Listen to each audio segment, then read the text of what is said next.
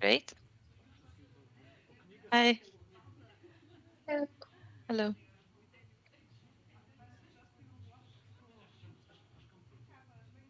Okay. Yeah.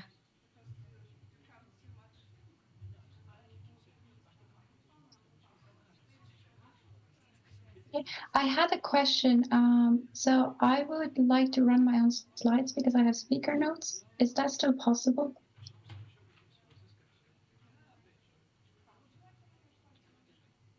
Can I share the screen, or are you sharing my screen? Oh, it's sharing. Okay. Okay. Can we test it, or is it too late for that? Okay, I connected 15 minutes ago, hoping that we could test, but okay. Okay, well, then we'll test with the big screen on. That's fine.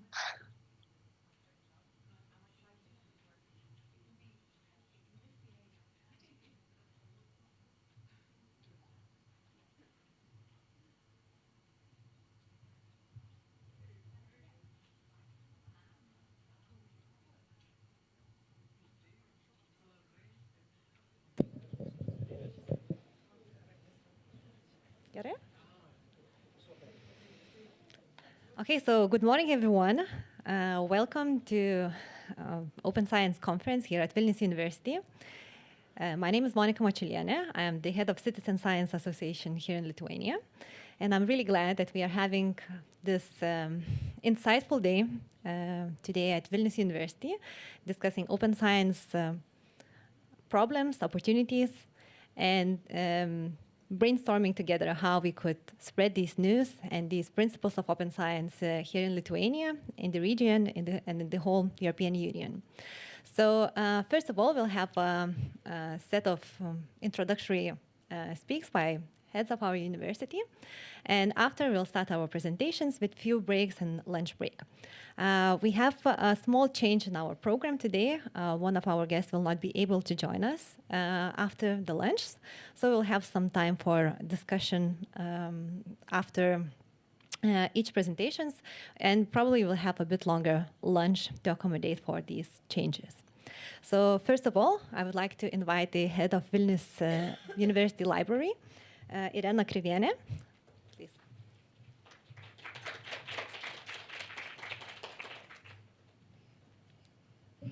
Dear guests, dear colleagues, good morning. It's a great pleasure to welcome you at Vilnius University Library, the Scholarly Communication and Information Center. This year, the library celebrates its 455th anniversary. It is a good opportunity not only to have a look to our history, it is a good opportunity and a good chance to evaluate our activities in the context of current trends in library work and to outline future prospects.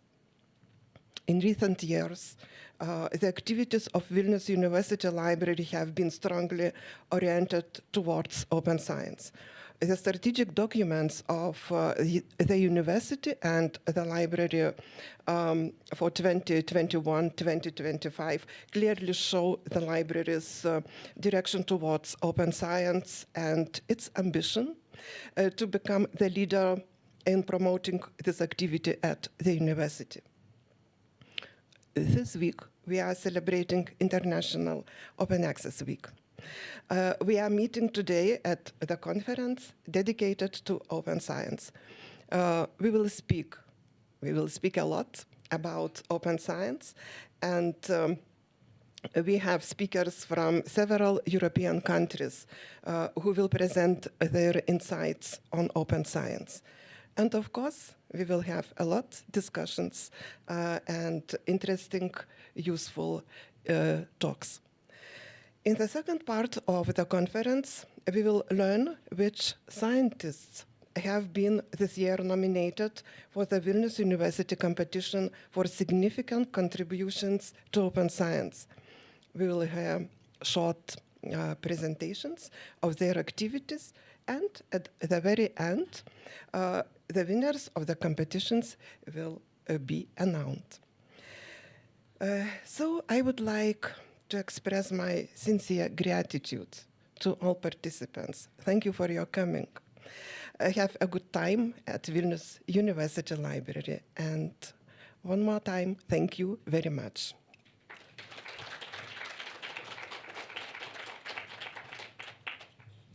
Thank you, Irena. And now I would like to invite the Vice Rector for Science, Gintaras Valušis, to the stage. Thank you.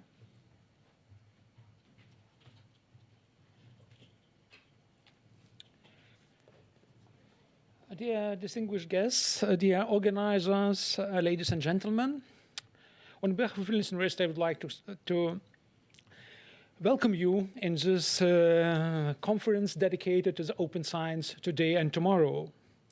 So I would like to express highest possible appreciations for your time and dedication to this important event, which aims to make science more transparent, more reliable, more reusable. And this event I found as very important, in particular these times of political unpredictability and times of instability. I suppose that a particular role can be attributed to all academician staff, library professionals, non-governmental organizations, and all young generation involved in scientific activities, aiming to make a core of stability, a core of cooperation, bridge universities and libraries, aiming to make continent and our atmosphere of today based on real values, allowing us to continue our work. This time is very strange and very unpredictable. That is why I say that this scientific and academic cooperation can be one of the strong instruments to provide for the future. So it's so beautiful that this nice community is in this lovely Blinding. We're calling this area Sunrise Valley. And more exciting is that all people from different countries will excite international dialogue dedicated to good practices, open science politics, and also monitoring issues. So I wish you an attractive and stimulating event. I wish you a good time here, and I deeply believe that this event can serve as an important step in creating a more stable world, a more advanced and peaceful society. Thank you.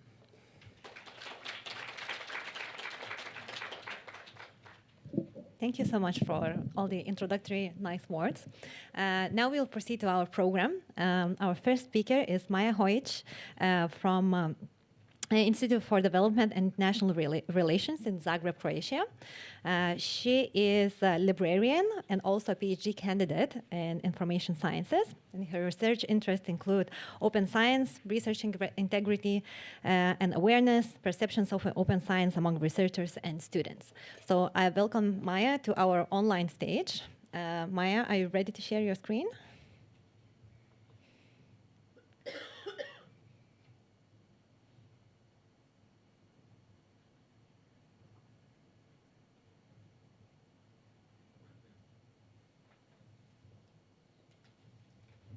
Maja, could you confirm, please, that you are ready?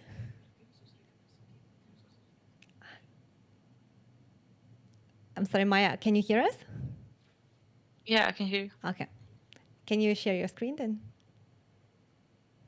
Okay. Yeah, let me just check.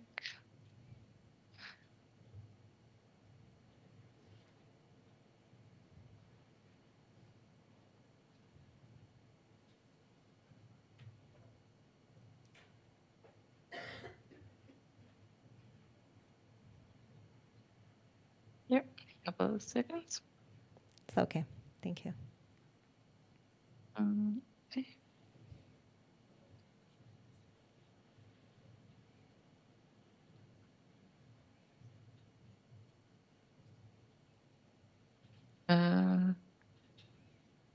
So I believe this will be. Can you now see my screen? Yeah. My presentation. Yes, we do see your screen. 1 second, I will make it full screen so everybody can see it. Okay.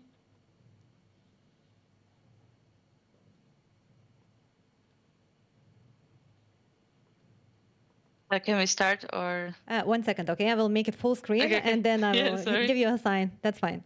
Yeah, thank you. Thank you.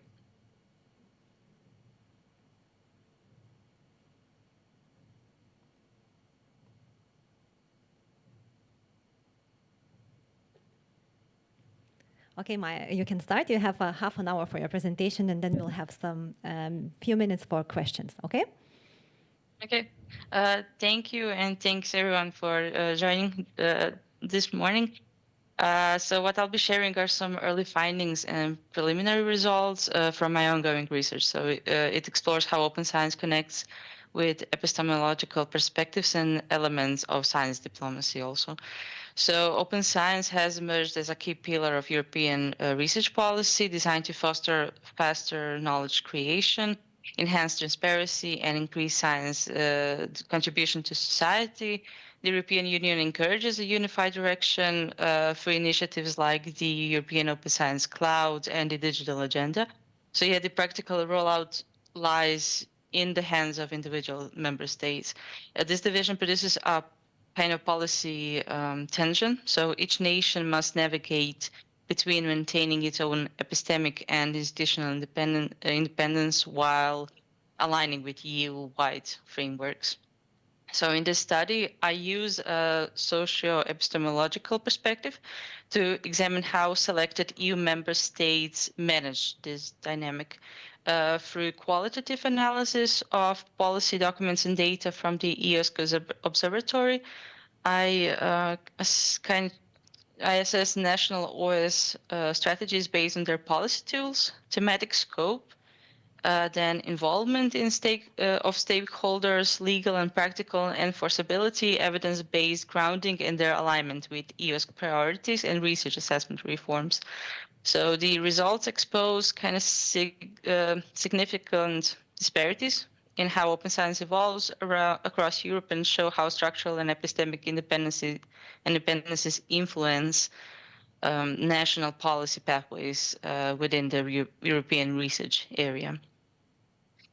The European landscape of open science is deeply influenced by the EU's broader digital agenda, which embeds open science with a comprehensive strategy for economic growth and innovation. At the heart of this agenda is the European Open Science Cloud, the EU's flagship initiative aimed at overcoming fragmentation and ensuring interoperability across the continent. So in 2025, the Council reinforced this direction in adopting the European Research Policy Agenda for 2025 and 2027, which places open science and the EOSC at the top of the EU structural policy priorities. So, however, significant tensions persist. While the EOSC provides a common supranational framework and overarching vision, the actual development and execution of open science policies are delegated to the member states. So this gap between high-level vision and on-the-ground implementation underscores the ongoing difficulties of harmonizing EU-wide objectives with the varied national policy environments and instruments. So this research employs a socio-epistemological framework to explore how knowledge practices are situated within institutional and political settings. Within this approach, three key dimensions are emphasized. So the first is epistemic autonomy, the ability of national research systems to set their own knowledge norms. So values and priorities. The second is institutional capacity, which includes the infrastructures, human expertise, and financial or organizational resources necessary for the practical realization of open science. And the third dimension is supranational compliance, referring to the degree to which national strategies are aligned with the objectives of the European Open Science Cloud and overarching EU frameworks. So by applying socio-epistemology, this study interprets policy development not simply as a matter of governance or administration, but as a continual negotiation over how knowledge is produced, shared, and regulated within an interconnected on national and European context. This analysis draws on a qualitative review of national open science policy documents obtained from official governmental sources and the EU's observatory. So to conduct this assessment, a structured analytical framework was established based on several key dimensions, which we can see here. So first, the framework considers the presence of tangible policy instruments, such as national strategies, implementation plans, and monitoring or evaluation systems. So second, it examines the thematic scope of this policy, including their treatment of open science, open access, open research data, education, and skill development, and citizen science. Further analysis looks at the level of stakeholder participation in both the formulation and execution of open science initiatives. And in addition, the study evaluates how closely national policies align with the European Open Science Cloud and the wider EU digital policy landscape, as well as the extent to which they integrate principles of research assessment reform. So finally, the framework investigates the links between open science policies and each country's kind of overarching strategies and innovation priorities. So beyond thematic analysis, in this study, I also kind of adopted a comparative approach by grouping EU member states according to their accession periods.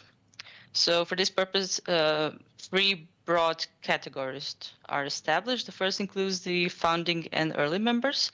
So those who joined between the 1950s and 1990s, characterized by long-standing research traditions in this kind of EU framework, and institutional maturity also in this EU framework. So the second group covers the 2004-2007 enlargement countries, whose open science trajectories were heavily influenced by the EU structural funds. And the third category consists of the post-2013 members, which is actually only Croatia, who entered the Union at the time when open science had already become a central policy objective. So this temporal classification is analytically significant for 3 reasons. So first, it reflects difference in policy maturity and institutional legacy, again, according to like EU framework. So earlier members tend to have more established system for coordinating research and stronger infrastructures that shape how open science is adopted and enforced. Second, it captures EU integration cycles. So each wave of enlargement occurred during a distinct phase of EU research and innovation policy evolution. So for example, 2004-2007 accession aligned with the consolidation of the European research area, while post-2013 entrant joined under the dominance of open science priorities. And third, it highlights path dependencies and resource dynamics. So the moment of accession determines countries' access to funding mechanisms, infrastructure programs, and capacity building efforts, which in turn influence how closely national open science policies align with or diverge from the EU's framework. So let's now move on to the key findings of this research. The first and most evident observation is that the development of open science across Europe is uneven. Even member states vary considerably in when they are introduced when they introduce their initial policies, and then in how robust their legal and regulatory frameworks are, and in the specific governance structures they have chosen to manage and coordinate open science activities. So here we can observe the first group of countries, the founding and early member states. So those that joined the EU up to 1995. A key feature of this group is that their open science policies were largely integrated retroactively into already well-established and mature research systems. So meaning that open science had to be adapted to fit existing institutional policy frameworks rather than built from scratch. So take Greece, for example, it introduced its first national open science plan relatively late in 2020. So the plan is community-led and operates on a voluntary basis, but it was explicitly crafted to align with the EOSC framework. Portugal took an earlier and more formalized route, launching a national open science framework in 2016 and making it legally binding by 2019. Spain followed more recently, adopting its first comprehensive open science strategy in 2023, grounded in 2022 science law. So this policy stands out kind of for its strong legal enforceability and its clear alignment with EOSC priorities. And among the countries that joined in 1995, Austria, for example, employs a mixed approach. They combine soft law instruments with binding regulations, while, for example, Finland follows a cascading community-driven model that is tightly connected to EOSC structures. Sweden, in contrast, only issued its open science guidelines in 2024, and its framework is pluralistic and deeply rooted in the constitutional right to public access to information, yet it continues to face coordination challenges despite strong participation in both EOSC and QUARA initiatives. The second group consists of the countries that joined the EU during the 2004-2007 enlargement waves. So primarily Central and Eastern Europe nations. Many of these states entered the Union while still undergoing transition from, in a way, post-socialist systems, often characterized by kind of less established policy traditions regarding EU framework. So in these settings, the development of open science came later and was largely driven by external supranational initiatives and compliance requirements. So a key characteristic of this group is the strong independence between national open science strategies and EU-level frameworks, both in terms of funding and structural design. So many of these policies originated within EU-funded projects and were purposefully constructed to later integrate smoothly with the European Open Science Cloud. So within this group, several countries, including Czech Republic, Slovakia, Slovenia, Latvia, Lithuania, and Cyprus, advanced relatively quickly toward legally binding open science frameworks. Slovenia was among the early movers in initiating its efforts with open science strategies in 2015, which later expanded into binding legislation supported by EU structural fundings. So Cyprus and Latvia also established strong government-endorsed frameworks that include mandatory provisions for compliance. The Czech Republic and Slovakia directly linked their open science policies to EU cohesion funds, explicitly designating the EOSC as a national strategic priority. Lithuania, transition from initial soft policy guidelines to a legally binding framework under the leadership of the Lithuanian Research Council, illustrating a clear progression from voluntary coordination to institutional regulations. So other countries in this group, like Hungary and Malta, have taken a more consensus-oriented or institution-centered approach. Estonia incorporated open science principle within this broader national research, development, and innovation strategy. Hungary produced a comprehensive, through the non-binding position paper, complemented by funder-level mandates that encourage compliance. Malta, for its part, introduced an open access policy in 2021, implemented in phases and primarily anchored in the University of Malta. Together, so these examples reflect a gradualistic model of adoption, less dependent on strict legal instruments, but still maintaining strong alignments with EOSC principles. And Poland presents a more complex case. So while it established a framework for open research data, its open access policy lost strength when the National Science Center relaxed its mandate in 2025, if I'm not mistaken.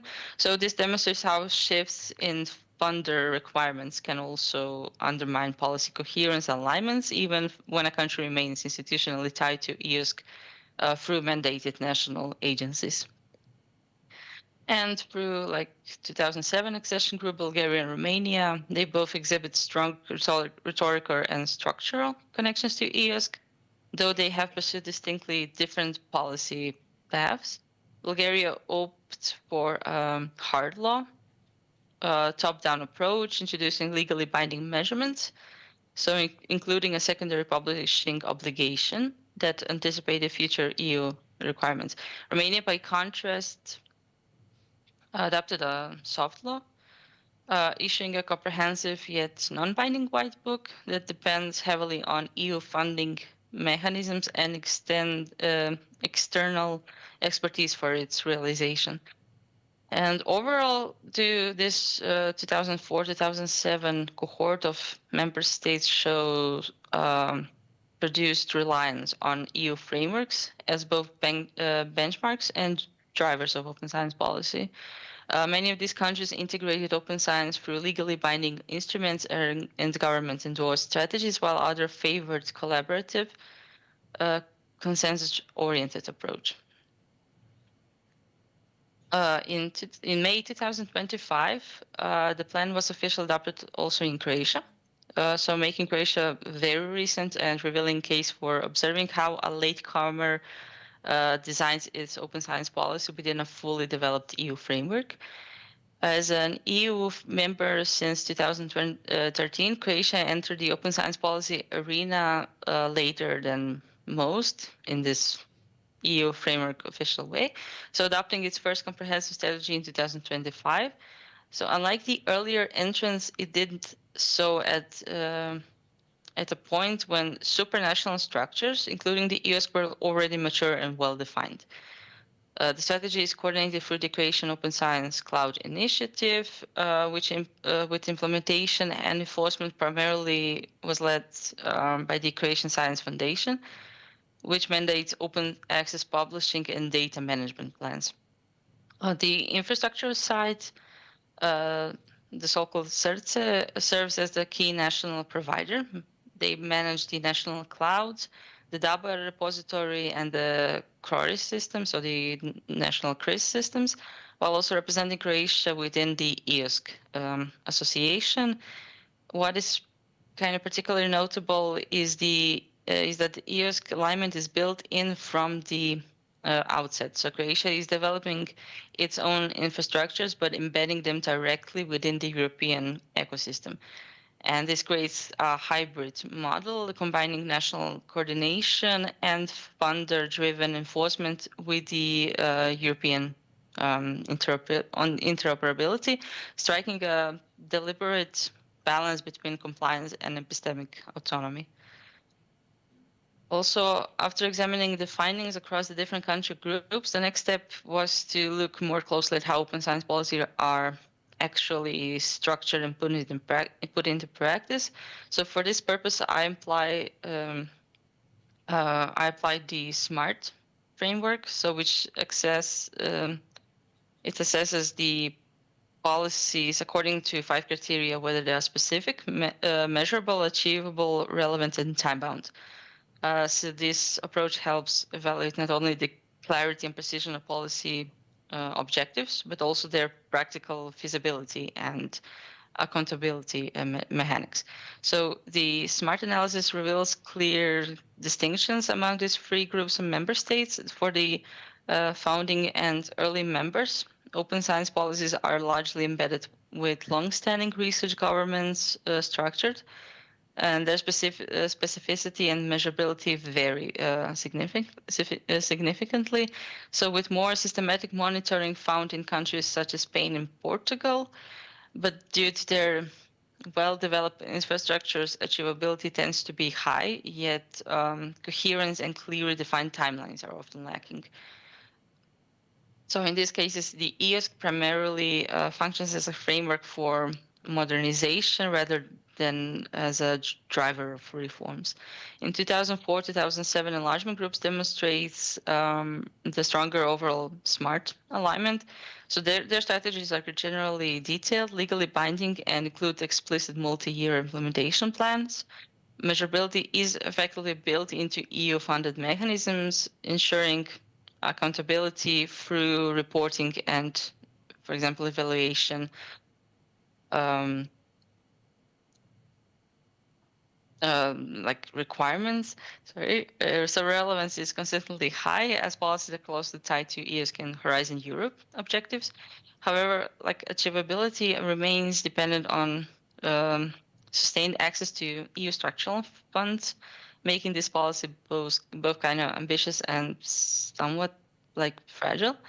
And Croatia, as opposed to 2013 member, represents a hybrid scenario because in like 2025 strategy is clearly defined as strongly aligned with EOSC priorities, with implementation enforced through funder mandates and national infrastructures. Monitoring mechanisms exist, but are concentrated in a limited number of institutions, potentially restricting their reach. And achievability is moderate, relying on continued EU financial and structural support.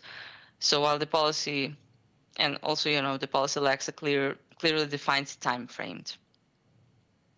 Overall, the SMART assessment indicates that policy maturity correlates closely with the timing of EU accession. Early members face challenges with measurability and timelines. Enlargement states perform most consistently with all SMART criteria, and Croatia, so while compliant and well aligned, remains constrained by resource dependencies.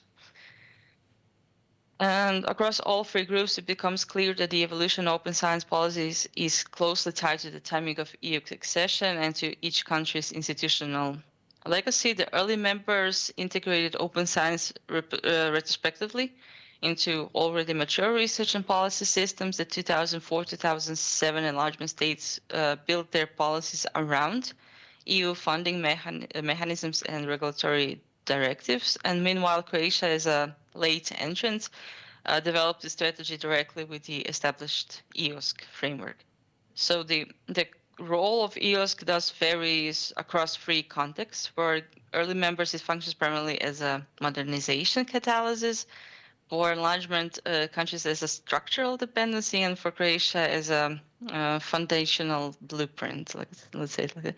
So taking together these variations underscore the delicate and continuing negotiation between epistemic autonomy and supranational compliance within the European open science landscapes. Another important factor that emerges from the analysis is the influence of EU cohesion policy. For the funding and early members, cohesion funds played only a minor role, as their research and data infrastructures were already established. In contrast, for the 2004-2007 enlargement countries, structural funds were pivotal. They financed the creation of repositories, e-infrastructures, and digital platforms that became the foundation of national open science ecosystem. In Croatia's case, both cohesion and recovery funds were instrumental in establishing both key components such as the national cloud and the CRIS system, without which the 2005 science strategy could not have been developed with the same level of national ownership and operational independence. So viewed in this light, EU cohesion policy kind of did more than simply provide like financial support, because it actively integrated open science into Europe's wider objectives of reducing regional disparities and enhancing digital and research competitiveness across the Union. In conclusion, also, open science can be interpreted as both an epistemological and a diplomatic enterprise. So from an epistemological standpoint, it transforms the very process of knowledge production and validation, shifting from like closed, nationally bounded systems towards open and interconnected and transnational networks of knowledge exchange. From a diplomatic perspective, it embodies Europeans' values of openness and collaboration, so functioning as a form of soft power. The European Commission's open to the world agenda explicitly frames open science as an instrument of global science diplomacy intended to foster trust, reciprocity, and cooperation beyond European borders. So for newer member states like Croatia, in engagement with EUs therefore represents more than mere compliance with EU directives.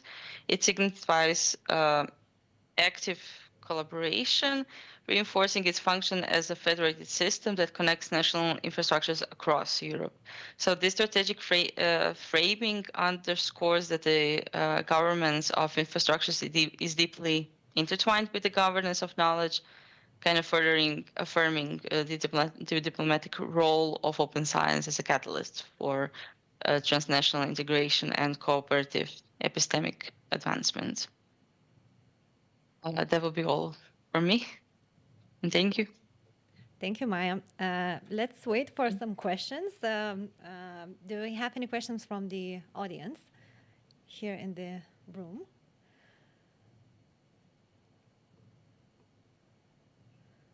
If not, I have one small question. Can you hear me well? Yeah. Okay. Yeah, so, I can hear you. I don't know if you heard the introduction. I'm Monica. I'm the head of Citizen Science Association here in Lithuania. And my question is specifically related to citizen science and other collaborative approaches, which gain a new role in open science activities. So you talked about a lot about open science and open access, the role of open access.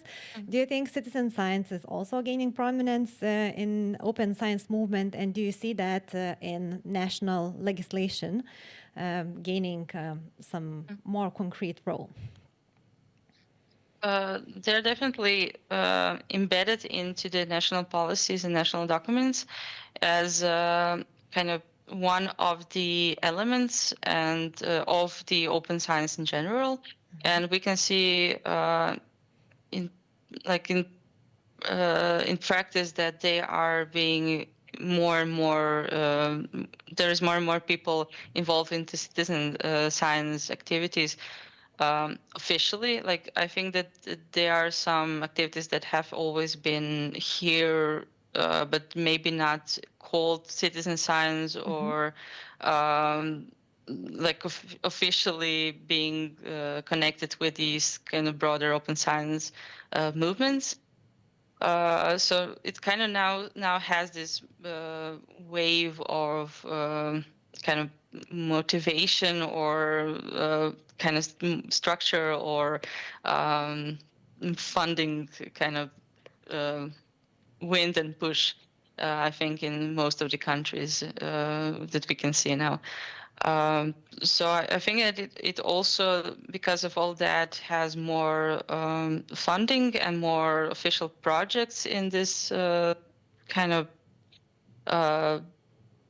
whole ecosystem of citizen science. So people are more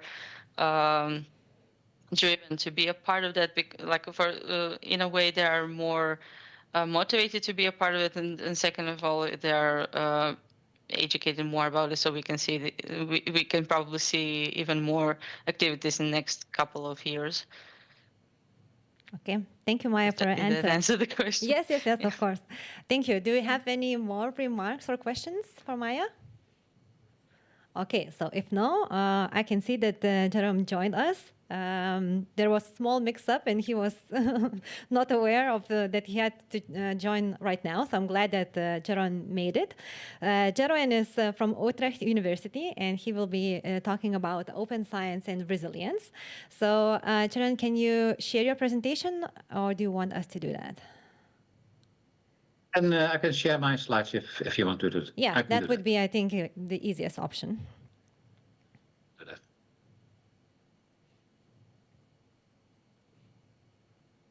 Just let me see this one. Please confirm that you can see my slides. Not yet.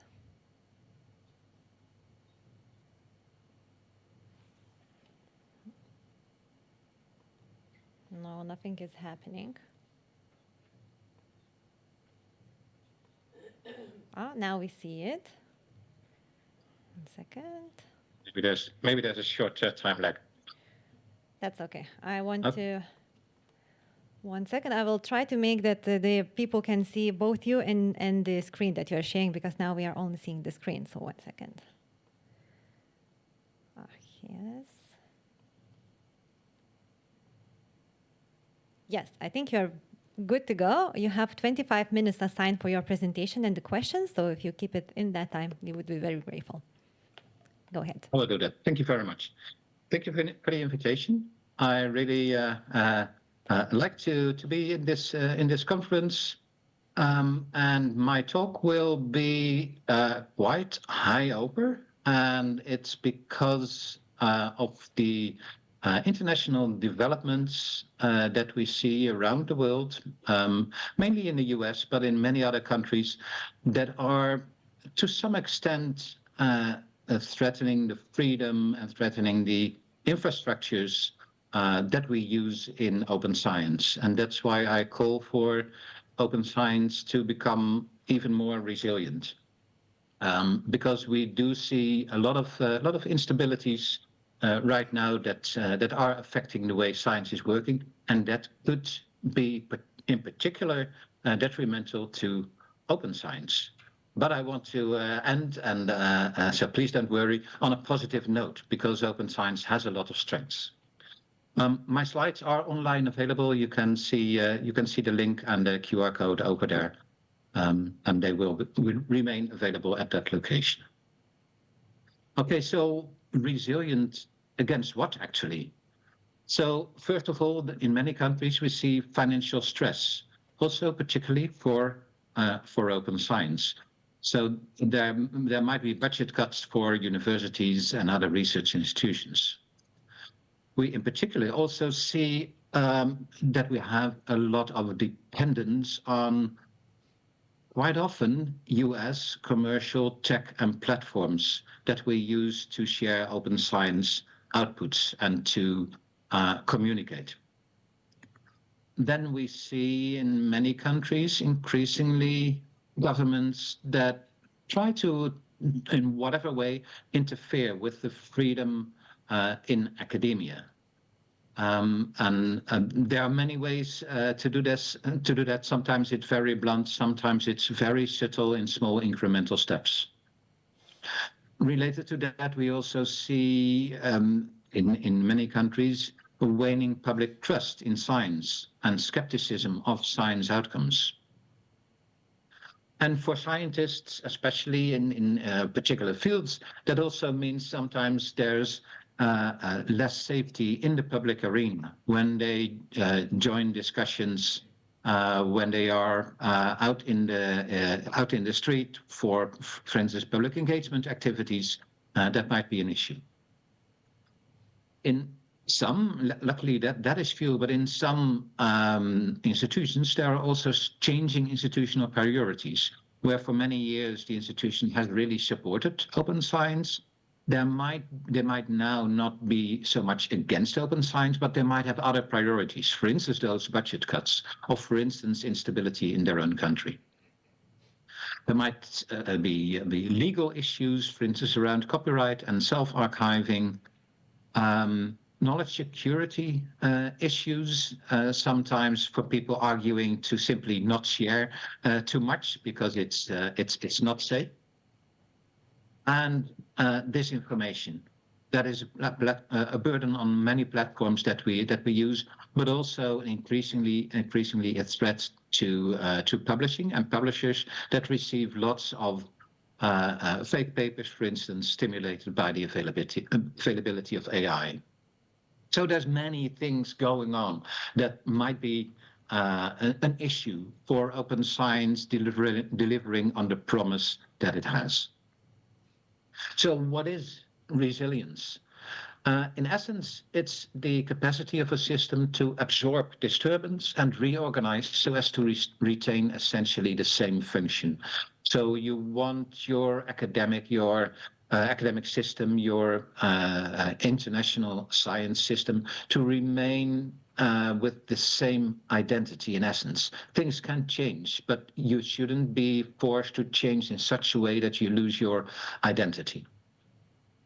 There's a whole field of studies on resilience, mainly coming out of ecosystem research. There's also some in health research where people see an organism, for instance, the human body, as a system for which you want to have resilience. But in this case, it's mostly about communities and infrastructure and the people in that. It's not a new thing. Actually, even before Trump in the US won the elections, there was this report from the International Science Council. So that's the most high level of governance, body of governance in science. That was called Protecting Science in Times of Crisis, with the subtitle, How Do We Stop Being Reactive and Become More Proactive? So what I have now is a sort of general a model of how you could approach improving and looking at your resilience in academia. And it has 5 stages, and please excuse the sort of military vocabulary that I use, but actually this is the vocabulary that is used in resilience studies. So you might have a potential threat, an actual threat, an encounter or an attack, an incursion into your system, and destruction of your system. And to counter that, you have prevention, protection, resistance, withstanding of the incursion, and repair. So these are the basic steps. It's not always a simple linear process, but these are the main things, and you can recognize them in what is going on in politics and with our systems internationally. So together, these 5 things are resilience. And it is the resilience of systems, the resilience of communities, and the resilience of individuals that we want to be as high as possible. And communities, you can see those at various levels. It can be a community of practice, it can be a specific discipline, and even in that case, a sort of international community. It can be a particular institution or organization, or it can be a team within such an institution.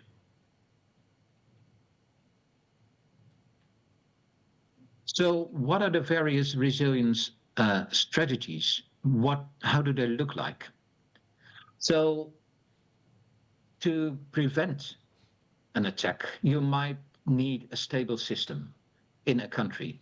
And that means that academia has to have a sort of mutual interest with the population. So the population is profiting from the outcomes of academia. And academia is quite often, to a large extent, funded by public money. So there is a mutual interest.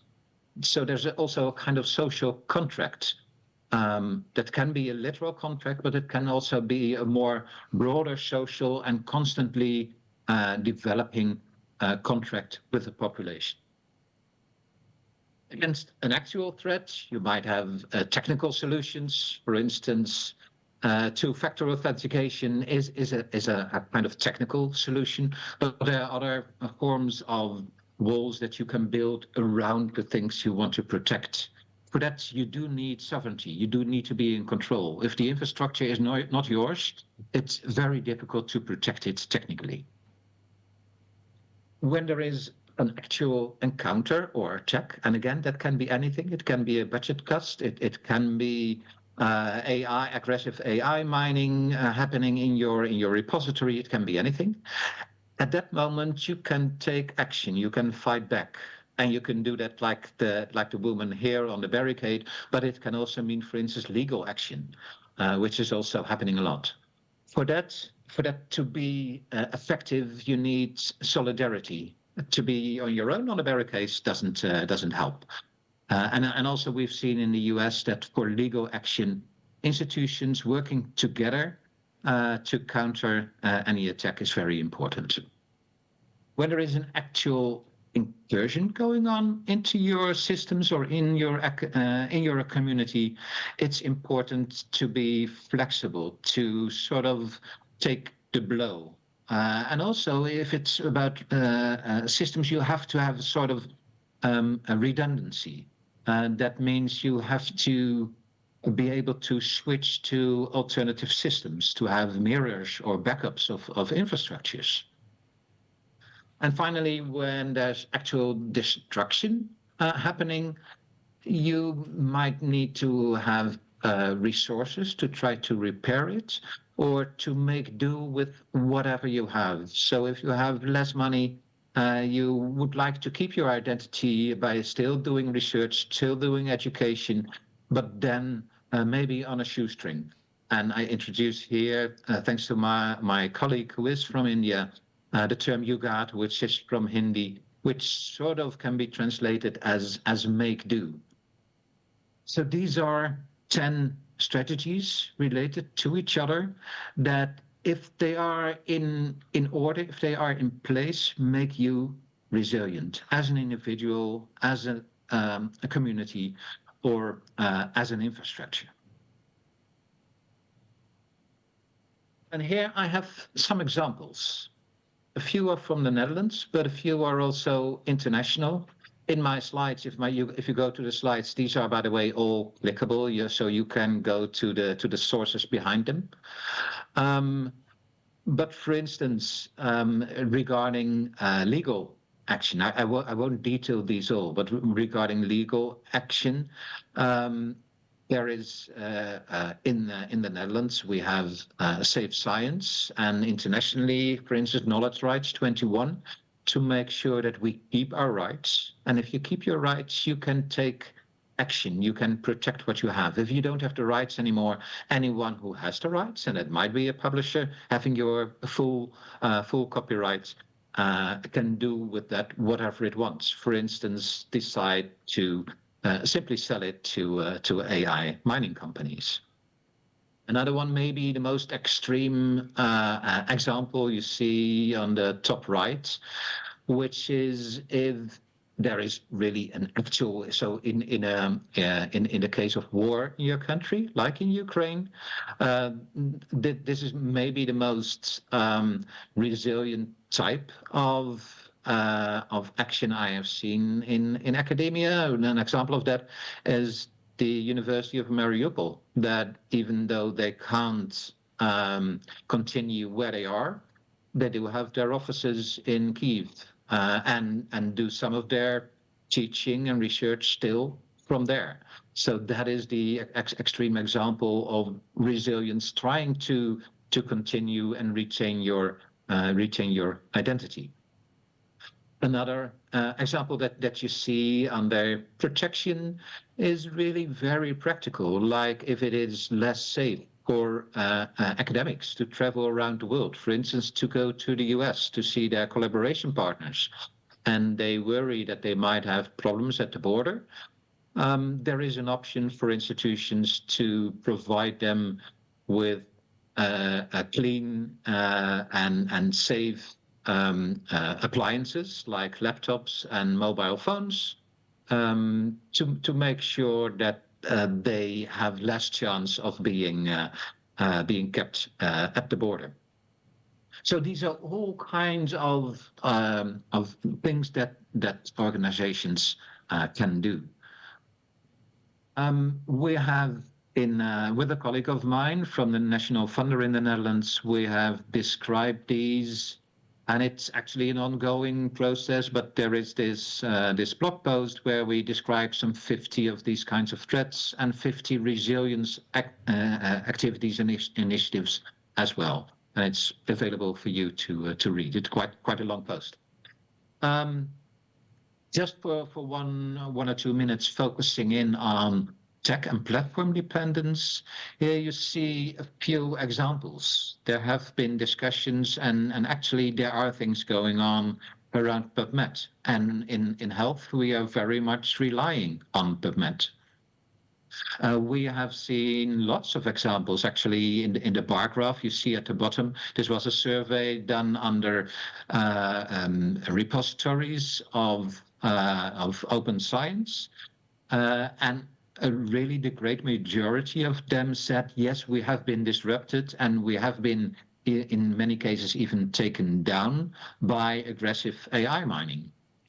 On the top left, you see really what is also happening in the US, really research being defunded, not be able to continue, websites being taken away from the internet, data sets, etc.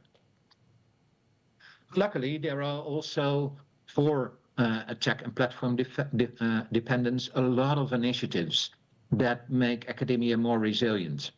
For instance, in Germany, together with France and a few others, they are working on an alternative to PubMed, a fully open alternative, which is called OLSPub. Quite soon after things began happening in the US, you saw volunteers trying to rescue data. In top left, the Data Rescue Project portal, just with many people not waiting for their institutions or all kinds of higher up bodies to take action, but really just starting it in their weekends to download and organize essential, for instance, climate change data sets. As an alternative, we see now Codework as an alternative to GitHub, in case that will be less safe to use for your coding. So we see already a lot of big initiatives, quite often also with substantial contribution from Europe. The question, of course, is open science different in this regard from just general science and scholarship? I think it is. I think open science might be more vulnerable because it is very much dependent on sharing, and we internationally, and we very much use US platforms for that, or at least platforms beyond our own control. Also, open science is still under development. So if there are threats, we are not yet fully embedded in all academic systems to get full protection from our countries and from our organizations. And open science is also more visible and strong in fields related to global challenges. And that might make it more vulnerable, for instance, from actions from populist governments. But luckily, it's also, and that is what I focus on in discussions with colleagues, it's also more resilient, because open science is built mostly on open source and open licensed resources that are easier to fork and that are easier to create mirrors from. If they have open license, you can easily make a copy. You can have many copies in many repositories if you want. Also, if it's open source, it's easy to repair things. Many different people can work on it. If some people are defunded or even retired from their positions, other people can take over. Also, it is relatively low cost, especially when based on open software. You can easily do things if you have the time and knowledge. And also, I think what I see around me is that many people in open science really have that make-do mentality, not waiting for everything to be perfect before they take action. So that is why I do think that open science can weather these storms, but we do have to be aware of where we are vulnerable and what actions we can take. So, and this is my final slides with a few maybe sort of advices or tips for the open science community. Some things we do already, like having multiple alternatives that are automatic, maybe also federated solutions, things with automatic triggers if content becomes unavailable, to trigger access to a mirror, for instance, or a backup. We have to increase our awareness of things that might be threatened. and we have to collaborate on that. Also, ideally, make sure that open science is not an additional thing, but really sort of the default, not a thing that you do in your extra time, but really sort of the cheapest option, the easiest option. So actually, non-open science is harder than open science. And we still also have to make a long-term investment in open science and science awareness with the public generally. Reach out to journalists, to media in our countries, to maybe try to change a little bit their perspective on what science is, how it operates, how it functions. We have to make sure that we have strong policies and standards that we can build on if we want to collaborate internationally to make our systems more resilient. Also, to counter critique, if there are things going wrong in science, we have to be very open about that, communicate about that, deal with fraud cases so that science skepticism doesn't get a foothold. And also make sure that science is not only transparent, but can also be trusted. And trust is not only in systems and policies, but trust is in communication, in reaching out to people, in even reaching out to what you might call adversaries of science, reaching out to all kinds of communities in our countries. And finally, really seeing open science not as an add-on, but as the default and expected practice. So if we have these things in place, if we look at our communities, how we function, if we look at what kind of expertise we have, if we make sure that we have enough software engineers, for instance, that is very practical in our institutions, then we can make sure that we are resilient against the storms, the various types of storms and attacks that we see around us. And that is where I would like to stop. And I will stop my sharing. Okay, thank you so much for your presentation. We'll proceed to the questions now. Do you have any questions from the audience here live? Okay, and I see no questions online, so I have one question myself then. While you were talking, you were discussing a lot of technical platforms and technical solutions which make open science happen and which might lead to more resilience. Do you think there are any non-technical solutions or non-technical pathways which could help resilience? Because what we saw in Ukraine, for example, connection to internet was disrupted, infrastructure is, deleted or destroyed. So can we do open science and resilience with non-technical tools? Do you see this as an option? And maybe we can explore these pathways together with you.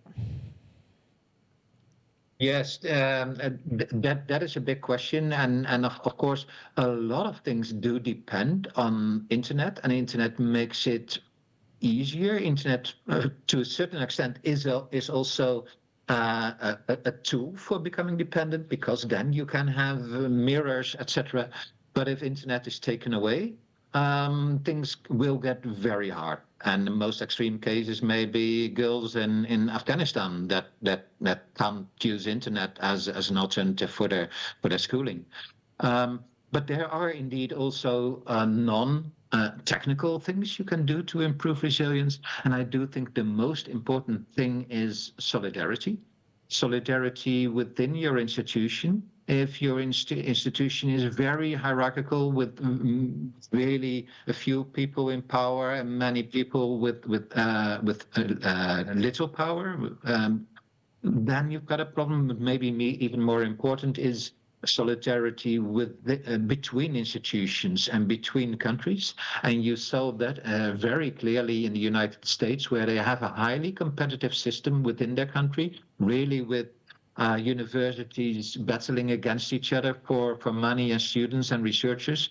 So when their institutions were threatened, they didn't even have an easy way to find each other, to share information with each other, to say, we are going saying together that we don't want this and to take legal action. That really took months for them to find each other. So within a country, you can make sure that you really, as institutions, work together. But ideally, of course, also internationally.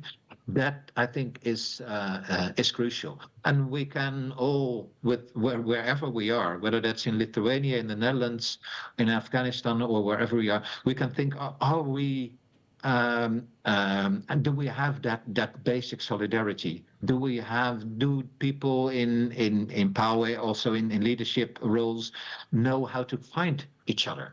But also the people at a lower level, so the communities of practice working within a field, do they know how to find each other and to protect the systems that they use? Okay. Thank you for answering this very big question so briefly and insightfully. And thank you for our presentation. We will be moving on to our next presenter right now. Today we'll have a presentation by Julia Bonikevich from the Lithuanian Research Council. She will be talking about Opus network of ambassadors and presenting her work. So Julia, please go ahead.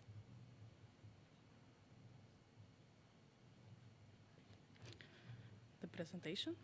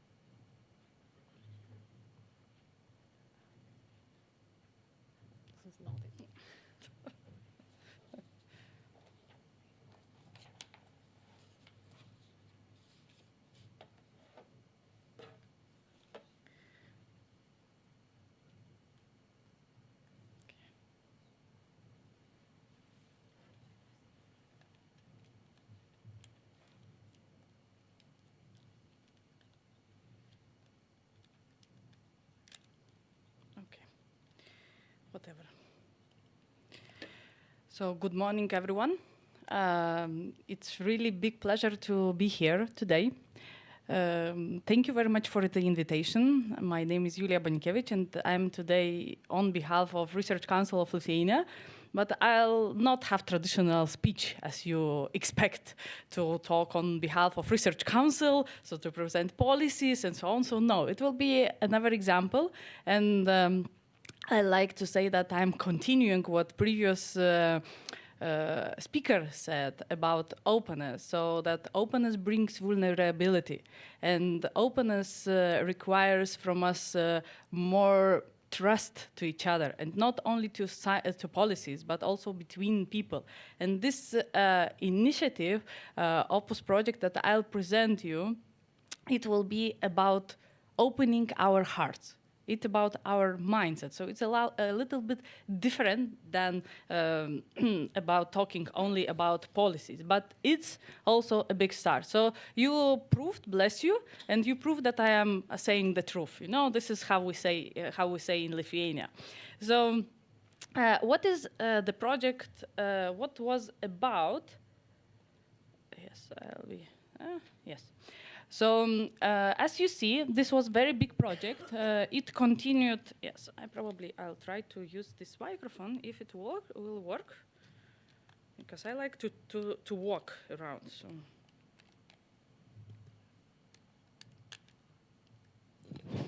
Ah, yes, it's working, perfect.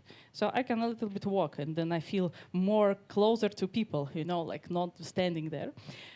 So Opus was a 3-year project that was funded by European Commission from Horizon Europe project, from Horizon Europe program, and the idea of this project was to coordinate and support measures to reform the researcher assessment system. So and of course, it was going through open science. But so how, and how it's related, and how Research Council also became part of this project. So you see that there are 18 partners from all across the Europe. And from Lithuania, we are very happy that not only Research Council of Lithuania was the partner, but also Vilnius University was the partner. And Vilnius University was involved with gender policies in open science. So this was their question that they were managing. And the Research Council in this project was one of the 5 pilots. So we were testing the indicators that was created. So what this project has done. Just to see more about the partners, so we you see that also we worked a lot with UNESCO. There was the policy recommendations printed later made by UNESCO, and also all the partners. You see that all big players are here. Also, this company was making a trust barometer tool that was the aim to test and see how open science is trusted within the societies. And as you see, so the idea was, in reality, to create, to find the quantitative measures for the researchers assess, like how to assess what researchers are doing. So mostly we are having that, okay, by citations. So we see that they cite, and then we can see, okay, so in good journals or bad journals. But what it was, all this researchers' assessment framework was about finding other indicators and finding the interventions that can, and measures and metrics that can measure how researchers can be assessed in quantitative and qualitative way. So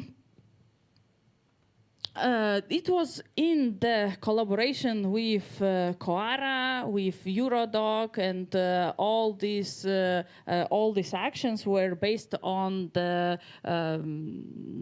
creating the next generation research assessment. So let's talk a little bit about the system that was created. So first of all, when we are talking about assessing how researchers are working, so we mostly, as I told, that these are about citations, but researchers are doing, if we see it from holistic point of view, so we can see that researchers are doing a lot of things, but no one then later is assessing them. So when we started to create that system, Opus, this calls RAF, or Researcher Assessment Framework, so we found out which are fields in that researchers are working in. So this is research, education, leadership, and valorization. So there were four fields. Then in this, in every of this field, you have a lot of things to do. So that's how every activity or every action had the place here. So if you have the research, so what you do? You do proposal, you do methodology, you work on the data, software, publications, materials, and so on. And these were presented in the field. And then out of this, you have more concrete actions to take, to see. So this was, everything was described. So if we see all these types of indicators in these fields, within these fields, what I've mentioned, so was proposed as on the 3 levels. So first of all, you can have like the process, so your activity that is in development or isn't going, then output, if you have some clear endpoint, and then you come to the outcome if you have the results, what you presented out of this, what you've done.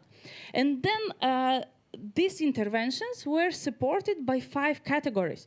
So to create something to create the outcome, so you need to go through these 5 categories. So probably you have activity on the policy level, then you will work with resource, then repository, awareness raising, and training. So I'll explain, because this is kind of the system that was created, so it was kind of complicated. So let's go through the example, right? So for example, like we see the research. We take as research as one of the field, to say the example. And then on every 5 like levels, we have the intervention. So intervention, this is only the example, but you can see what is needed for you, for your institution to receive the results that would will be in here in research. So for example, in the policy, yes, so that senior management support the collection of data and evidence that are required for the indicator. If you say that resource, so for example, it's adequate resource to support the collection of data and evidence. So this is what you are working on. And this too, when you fulfill this intervention and all these levels, then you can say that, okay, this is what is done for the research. So also, as an example, and for example, for publication drafting or whatever action you need to take here, so this was always divided to 2 parts, so open and generic. And European Commission, when we were creating this system, so European Commission wanted that everything will be open. But we say, look, but that is not possible. Like, we will do the best, but to open everything, for example, like proposal writing, we were discussing this a lot. So who wanted to open the proposal before you are submitting that? Not really. Yes, exactly. So smiling, yes. So this is what we had also the answers, right? So not everyone. So that's why we made it like 2 levels, like also generic or open. Not everything, but we could choose which one to test, on the generic level or not. And this is also like one of the example.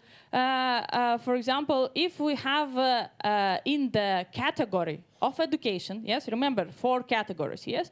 So if we have on the category of education, so for example, as a process, it would be that courses are being developed. If you have the output, so it will be courses finalized. And the outcome, so courses implemented. And then on to implement, for example, courses, or to make them finalized, you need to make a lot of small interventions, so small actions that it will be fulfilled. This is how it was built. So this was action plan, very concrete, that you will need to fulfill. And at the end, you would have course development as the result. So this is everything, the actions that are taken by researchers. So this was the researcher assessment system. For those who will be more interested, I have some kind of the books of Opus project where are presented all the results in this book, and also written about pilots. So I'll put on the table, or you are very welcome to take them home and read more. And here you will find that research assessment framework. So this is how finally it looked like. So and then we are coming now to Research Council. That was one of the pilots. So when we were choosing, so in the pilot actions, we had two phases. And in that 2 phases, we could choose what to do with our activities. In the first pilot, unfortunately, we failed. And due to the changes in the staff, we were very close that we will not succeed the results. But we are glad that we solved this issue. And we had one of the pilot phase, 9 months, to proceed. So then we were choosing, okay, so we need to write the plan action. So which indicators to choose and test? We have 9 months. So we were thinking, okay, so let's go through, as we'll be working, there can be two different levels. We can work only with researchers, we can work with the projects level, and with the principal investigators. We chosen the level of principal investigators, and we decided that we will choose two indicators from research category, so that data management plans openly available and published publications openly available. And we chosen two out of education field, so open science skills certificates obtained and education also open science courses being implemented. And one more was from valorization, so appearances on open science given. We had the idea, we had the vision, but we didn't know will it work out. So when we were making the plan for us, we didn't know that we just expected maybe 7 principal investigators we can engage somehow and start to work with them.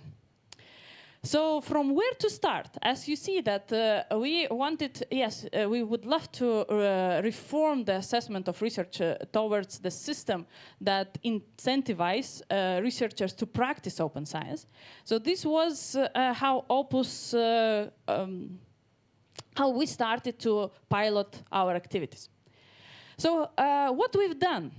So we chosen one of the call where these are that is funded by Research Council of Lithuania, and these are for scientist groups. And this was the 13th call, and we had 136 principal investigators from all across the Lithuania who won that call, yes? And we invited all of them to participate. But we expected, as I'm saying, 7, maybe 9 at the end, because this was on the voluntary base. We didn't know, we just piloting, testing, right? So 46 of them showed the interest, and 23 stayed with us, and 3 more joined, but later 3 left. So I'm counting 23 out of were with us. And 19 end up with the all activities that we've done. So we prepared the program, which we called ambassador program, for 9 months. This is how we. This was monthly activities, monthly meetings with the principal investigators. We settled up, we understood that it will be great if we will have the advisory board, and we settled up from different departments. We took people in Research Council, we invited to have it from different departments. That means that they are having different point of view on the open science. Then we knew that we will organize for them the training for the trainers. So that means that we will train the trainers who will go to the institutions and they will train others. Then also, like we have, during the Opus project, we had also a lot of activities that you could join. So this was a trust barometer workshop, open science in industry. So we had a lot of nice discussions, except that meetings that we proposed. And so 6 institutions participated, so within that 23 our researchers. So Vilnius University, Kaunas Technology University, Lithuanian Medicine Science University, Vytautas Magnus University, and 2 research institutes, Nature Research Center and Lithuanian Forestry Institute. And we are very glad with that we covered, also with the voluntary accepted our invitations. So when I talked about that, we created the Opus Advisory Board. So I'm talking first of all that we had a very this is why it worked, yes. So we had the support from the administration, so vice chair of Research Council, participated in this project and supported a lot. We had people from different departments, from science policy, from science business cooperation, so from communication. And this covered a lot of fields. And this worked very well. And let's dive a little bit to the activities that we had. And you see, this was like a movement became. And this is what I'm saying, that Opus was for us more than metrics. It became like a mindset. And when we are talking, let's dive how we succeeded and what has been done, right? So when we are talking about the education and certificates obtained, we really didn't expect that almost 100%, so more than 91% of participants will come and be with us for full 2 days, and we'll study all these topics, that open science, open access. We had very nice discussions, and we also discussed how open science will look in 2030 in Lithuania. And they were very happy to engage with us. But don't think that it was everything very easy. Yes, researchers, when they came to Research Council, then you're not giving us money, something. And we started to listen to them, like, okay. Then at the beginning and at some point, probably in this, I would say, this was the half of the program for that 9 months. This became like a turning point, because we started to look for constructive dialogue. So how they can make it, they know what are the problems. We wanted to make it better. So let's talk and discuss, but constructively. And so our trainers, then, we trained 20 people. So our trainers later went to their institutions, and they trained researchers within their institutions, just their projects. We said, okay, very simply, you just take your project. You have few people in your project team and train that. But some of them, they said further, like they took more of the institution. But it was just like very simple. Like we wanted just that you will take only your project, yes? And we are very glad because, as you see, 211 researchers were trained more.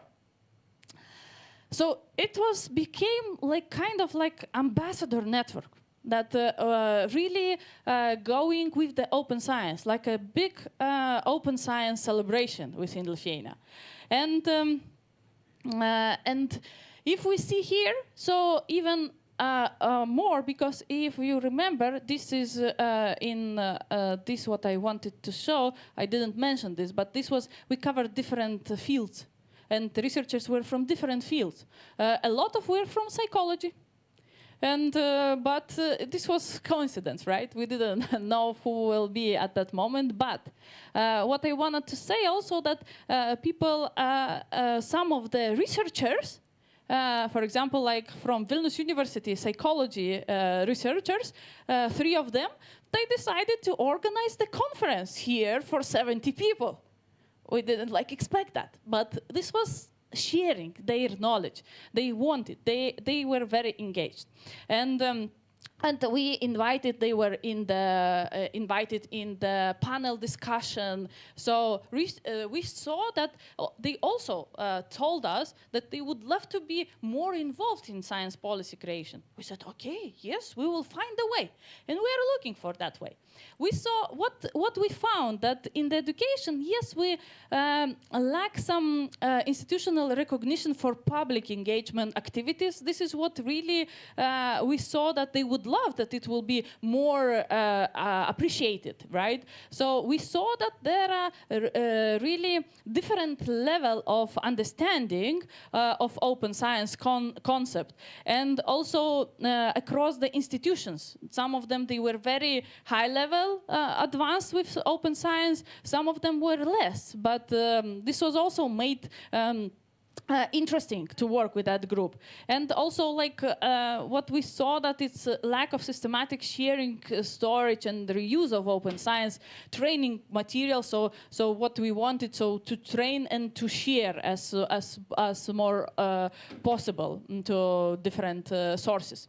And when we, as I talked, that I mentioned that we chose also two research indicators to test. So when we chose, we didn't expect that 68% of the publications will be published openly available.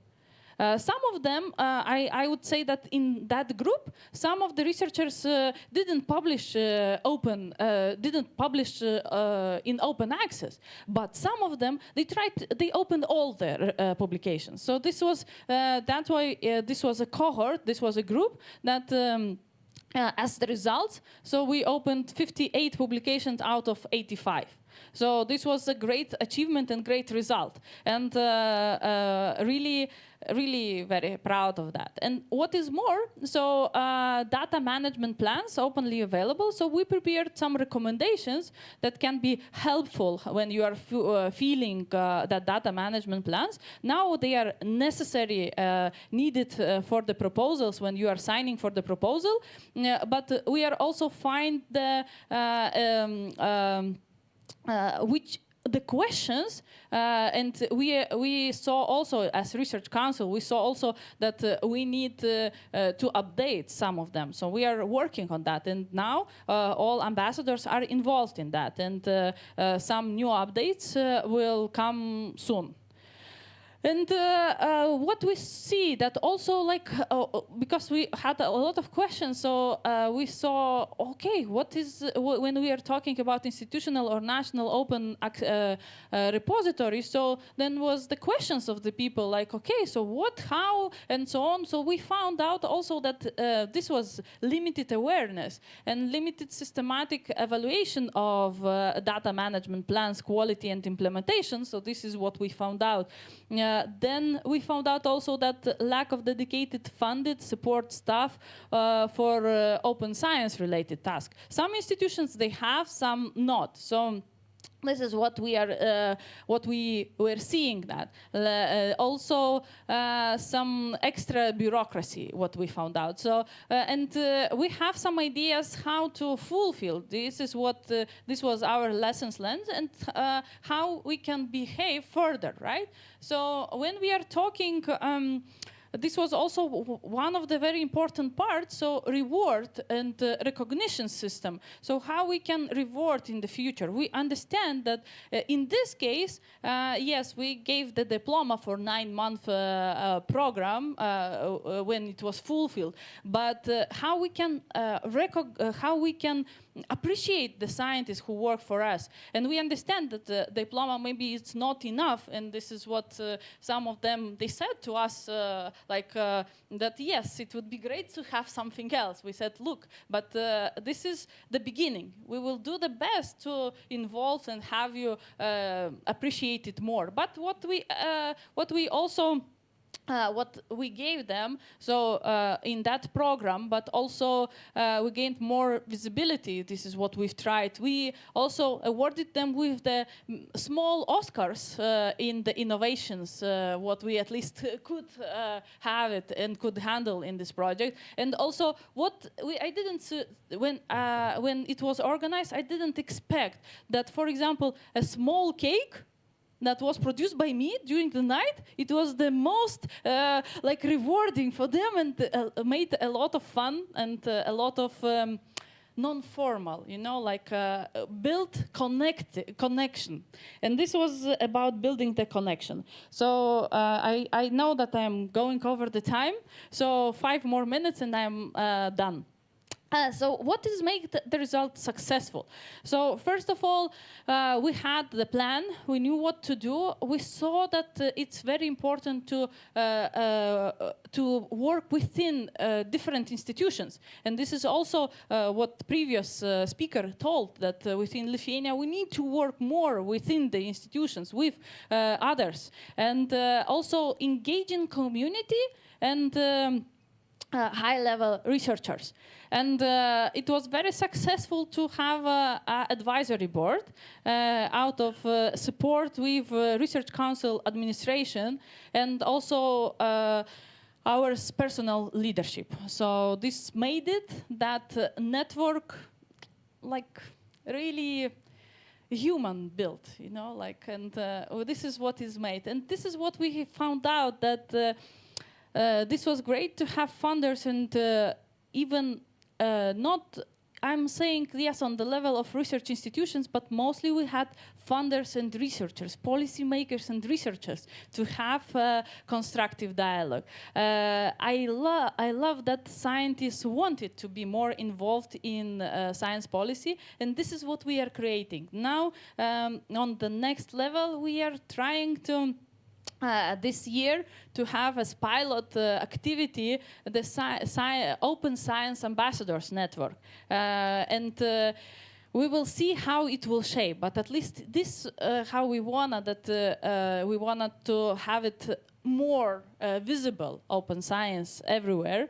And this is how we believe that going to public, it will be more engaged, yes? And this is how we saw that this Opus community has become a key force for change in open science within Research Council and Lithuania.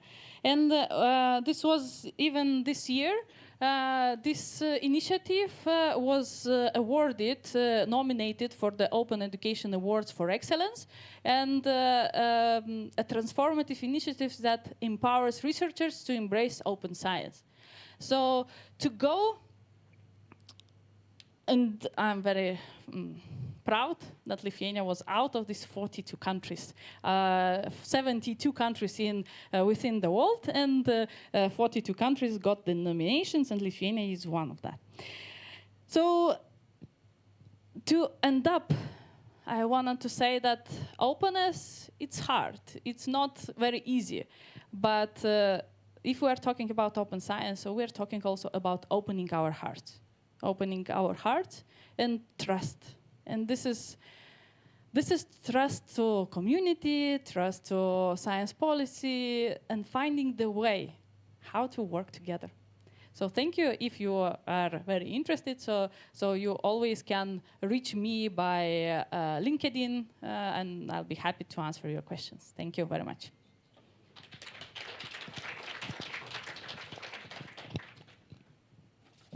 Thank you, Julia, for your presentation. We unfortunately don't have time for questions because we are going into the coffee break, but I think all of you can talk with Julia during the break, and we have a small thank you gift for you for your insightful and fun presentation. So we are meeting back here at 11 for another presentation. We have around 20 minutes for our coffee break, okay? And if someone wants, I can put on the table there. Okay.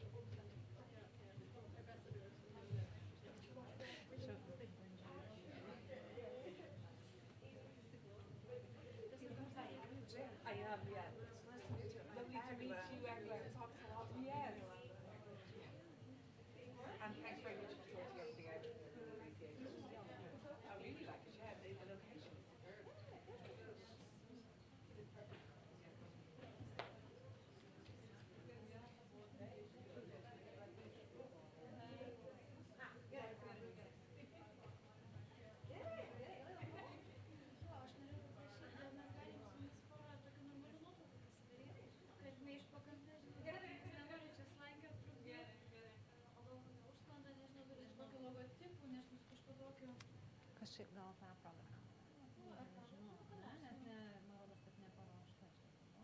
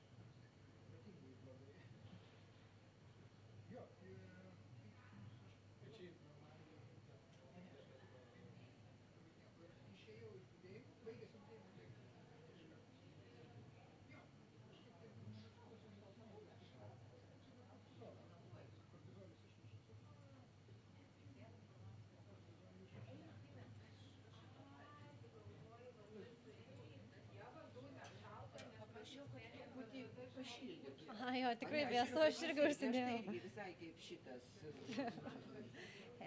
Hi, Lise.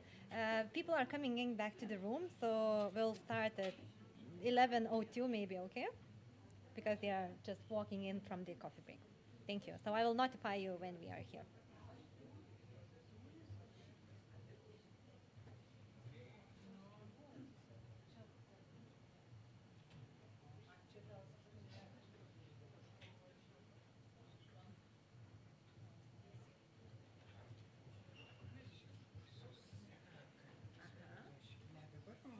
Aš galvoju, aš atsiunčiau jums skaidrės be prezenternautų. Skaidrės to yra super sudėtos. Tai jūs tikrai yra be prezenternautų, žinau, kad aš atsiunčiau. Tai jūs norite kelti per naują? Tai nežinau, ar kelt per naują geriau, arba aš galiu tiesiog kompo šalia pasidėti, jeigu jūs, bet aš noriu pasižiūrėti, telpa man kompas, ne telpa turbūt. Čia nutrauksim šitas atvežoną. Aš tiesiog pačiai įsijungsiu savo skaidrės du ekranus. Niekas man netrukdys. Gerai. Tada bus paprašiau. Gerai. Jau įkeltos, patikrintos, kad veikia, tai ne. Gerai, kaip pasakysit. Jau gerai?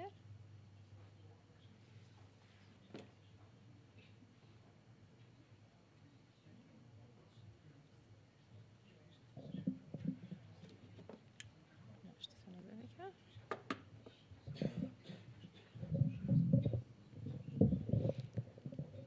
Okay, so welcome back from the coffee break. I hope you enjoyed some sunshine and nice coffee in our cafeteria. We are getting back to our program with slight changes. So we'll have some scheduling changes, and we will talk today first with Dr. Lise Lehatsu from RDA Europe, and she will exchange with places together with Jane Bugle. So Jane Bugle will be instead of Lise, and Lise will be instead of Jane.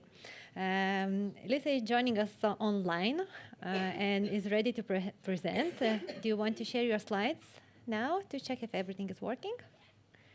Yes, let me share my slides. Okay. Let me share.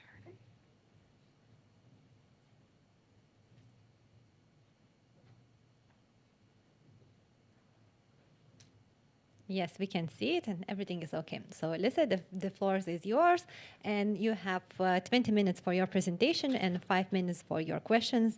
If you're above your time, I will come here and nudge you a bit, okay? Okay. Go ahead. So thank you.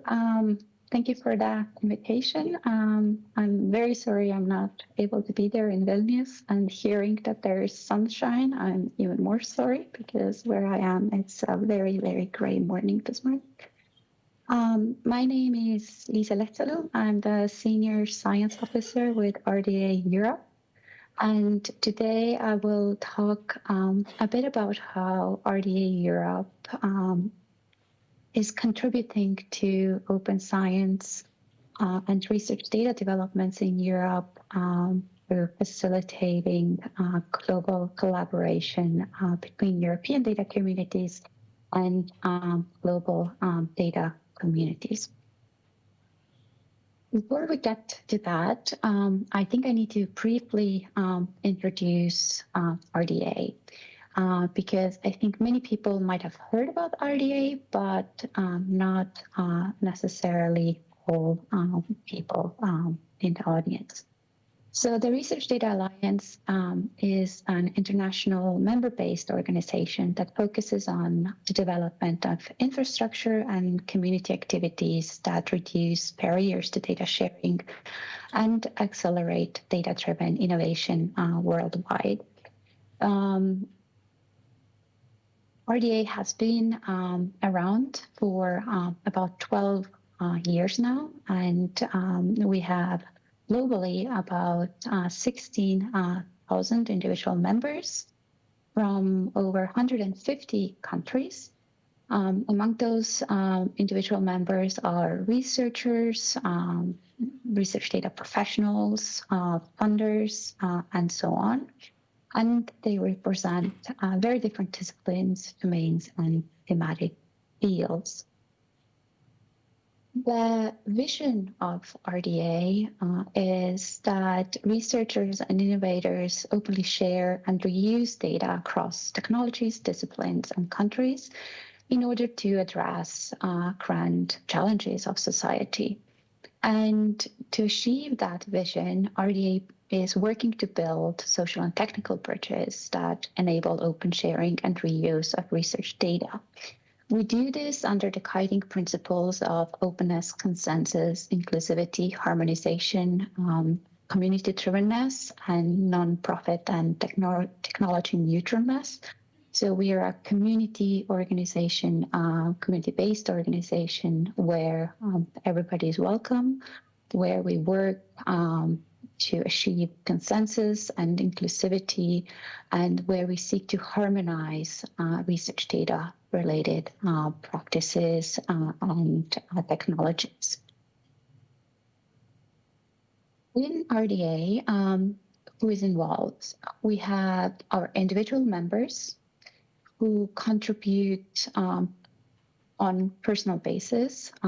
Every individual member can join RDA for free, contribute to any group within RDA with their knowledge, with their expertise, and with their skills.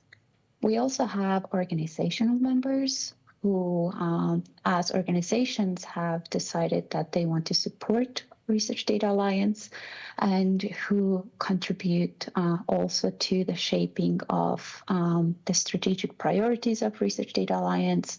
And we're often the first adopters of outputs of the work of Research Data Alliance. So the first adopters of standards, of harmonized outputs coming from Research Data Alliance.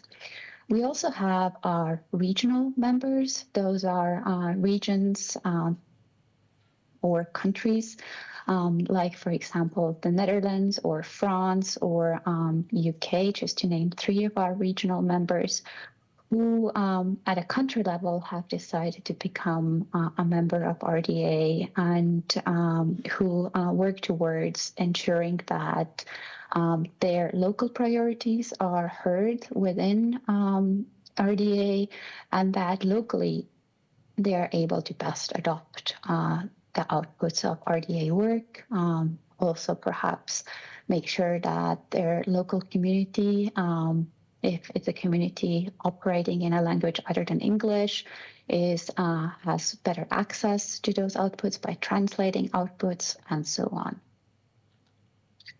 And how does the RDA community collaborate? I've already very briefly mentioned groups. So we have working groups, we have interest groups, and we have communities of practice. Working groups come together to work on a very specific challenge, and in 18 months' time, they produce a very specific deliverable or an output to address the challenge.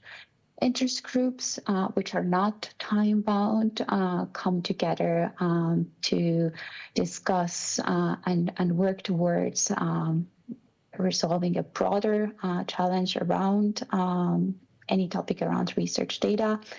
And they are, as I said, not time-bound. Interest groups also often identify more specific challenges that can be taken up by working groups.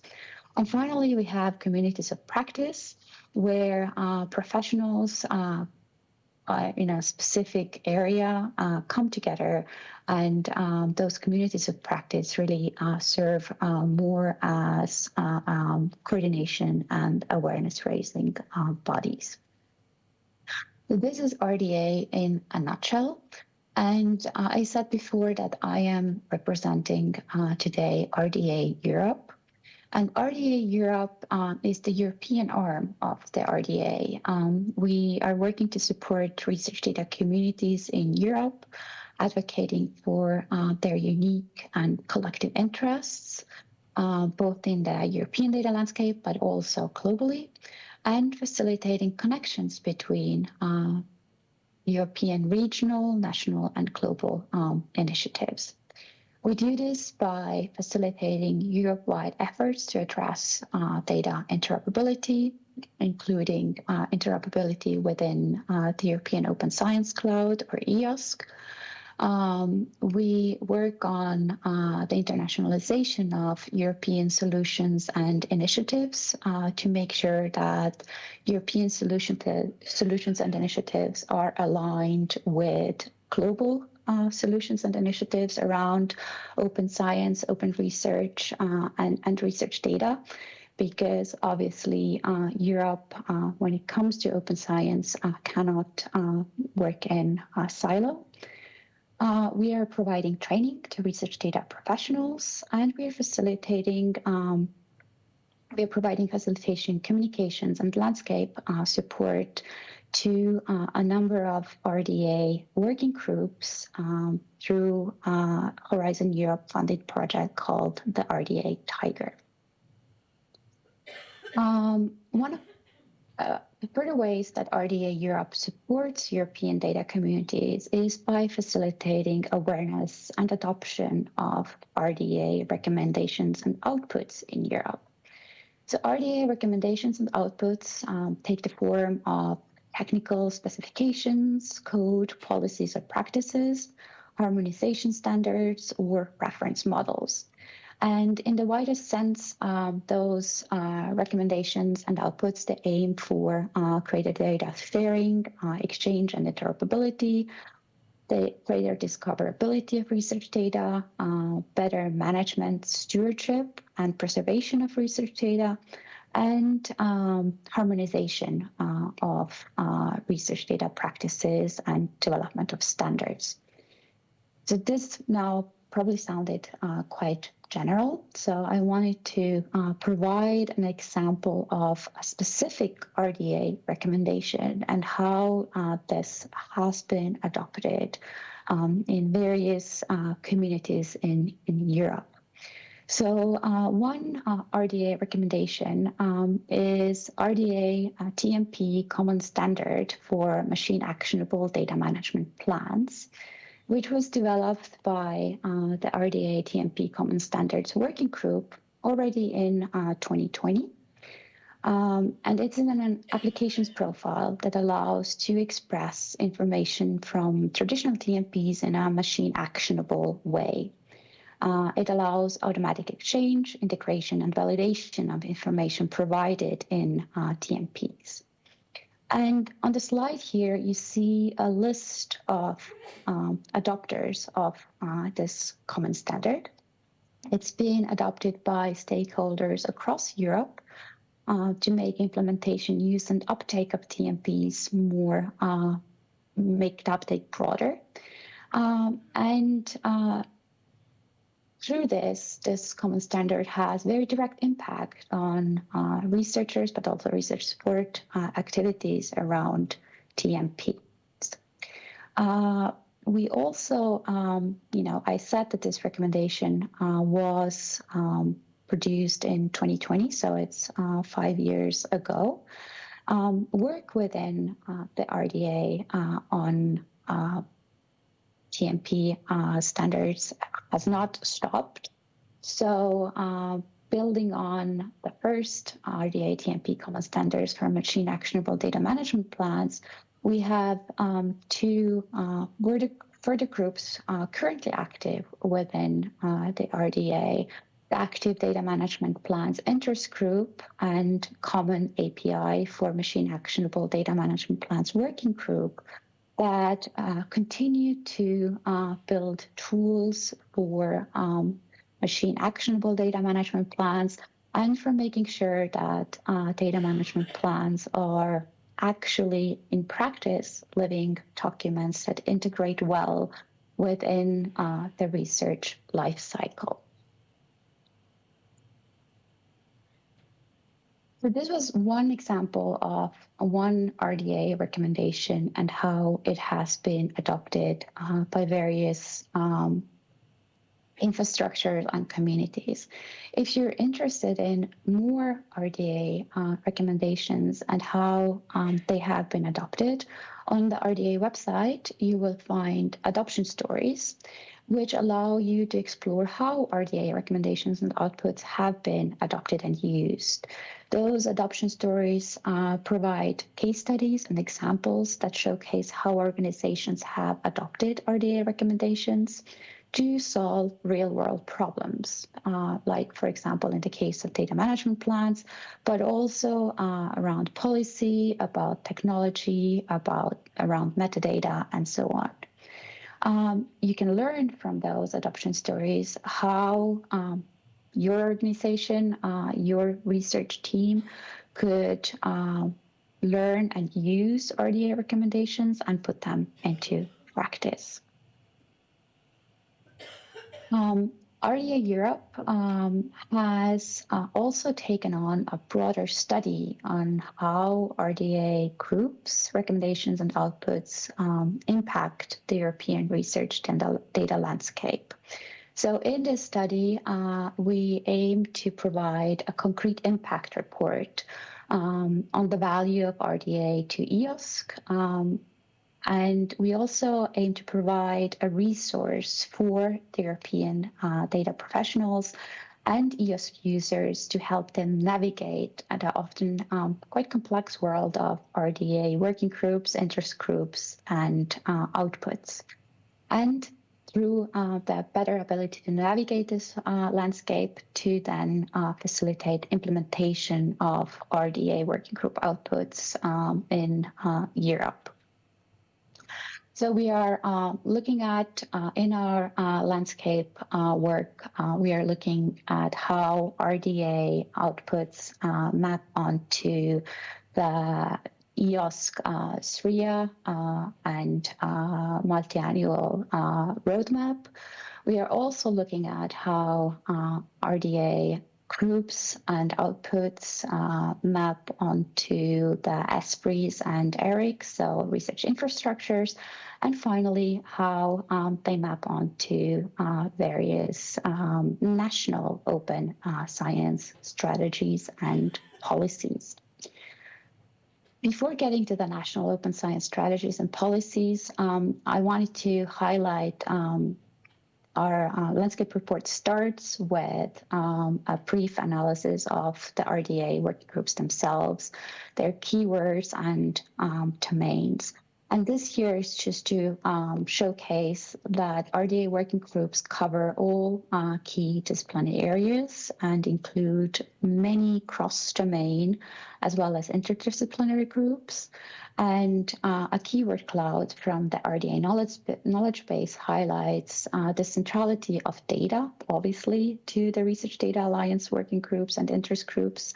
But also we see how the groups, there are many groups working on topics around metadata, around standards of health technology, about preservation, and so on. But without further ado, I now very briefly for the next 2 minutes before closing, want to highlight the work that within the landscape report, we are looking how RDA groups also link to national open research and open science strategies and policies. So we analyzed all available strategy and policy documents from 27 European Union member states. And in order to systematically map RDA groups to this diverse collection of national strategies and policies, we employed the Foster Open Science taxonomy. So we mapped RDA groups to the Foster taxonomy, and we mapped open science policies to the Foster taxonomy. And this mapping produced a lot of data in the form of connections between the policies and relevant RDA groups.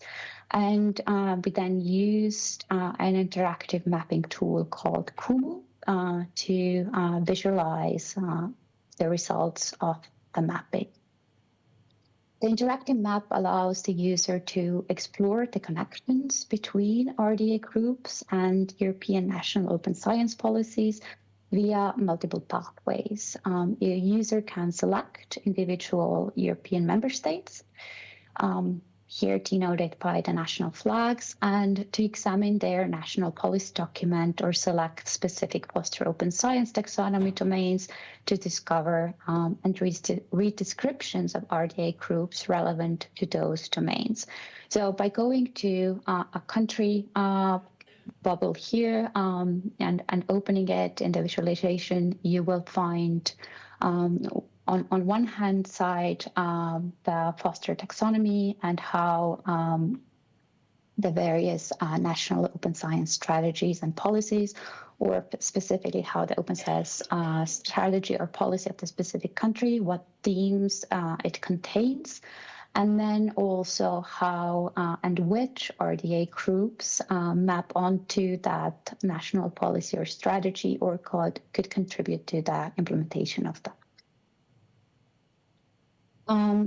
But RDA Europe's effort to support European data communities also includes further activities. So it's not only working with the groups or doing the landscape work, but we also engage quite directly with data communities and professionals across Europe to further open science and move towards the future of open science in Europe, whatever that future may be.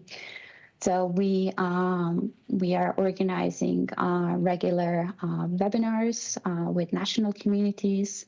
Here on the slide, you see image of a recent webinar with the RDA community in Ireland, but we have an upcoming webinar with RDA community in Denmark, for example, where we will focus specifically on topics of interest to them at this time, because Denmark is implementing a national repository and they're very interested in data discovery. So we will bring in RDA outputs that support data discovery efforts and introduce them to the Danish community.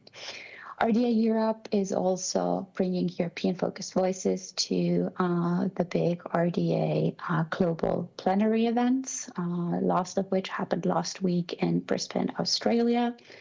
We are also showcasing the value of RDA working groups and their work at various events across Europe. So, for example, at the recent OS Fair, we are providing bridges to other communities that connect or have a role to play in research data, be it the Liberian community through LIBER, or the research management and administration community through ERMA, and so on. And finally, we provide many training workshops to data professionals to support their continued professional development on this very fast-moving landscape. And as of this year, we are also launching our RDA in Europe annual summit, hosted by RDA France and CNRS.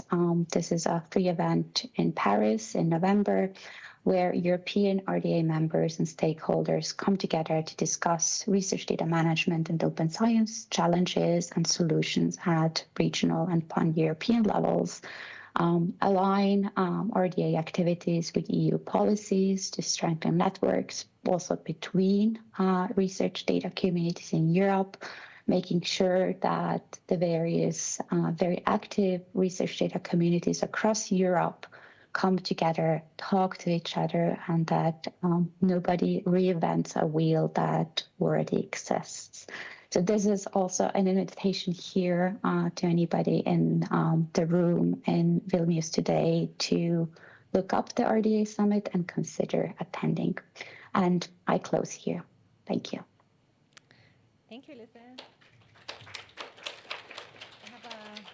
You have a round of applause here in the auditorium. I don't know if you can hear that. Do we have any? Fortunately not.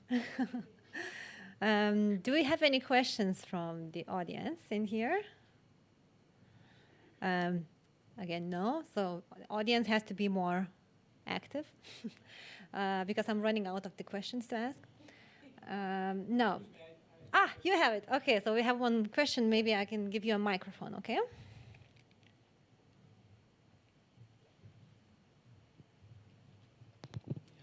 Thank you. Can you hear me? Yes, I can hear you. A bit quiet, but I can hear you. Presentation. You mentioned. Maybe you can come to this microphone. It will be okay. easier. I think that one does not work. Doesn't work. You mentioned in one of your slides, you mentioned few practical examples, and one of the examples was related to a system for ethics approval of research. Is this application also used at some universities or at the country level? Can you expand a little bit about it? Well, I have to admit, I'm not 100% familiar with this specific HAPLO adoption case. But from my knowledge, this standard has been used, or this recommendation has been used at organization level. And in the Netherlands, they have also looked at cross universities at more regional level. But you are welcome to go to the RDA website to look up the specific adoption case. And there you will find the details of how this specific adopter of the common TMP standard, how they specifically adopted the standard, what was the decision to do it, what challenges they faced when adopting it, and most importantly, I think, to anybody considering adoption, what was the impact to them, what was the outcome of the adoption. Okay, thank you. Thank you, Elisa, for your answer and for your insightful presentation. We are moving on to our next presentation. You are, of course, welcome to stay here and listen. And this will be our last presentation before going into lunch. So I'm really pleased to welcome members of our community, Vilnius University, Vygintas Alikonis and Professor Dr. Eugenijus Gefenas. So go ahead, the floor is yours.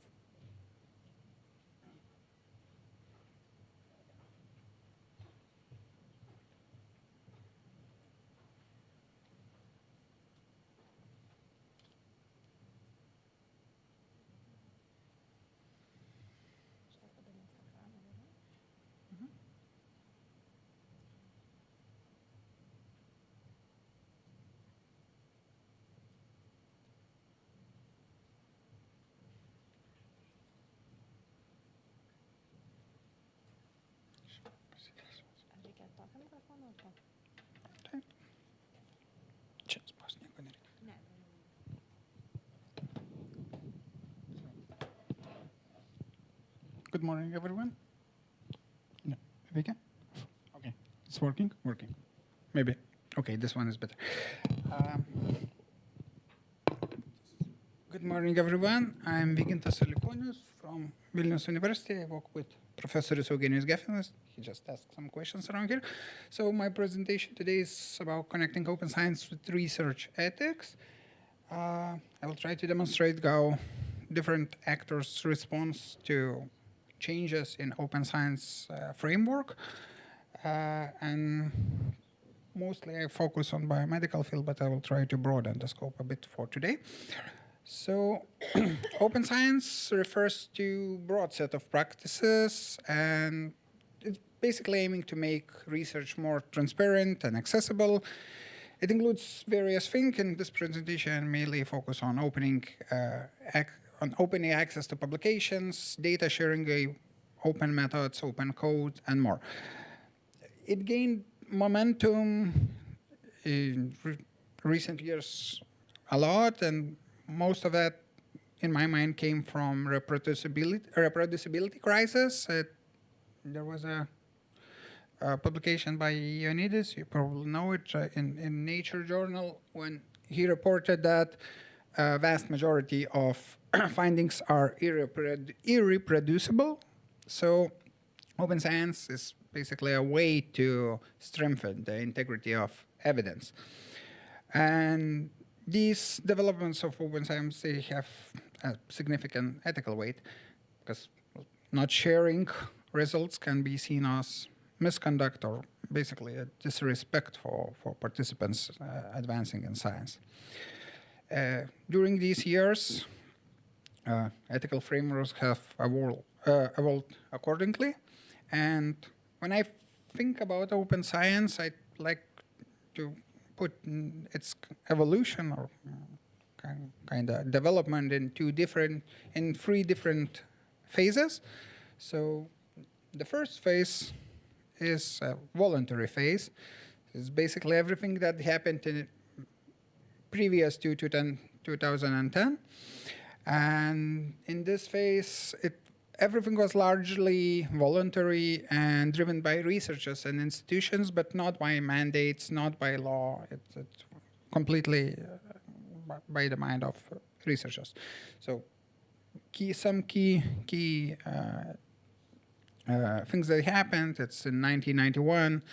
It's not biomedical field, but a physicist, Paul Ginsberg, opened an archive repository where they began posting preprints of their papers, and they opened gave very fast, rapid dissemination of research findings. Around the same time in 90s, biomedical field also opened up to science, and large-scale projects like Genome Project, they agreed on Bermuda principles. The principle says that it was a kind of groundbreaking at the moment. It said that you need to open any newly sequenced genome data must be made public within 24 hours. Later on, more biomedical field also adopted it.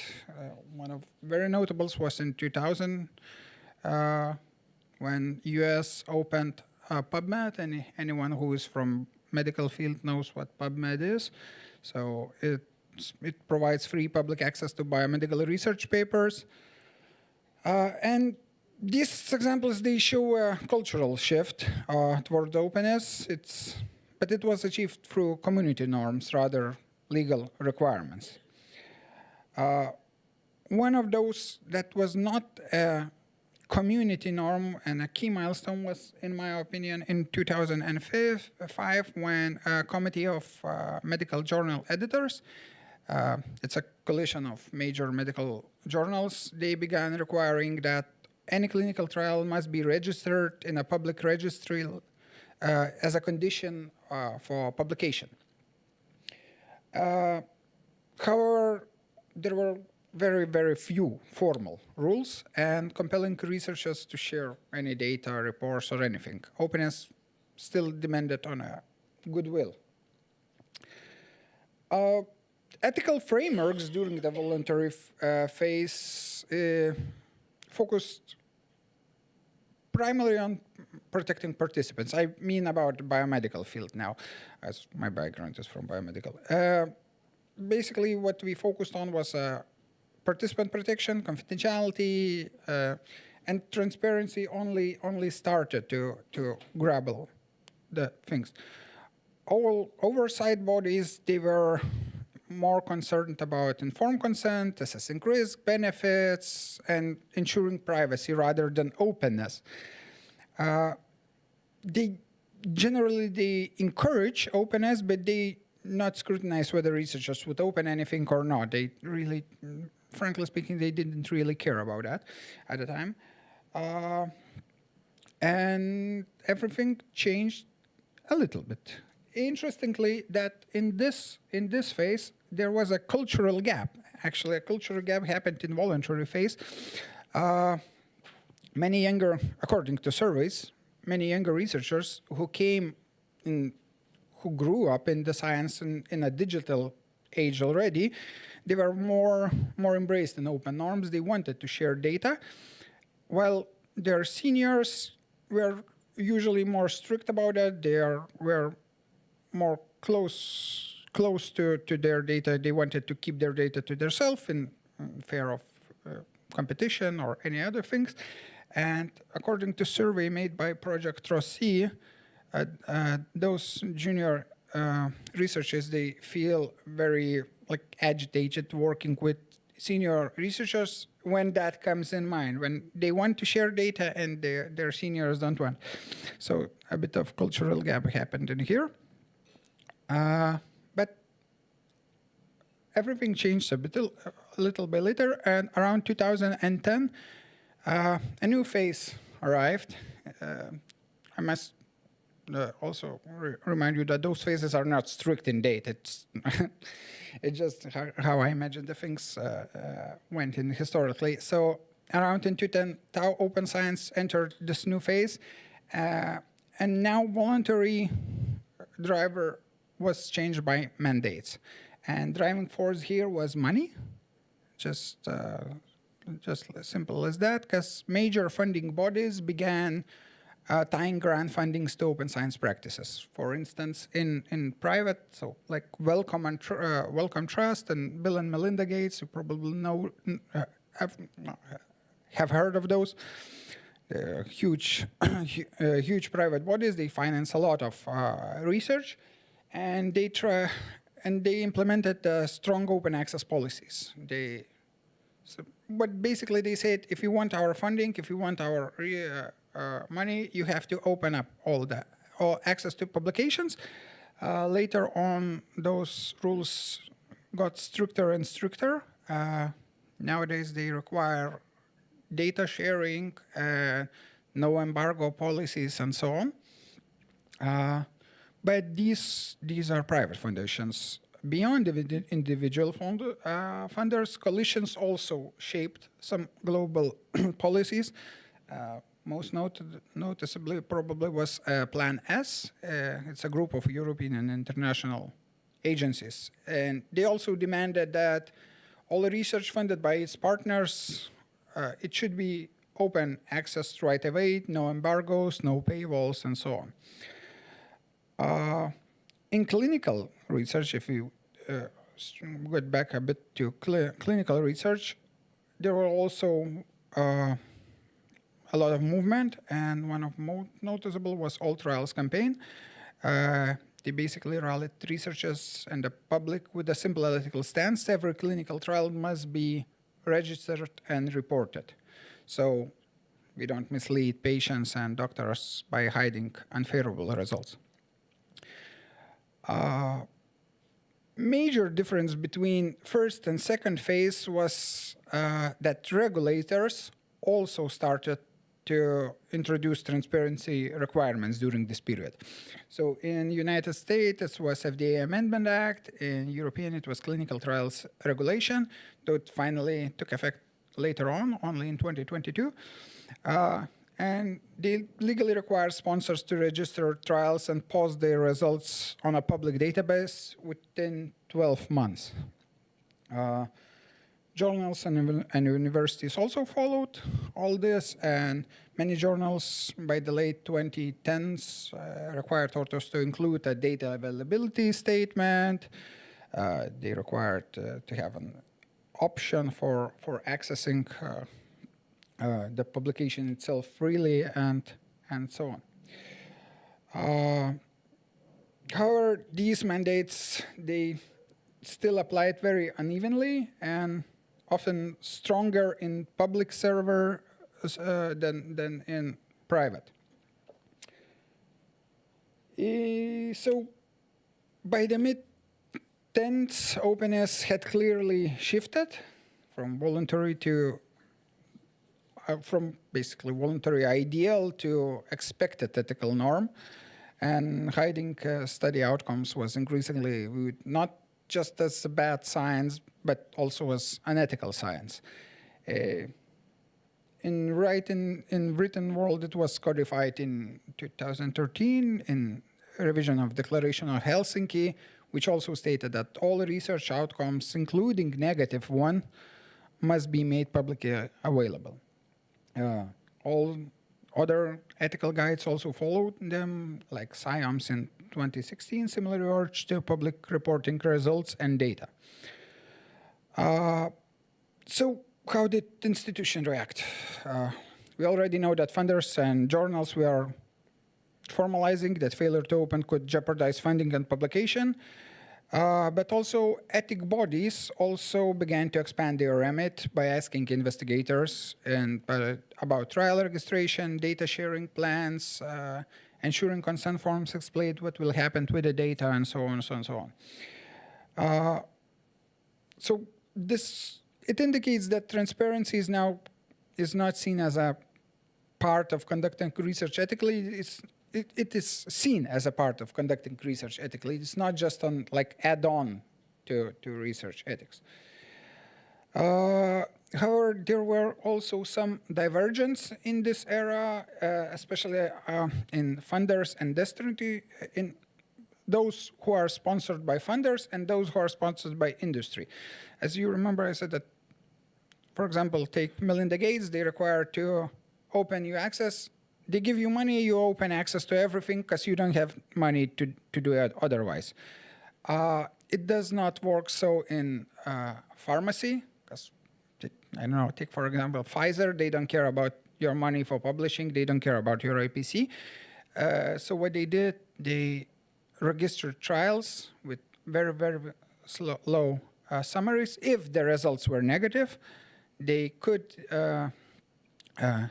publish it, if required, they could publish it in journals that are strictly not open access, because they are more concerned on limiting the access than sharing it. And basically they do the bare minimum what happens, and you cannot force them to do anything else.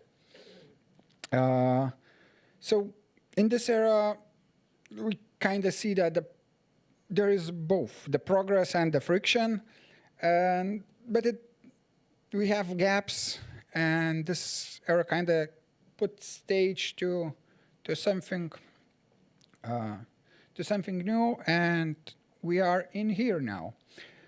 Our current era, I would call it a compliance era, is when regulators and policies are increasingly require open science. So by the mid-20s, open science is not also tied to grant conditions, but it's a compliance checklist, a part of compliance checklist for doing research. And in some cases, this reporting has some legal teeth.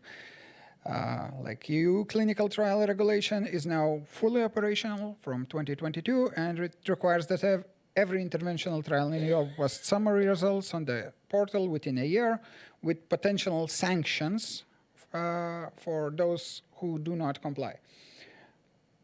It's not as good as it should be. Audits still show that while enforcement helps, many trials still miss deadlines.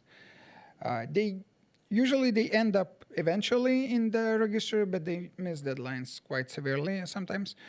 But another major development is the push for more open data, especially in Europe. European Medical Agency, EMA, now have a pilot trial that suggests opening raw patient data. So basically, first time we don't have only summarized data, but we have a patient-level data. It is still a pilot trial. The results so far are very, very good and show promises, and EMA is considering making raw data submission compulsory in the coming years if the results will follow as good as they are now. Also, a new European Health Data Space Act is also working already, so it transforms the secondary use of health data. For those who don't know, though, this regulation requires hospital sponsors and other health data holders make all data available for approved research through secure platforms and with strong safeguards for secondary use. Individuals can opt out, but the default is that data sharing is a must. So, in summary, openness has shifted from optional to operational in this phase. By the mid-20s and beyond, if you conduct a clinical trial or health research, you should expect that, as a matter of course, that your methods, protocols, registrations, summary data, and maybe even raw data might be required and open to public and to, or at least to other scientists. The expectation is now that ethical research is open research, and failure to share results is increasingly viewed as ethical lapse. Not just posting your trial results to registry can only bring sanctions, but it is also seen as violation of trust, as a violation of trust of volunteers that join trials. We have different methods to adopt to that. One of, at least in clinical trials, research ethics committees are doing that. They are adapting to this reality, and by widening their scope a bit, it's now normal responsibility to ensure that informed consent adequately cover data sharing plans, and participants know what data will be collected, how they will use that. They might be used secondary, and they will probably be used secondary time. Of course, data should be identified. They know that they will be identified. But also they have to know that there is a slight chance it might be re-identified. So some ethics structures already working on that. In short, those ethics committees now are increasingly looking at the whole entire data lifecycle, not just as it used to be, sign here, and we're good with that. However, the biggest problem is that there are very many actors in enforcing openness, and big issues now that policy alignment is not still there. We have funders, regulators, journals, institution policies, and while they might all be well-intentioned, but may not always be on sync with each other, so conflicts arise. For example, a funder might require you to publicly open or share dataset upon publication, whereas industry partners might ask for a delay. They don't say they don't want to open it at all. They say they want a delay for competitive reasons. So we still need to sync the openness together. Despite all the progress, we still must acknowledge that those challenges remain. In my view, there are several steps we can take to better align that ethical process, ethical review process, maybe of open science also. First things, talking about clinical trials, I think that REC should formally integrate transparency checks into their workflow, finally integrate. Some RECs already do that, it is happening in UK. In UK, for example, it needs but I do believe it needs to become a standard worldwide. Additionally, RECs can give approval. They can condition, when they give approval, they can condition a recommendation. For example, you must post result to the registry in 12 months or so on and so on. And that will be checklist, and that is basically the only thing that can make us sponsors from pharmacy to apply to open science. Second, we need to boost their capacity in training scientists about this, because still many scientists, they don't know about open science. Of course, everyone has heard something about open science. Many don't know how it's in reality, what open is, how to do that, simply how to open up your data. So we need a lot of more training. There are a lot of projects ongoing, so I think we will be covering that, hopefully, in coming years. Of course, we need to harmonize guidance across institutions. And finally, and I do believe that is the most important thing, we need to encourage the cultural shift in the scientists. We need to make science understand that we want researchers to value transparency, not just because they have to do that, but because they believe that science is supposed to be like open and moral and transparent to all. And I believe my time is up, and I thank you, and I ask you if you have any question. Okay, thank you, Vygintas. Do we have any questions from the audience? Go ahead.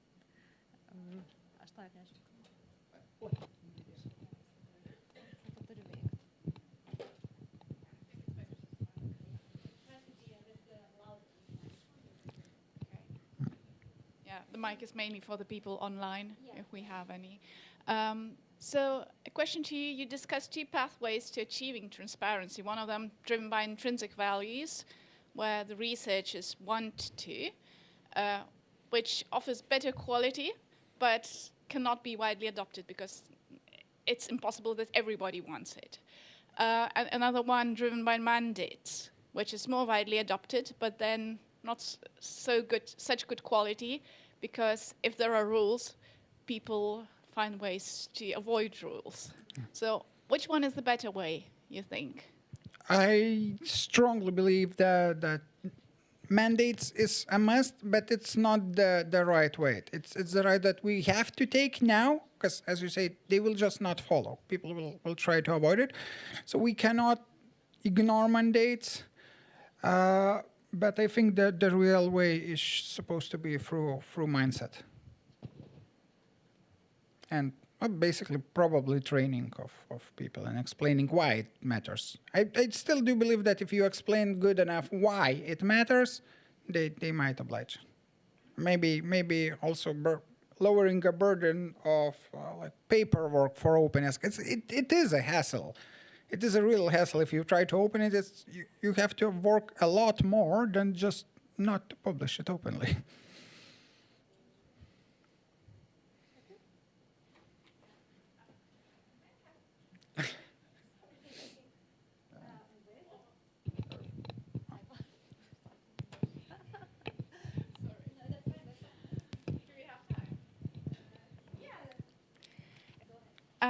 Yeah, and maybe another note that if they want more openness, and especially with biomedical data, I think there should be more solutions for safe data access, because this is not the kind of data you would dump on Zenodo, publicly available. But then again, a lot of them use this excuse of GDPR and data protection to avoid any responsibility. So I think if there were more solutions to access that data safely, with more checks who's accessing the data, that should help. Yeah, and a lot of these solutions are not yet there, in Europe at least, I find. They are not here, truly not here, at least in professional level. The EMA pilot I mentioned you, they are also like similar is suggesting a data repository for that. They will be controlled by EMA, so it is a huge organization, well, very respectful organization. So at least in professional level, they might fix that. Probably when you have first step, then you can open it a bit more to silo researchers also, if you have the same rules applied. So I think it is a bit underway, and at least according to Emma, hopefully in 2-3 years it might be kind of ready to begin working. So Yeah, that's good to hear. Thank you. thank you. One second, okay? So thank you, Vygintas, for your talk and answers. We have a small gift for you for your time here. And then for others who are going into lunch break now, I received instructions that I have to give to you. So you have to go to the buffet, go to the cashier and ask for day lunch for the conference. In order to get lunch. And after you do this, go walk in the sunshine, and we are reconvening here at 1 o'clock. Okay, so we are pushing it a bit forward because we talked a bit more now, and we have one presentation that will not happen today from Ukraine. So to accommodate for that, we are starting a bit later. Okay, so see you here at 1 o'clock.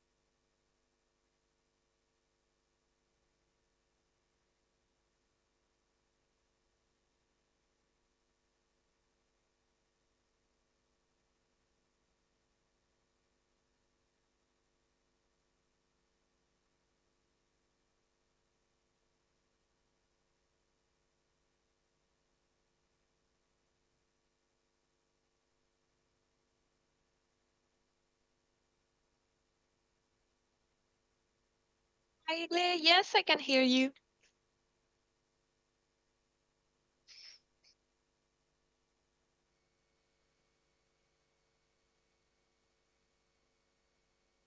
Yeah. So.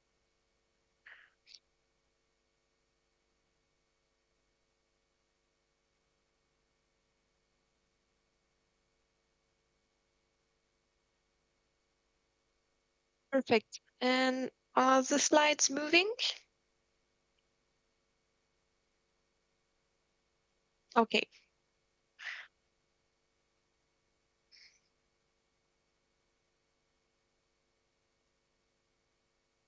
All right. Perfect.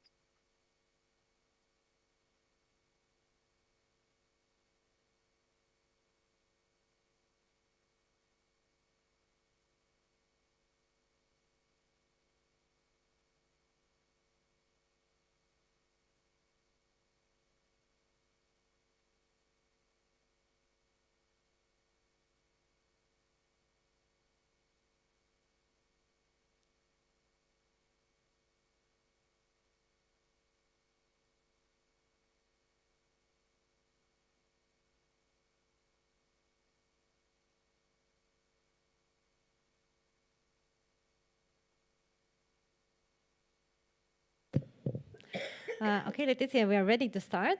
You can come back. Welcome, everyone, from our delightful lunch. I hope you had a good break. And we are continuing our long day of open science today with another set of presentations.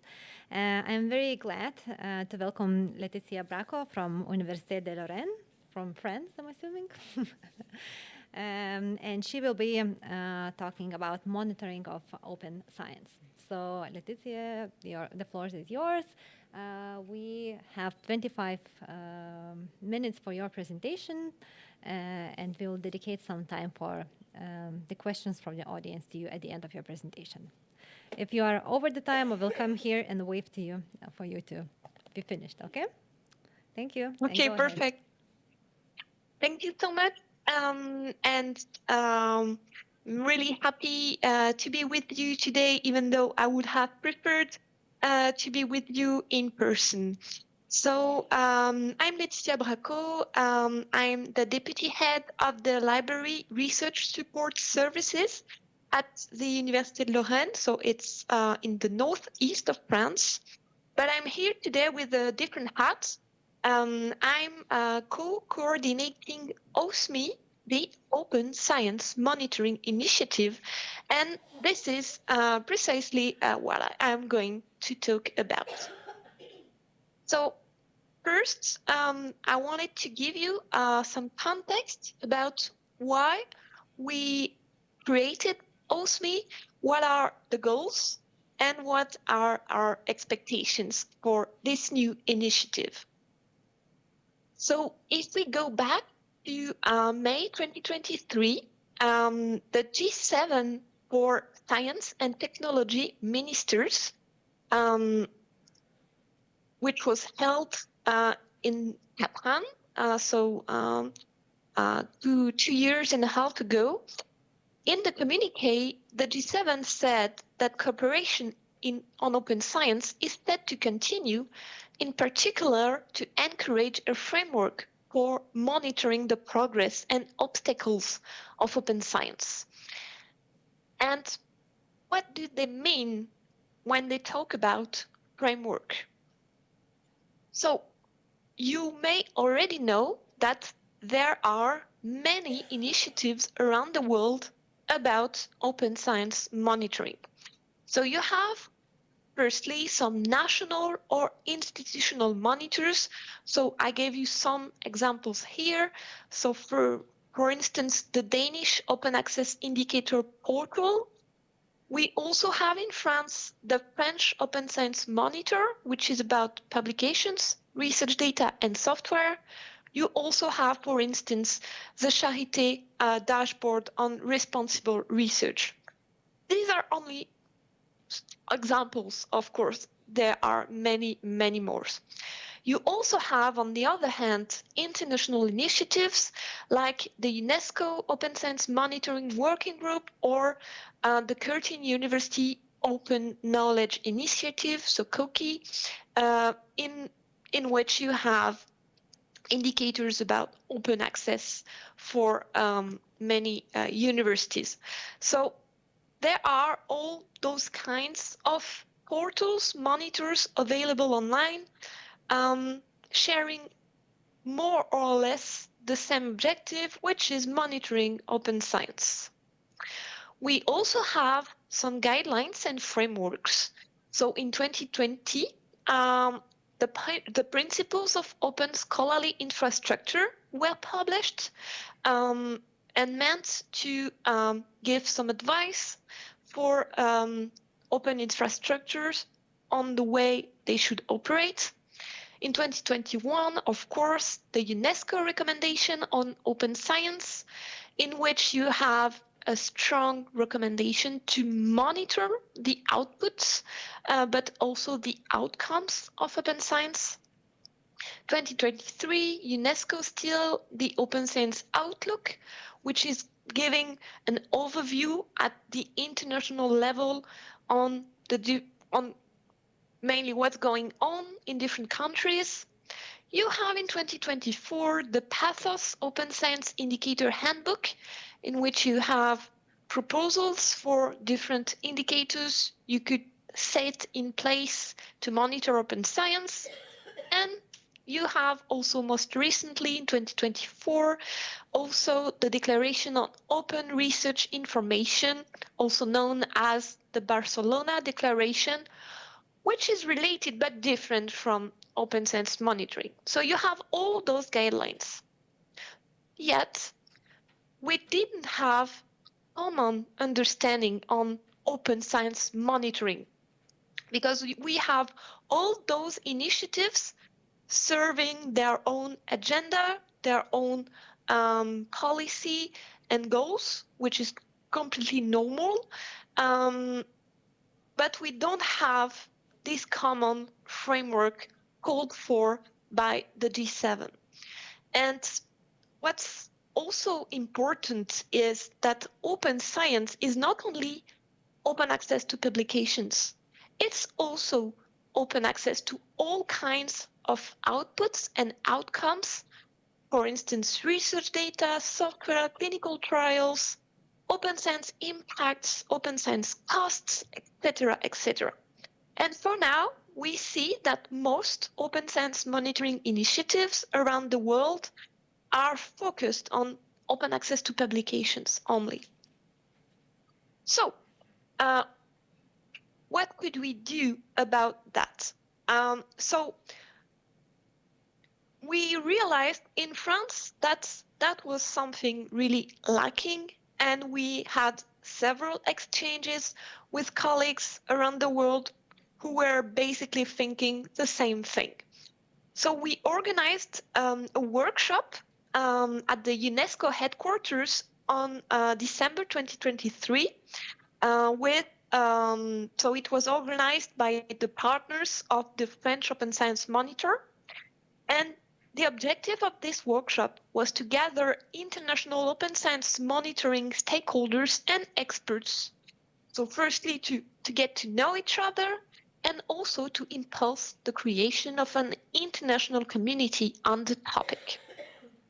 So this workshop was a small one with around 50 international experts, but from various institutions across the world.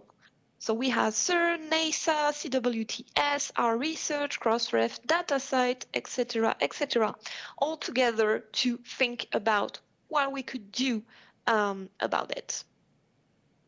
So this workshop was really a starting point for OSMI. So OSMI, the Open Science Monitoring Initiative. So during this day, we had 5 breakout sessions. We had 2 about the principles, which I will talk about some more. We had 1 breakout session about the community of practice, so how we can build the community around open science monitoring, and 2 sessions also about technical specifications, one for research data and one for software to start somewhere. So we had these discussions with international experts. Of course, not every expert could be around the table. So it was really a preliminary meeting. We did have an international representation with 16 countries, but far from enough, of course. You can have access to the presentations and the outputs of this workshop on Zenodo. But this was really a starting point. So what are OSMI's high-level goals? So firstly, as you have understood, we didn't have at the time this common framework for monitoring open science. So now we have one, which I will present to you. And of course, the first goal of OSMI is to promote the worldwide adoption of this web framework, which is called the Principles of Open Science Monitoring. Second goal, to provide recommendations for technical specifications for their implementation, because we have the principles, which is a high-level document, and we want also to provide technical recipes to implement those principles. And finally, third goal, to support stakeholders on various levels in monitoring open science practices. So how is OSMI organized? So as I said, the initial workshop was prepared by the partners of the French Open Science Monitor, so the French Ministry of Higher Education and Research, Université de Lorraine, INRIA, which is a French research performing organization in computer science, and UNESCO. To this initial group, other institutions joined, so Spark Europe, PLOS, and Charité in Berlin. Those initiators, this small group, helped kickstart efforts for OSMI before a full governance structure is established in early 2026. So the governance is currently being built, and it's going to be a completely international one, to have really people from all around the world. So that's the initiatives group. You also have a coordination committee, which I'm part of. The coordination committee is overseeing the overall day-to-day OSMI operations, so taking care of the website, communications, making sure that everything is running smoothly, organizing meetings, etc., etc. And we have working groups working, obviously, on the production of deliverables to meet the OSMI objectives. Because the principles of open science monitoring are one thing, but we also have other deliverables in mind. So the first 4 working groups, because we are going to have 2 more in the near future, the first one is scoping the needs of open science monitoring. So the main objective of this working group is to know what are the needs in different regions of the world. So this, for each working group, we have 2 co-chairs coming from different UNESCO regions of the world. So for working group 1, we have Julian Cortes from Colombia and Nabila Salisu from Nigeria. And in this working group, they are mapping the key stakeholders and beneficiaries to better understand who is impacted by open science and how and who benefits from it at the international, national, and local levels. So they are really about the needs to see what institutions, stakeholders want at the global level. We have then working group 2, understanding the open science monitoring landscape. So this one is currently chaired by Lamis Yahya El Her from Sudan, and we are currently in the process of nominating another co-chair. So this one is about knowing what is out there. So I presented in the introduction some initiatives already existing, so in Denmark, France, etc. Of course, there are a lot more all around the world. So we do have a list on the OSMI website, but we know for sure that many initiatives are missing. So they are, in this working group, looking at all the monitors that are existing and how they are operating to analyze the landscape. Working group 3, open science monitoring with scholarly content providers. This one is co-chaired by Lebogang Gopalan from Botswana and Irache Puebla from the UK. This one is really oriented towards scholarly content providers. Sorry. So mainly publishers, but also other kind of stakeholders. And their objectives is to identify ways in which scholarly content and its providers can support the creation of solutions that meet diverse open science monitoring needs. So basically, in this working group, they are working on how publishers, but also scholarly content providers in general, could monitor open science in a better way than they are currently doing. And finally, working group 4, shared resources and infrastructure to analyze scholarly outputs, chaired by Praga Chobe from India and Christina Widiu from the Netherlands. This one is really technical and is looking at what you can do to monitor open science with text and data mining from the full text of publications. What are the informations that you can retrieve to see which are, for instance, the data sharing practices. So that's for the working groups. You can see that they are all going in various ways. And I must say that we are nearly 200 now in OSMI. So you can see that these are quite large groups. So now let me introduce you the principles of open science monitoring, which is really the first output of OSMI and one of our foundations for the initiative. So it was quite a journey to build these principles, because they are really meant to be international.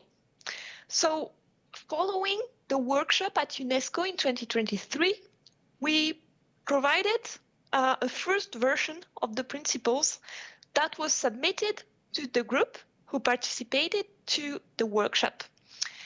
They made many comments and proposals. So we rebuilt this draft, and this draft was presented internationally between spring and November 2024 with a worldwide consultation about the principles, which was facilitated by UNESCO. So we had more than 170 people who replied to this consultation from 42 countries.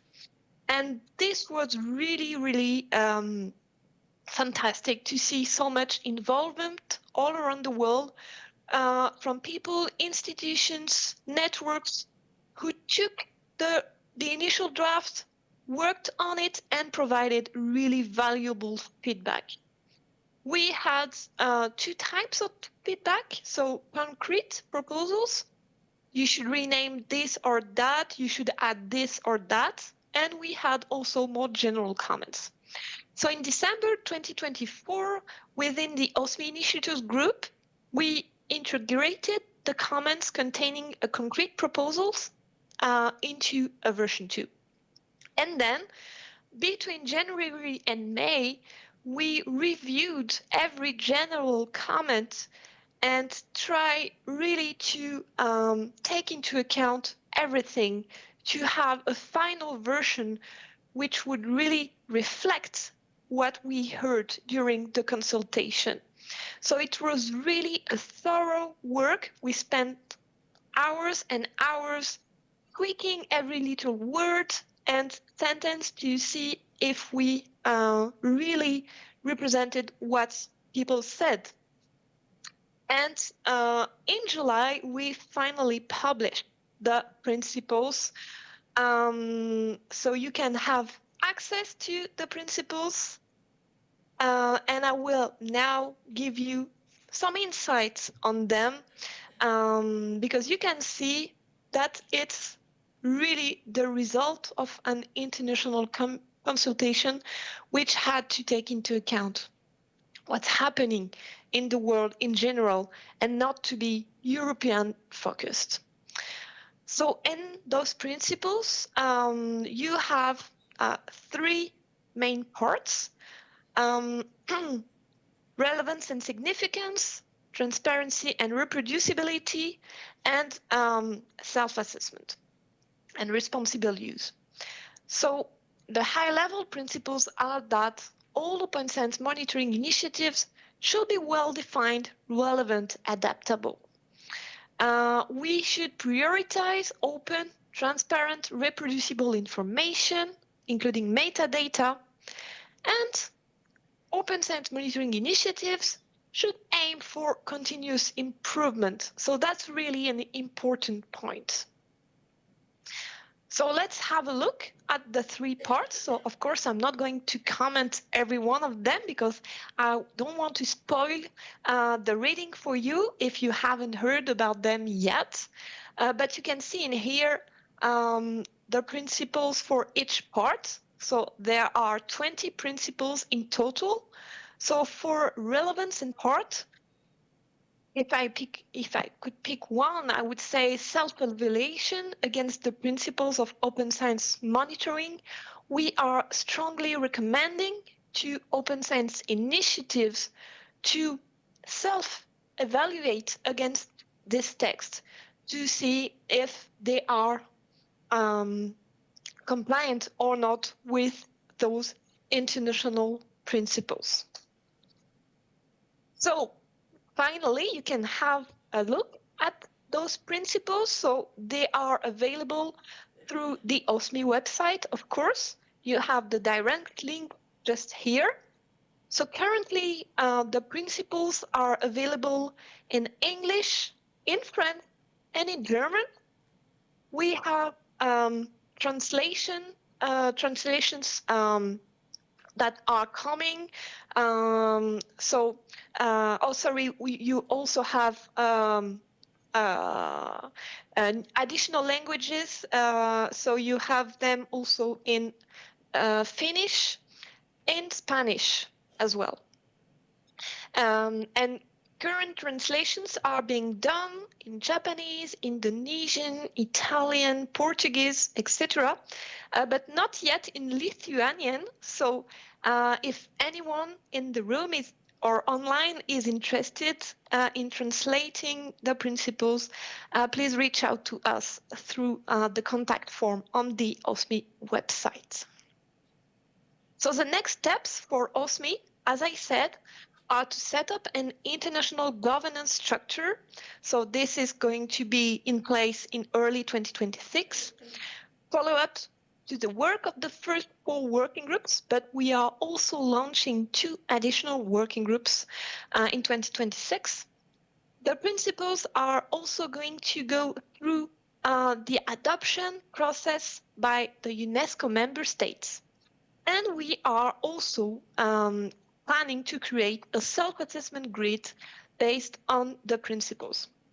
So if you are interested in joining OSMI, you can do so by proposing to join a working group. If you simply want to have information, you can join the mailing list on the OSMI website homepage. and you can follow us on LinkedIn or Mastodon. And that's it for me. And you have right there the URL for our website as well as the QR code if you want to know more. Thank you very much. Thank you, Letizia. I don't know if you can hear it, but there was applause for you in the audience. Thank you very much. Okay, so let's move on to the questions. Maybe we have any questions in the audience today, here or online? Okay, so no questions in the audience, but I have one. Maybe you could elaborate a bit on the biggest challenges in selecting the monitoring indicators. You talked a bit about them, but what would be the key barrier in selecting the indicators that work in different settings and countries? Thank you. Thank you very much. Indeed, selecting the proper indicators, it's really a first hard step. I would say that it depends on the goal you are looking after. If you want to see if the work you are doing, for instance, in the libraries to help researchers publish in open access, if you want to check if this is working, I would say that the first indicator you could choose is the rate of open access to the publications, for instance, by discipline, by year, by publisher, to have an overview on the efficiency of this. If you want to develop a policy about sharing data sets, you could have an indicator about how many data sets are published in your institution each year, and maybe have a look at where they are published, in which repository, so that you can know what are the open science practices. So we don't have a list of recommended indicators within OSME, because this is something that we heard really strongly during the consultation on the principles. We heard that people are doing different things in different parts of the world. For instance, in Europe, we are really focused on quantitative indicators, whereas we heard during the consultation in South America, for instance, they are really much into use cases and qualitative studies. So we don't have this set of indicators, but rather principles to assess the relevance of your indicator. So I hope I'm at least partly answering the question. Yes, thank you, Letizia. Maybe you have any more questions? No, so thank you, Letizia, for joining us and for waiting us to finish our lunch. If you want, you are welcome to stay and watch the remaining of the presentations if you are busy, so then goodbye. Thank you so much. Thank you. Okay, so next up we have Jane Bugle from Institute of Art, Design and Technology in Ireland. She was switched with Lisa Lehat Salu. So for those who joined later, we had switch of presentations. So go ahead, Jane. I will share your presentation then. Do you want to walk with microphone? No, I don't walk. Okay. It's this one.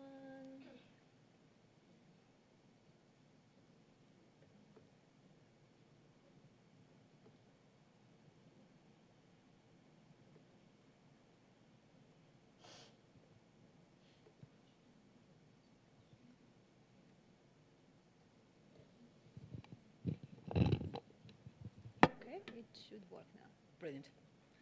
Hi, everybody. I'm really honoured to be here this afternoon, and I'm sorry for anybody who came this afternoon waiting to see the other speaker who had this morning instead.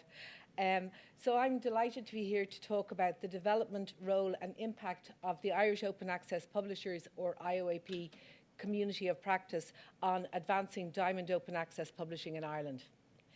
So I got started, first of all, in library publishing when I worked at Dublin Business School. So we knew that there was a new trend for librarians to get involved in library publishing, and we were interested in getting involved. Also, some faculty had approached us that they wanted to start up some journals.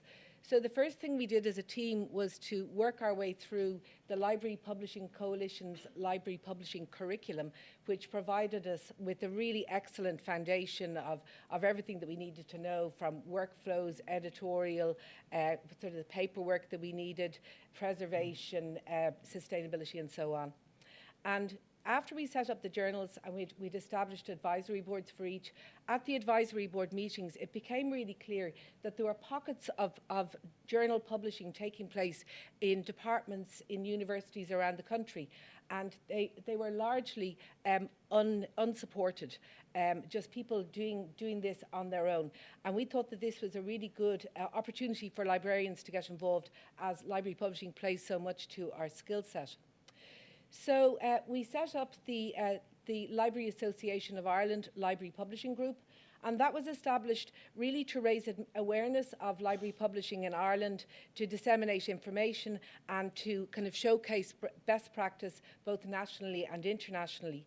Again, as a group, we worked our way through the library publishing curriculum from the LPC, and that was, again, a very good foundation to the work that we were going to do.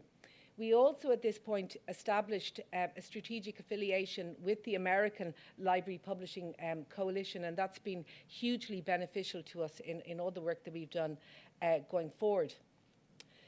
So it was around this time that I got involved with the IFLA Library Publishing Special Interest Group. So this was in 2019. But the actual Special Interest Group, or SIG, was established in 2019 at the IFLA World Congress in Kuala Lumpur.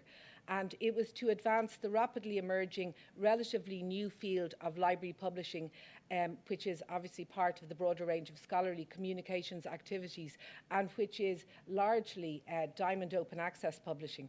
And again, we established a strategic affiliation with the Library Publishing Coalition, and that's been beneficial to us in a whole load of ways. Like the advocacy that we do as the Library Publishing SIG very much sits with what they've been doing for longer and more successfully in the States and in Canada.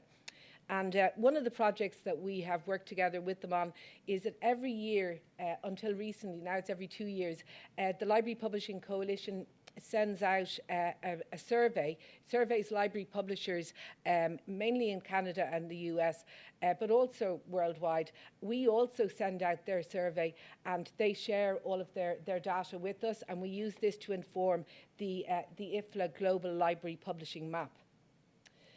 So at the World Congress in 2023, we held an open session, and Eelco Verwoerde, who is an open access publishing consultant in the Netherlands, spoke about the future of library publishing.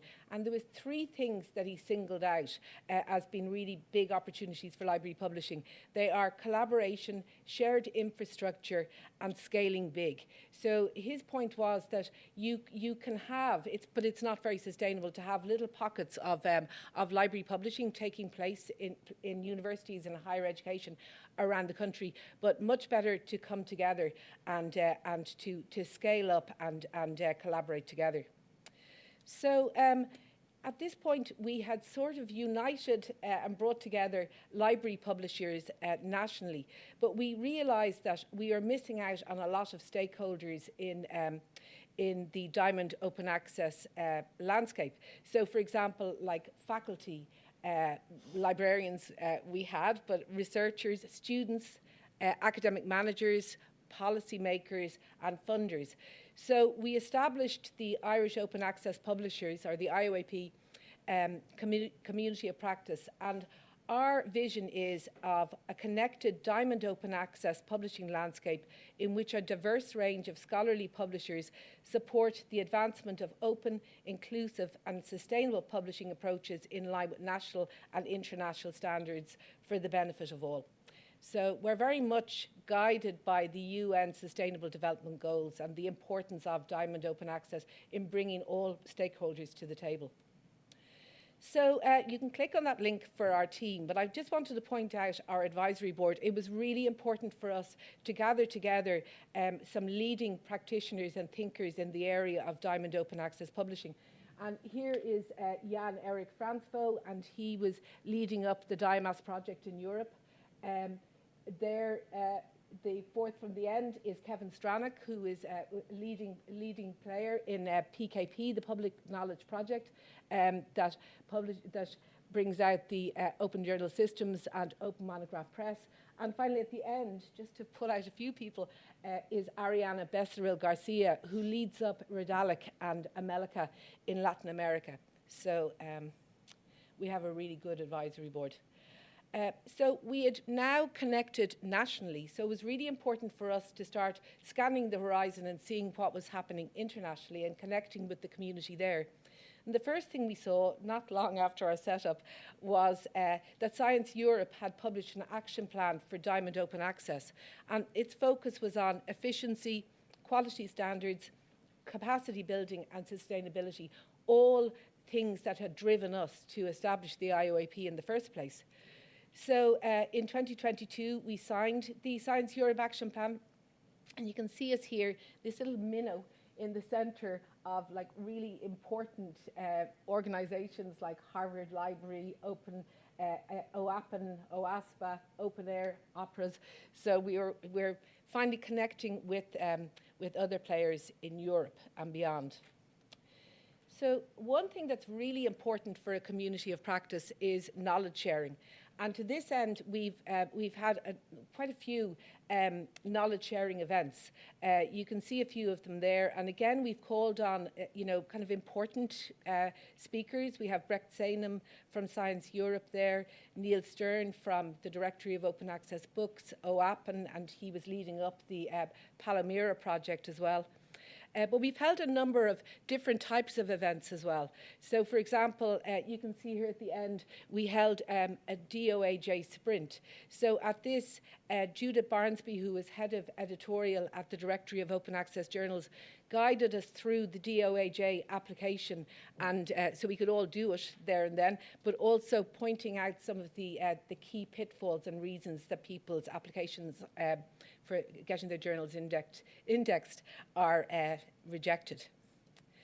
A really important thing in a community of practice as well is celebrating success and showcasing exemplars of best practice.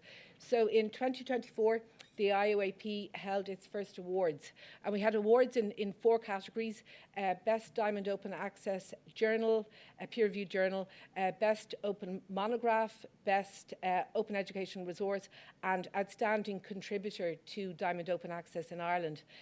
Now, in our first round of awards, we didn't have any qualifying entries for Best Open Monograph, so we're running the awards next year, and we're hoping that that situation will have changed. The other thing that we did was we held our first conference. Again, we leveraged really good speakers. For example, here's Dr. Patrick Paul Walsh, Director of the UN Sustainable Goals Academy, and they're doing really terrific things in the area of open educational resources. So just a little bit about the national context in Ireland.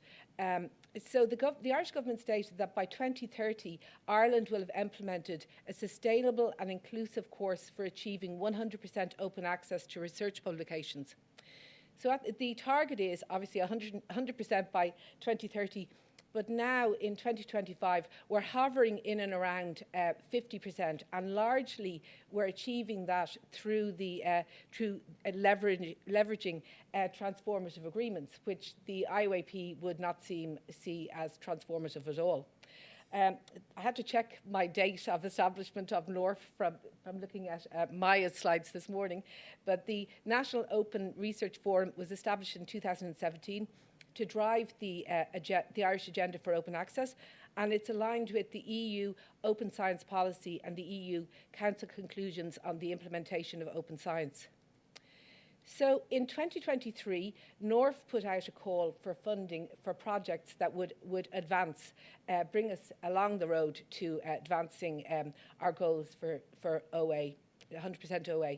And the IOAP partnered on 4 of these projects. The first one was Publish OA, and that was looking at, well, carrying out a survey of the publishing landscape in Ireland, and also looking at the establishment of a national Diamond Open Access publishing platform. Health Libraries Ireland was looking to set up a Diamond Open Access journal in Irish health and social care. SCORE is a really important project. It's concentrating on secondary rights, copyright, open access, institutional policies and rights retention. And at this point in that project, we have legislation ready to go before the Irish Parliament on secondary rights and copyright. And we also have a model open access agreement to go into all higher education and third level institutions in Ireland. And finally, a project that looked at cultivating an open research culture in the humanities and social sciences. So just to go back to Publish OA, we had 4 main outputs of that project. The first was a landscape report on scholarly publishing in Ireland, which really focused on the readiness of Irish scholarly publishers to transition to Diamond Open Access. We had a Diamond Open Access platform pilot and feasibility report. We carried out a comparison of open access publishing platform software, and in that we settled on OJS and OMP as our publishing platform solutions. And finally, we published the results of a survey of Irish publishers. So in March this year, North put out another call to fund projects that would ensure the long-term impact and resilience in Ireland's open research ecosystem. Only projects that had previously been funded by North could apply for this. And again, following up on the Publish OA project, we applied in the IOAP and another 2 partners applied, and we set up Diamond Ireland. And this is a 1-year project. It started in September, just gone, and it'll finish in August. We've received 100,000 euros in funding. The project builds on the outcomes of the Publish OA project and has a specific focus on network building and sustainability for Diamond OA publishing in Ireland. It's focused around the pilot National Diamond OA publishing platform that we're calling Diamond Ireland Press, and that's going to launch within the next 6 weeks. And we're also going to create a centralised Diamond Ireland hub of shared resources. They've done that very successfully in Canada, obviously in the US with the Library Publishing Coalition, and also more recently in the Netherlands with Open Science NL. But we're also going to have a discoverability element to it, because we're going to provide links to all Diamond OA journals and monographs that are published in Ireland, whether or not they publish on Diamond Ireland Hub. From early next year, we're going to offer microgrants for open monograph publishing. And a key output will be the Diamond Ireland bibliodiversity principles. Bibliodiversity is absolutely key to what we're doing here. When we carried out the landscape review, we realised that a lot of Irish language publishers were going out of business, that they couldn't afford to sustain themselves anymore. And we really believe that the Diamond Ireland Press is going to be game-changing for them. And just on the subject of bibliodiversity, this really underpins everything that we're trying to do. Because without bibliodiversity, we're restricting our imaginations and limiting ourselves to the understanding constructed by a minority of prestigious publications and publishers.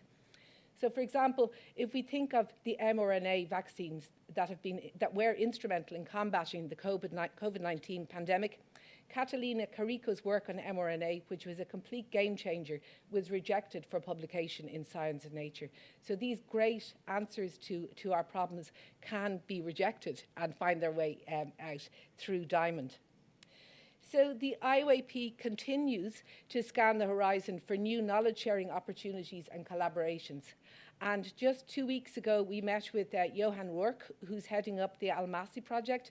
That project is global, and it's aligning and mutualizing non-profit open access publishing services. And we met with Johan. He's doing a country report on Ireland, so we could contribute to that.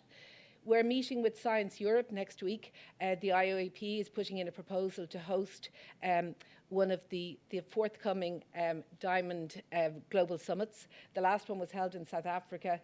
The next one will be in India, then in Indonesia, and in 2028 the IOAP is hoping to bring it back to Europe and to hold it in Ireland, and hopefully see lots of you there.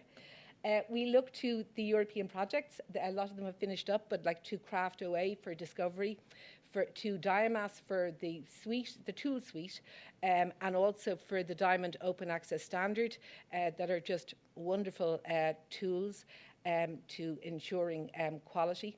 And also we will be cooperating with the European Diamond Capacity Hub. And I'm just going to leave you with this slide. Ariana Becerril Garcia included this slide in a presentation she gave at the UN Open Science Conference in 2023. And she has it as science is a global public good. But I would put it as, Diamond Open Access as a global public good. So all the things we really believe in: epistemic justice, participation, multilingualism, responsible research assessment, equity, inclusion, bibliodiversity. So I'm going to leave you with that slide about what we stand for. There's a few references here, and thank you so much for your attention. And if anybody is interested in collaborating with the IOAP, we would be happy to hear from you. Thank you very much. Thank you. Thank you, Jane, for your presentation. Do we have any questions in the audience? Hi. Not too tricky, I hope.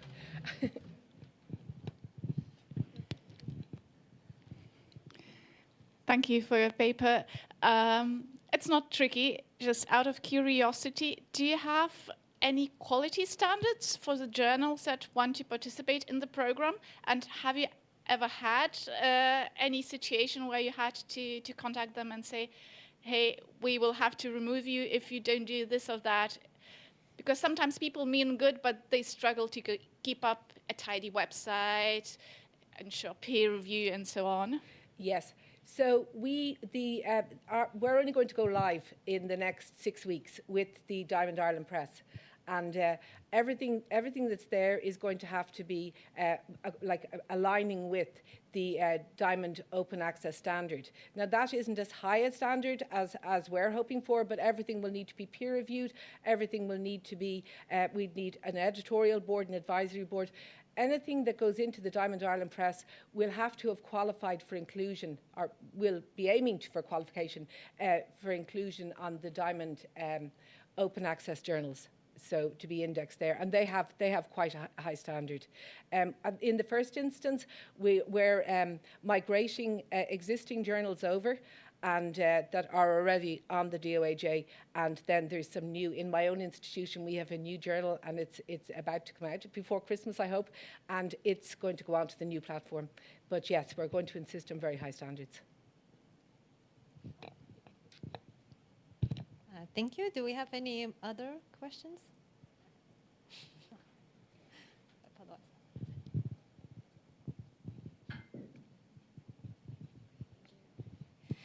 Thank you very much for this presentation. I was wondering actually if there is, if it's realistic in terms of peer review to make sure that the reviewers are, for example, of good enough codification level, for example, or outside research group or outside conflict of interest, because it's supposed to be the case, but we realize quite often that it is not. So is it part of Diamond open access too? Absolutely. Right. I mean, it's really important. You know, some of the suspicions about Diamond open access are that it's somehow not going to be of the quality of impact journals, of high impact journals. So we have to make sure that everything we do is to the highest standard to show that what we're doing, even though it's free to read and free to publish, there's no APCs, that we're doing it all to a very high standard. So we would always ensure that there is external, highly qualified peer reviewers. It's not always easy to get them, but we certainly reach out to those that are best, and we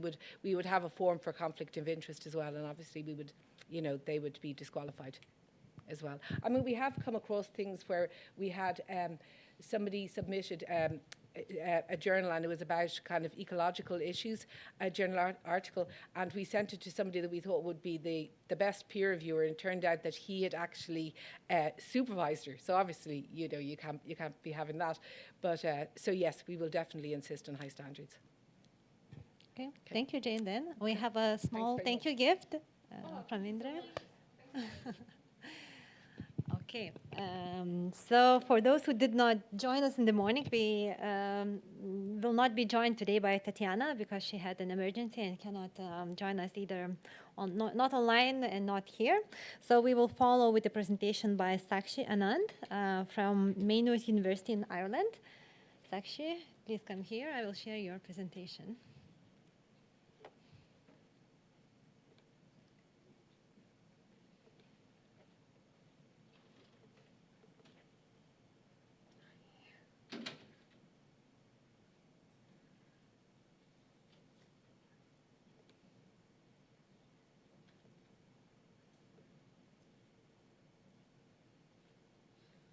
You want to walk around or? Well, it's okay. It's okay, sure.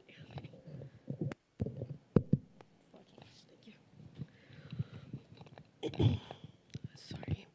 Well, good afternoon, everyone. Today I'm here on behalf of Maynooth University to be presenting about the topic, which is harmonizing education for sustainable development, which is exploring bioeconomy through music. So, well, just a warning. In comparison to all the other presentations, mine is going to be a tad bit colorful and very picturesque because our target audience is primarily students, and majorly it's primary level students that we actually try to engage with. So before I move ahead with my presentation, just wanted to share a piece of personal incident that I went through while I was actually undergoing the process of actually getting the Lithuanian visa when I was in the embassy, and I was being questioned of my purpose of why exactly I was visiting Lithuania, to which the consular asked me that, could you please explain your purpose? And I said that, okay, I'm going to present a paper which is about music and sustainability, to which she gave me a puzzled look and asked me, music and sustainability, how does that go together? And which stuck with me because I realized that how important it is to actually try and make people connect and imagine how music and sustainability can actually go together. So let's move ahead. As you can see, the context and aim here is, does music measurably improve understanding and motivation for sustainability? Well, on the basis of survey that we conducted, we found a very, very positive result. The reason that we are talking about music here is that everybody knows the effect of music. I really don't need to emphasize on how much of a work it does on the prefrontal cortex and how much is it good for your limbic system. It really, really pumps up your dopamine release. And we know we all are very emotionally connected to music, but can we leverage the effects and benefits of music to something more educational, more purposeful, something more infotainment rather than just entertainment? So here it is to explore the music and connection and how it can deepen the understanding of it. And as you can see, bioeconomy is very, very central to Europe's sustainability transition. And the issue with bioeconomy and sustainability is it's often perceived as very, very abstract concepts and very intangible. And that's where the issue rises, because students, specifically children of primary level, they want tangibility. They really grow on touching and feelings and, wanting to interact with things. But the concepts as abstract as sustainability and biocircular economy, it's not easy to make it comprehensible enough for the primary level students. That's where we thought that music maybe can become one of the media where we can make it comprehensible enough for the primary level students. So our aim was to test how this engagement about circularity and ecology through the use of songs, which are specifically animated songs, because that's what kids are very, very intrigued by, could strengthen and comprehend the comprehension and effective connection to sustainability concepts. We have a tri-domain framework and the pedagogical basis on which we have based the paper. But before moving on, as I've explained already, how bioeconomy is a very complex and intangible and a very, very abstract idea, and we went ahead to perform the survey and get the validation in the form of data that we collected through the survey. The three areas, the three main frameworks on which we are basing our studies is actually the COPE's experiential learning, Freire's pedagogy of love, and Froebelian concepts. Now, COPE's experiential learning is very, very interesting to me because it talks about how learning is not just about outcomes, but it's actually a process based on experiences. Humans are all experience-driven, and the more we experience, the more we deepen our understanding about the experiences. And students, specifically children, are even more deeply engaged when it comes to experiences. So what we want to do is we want to catch on that, and we want them to engage more deeply with nature so that once they start experiencing and making more connect with nature, it turns out when you actually grow older and when you revisit your past where you were in connect with nature, you're actually able to feel more empathetic towards it, and the feel of actually trying to protect nature is deepened. We want to ensure that the central idea is that emotional learning is the trigger for behavioral transformation. So here, as you can see, the education for sustainable development, there are three main criteria that we are covering here. The emotional connect, the knowledge retention, and action. And given we know that music really helps retain the knowledge, it actually helps children to make sure that for the longer run, they will keep things as sustainability and environment in their heads.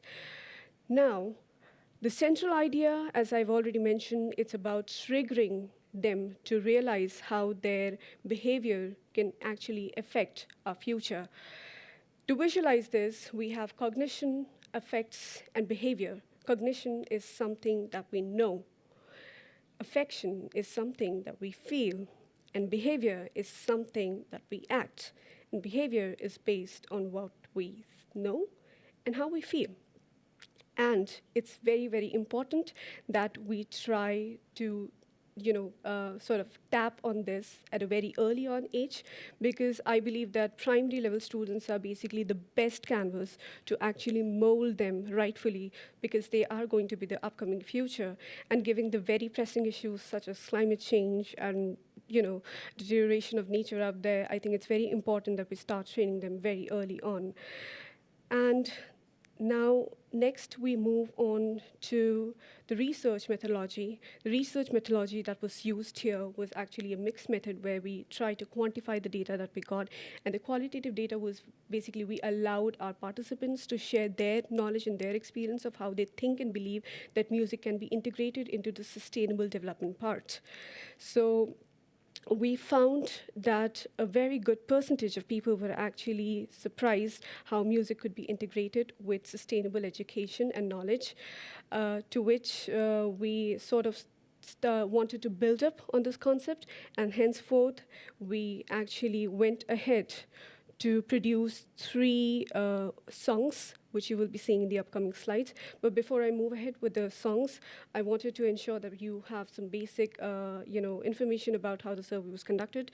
Well, the survey size was actually 295 participants. It was majorly the students and educators, and it was conducted by the JISC survey. It was a survey conducted online. Before the survey was conducted, the students and educators were actually exposed to the songs and the lyrics, and they were allowed to experience and actually reflect upon it. And later on, the data was collected by the survey. We actually got the entire survey ethically approved by Maynooth University from the RSC, and was conducted as a part of Biorbic, Horizon Europe, and BioBio work. 99% of the people were very comfortable with the usage of data, which is one of the very important things when you're actually dealing with surveys.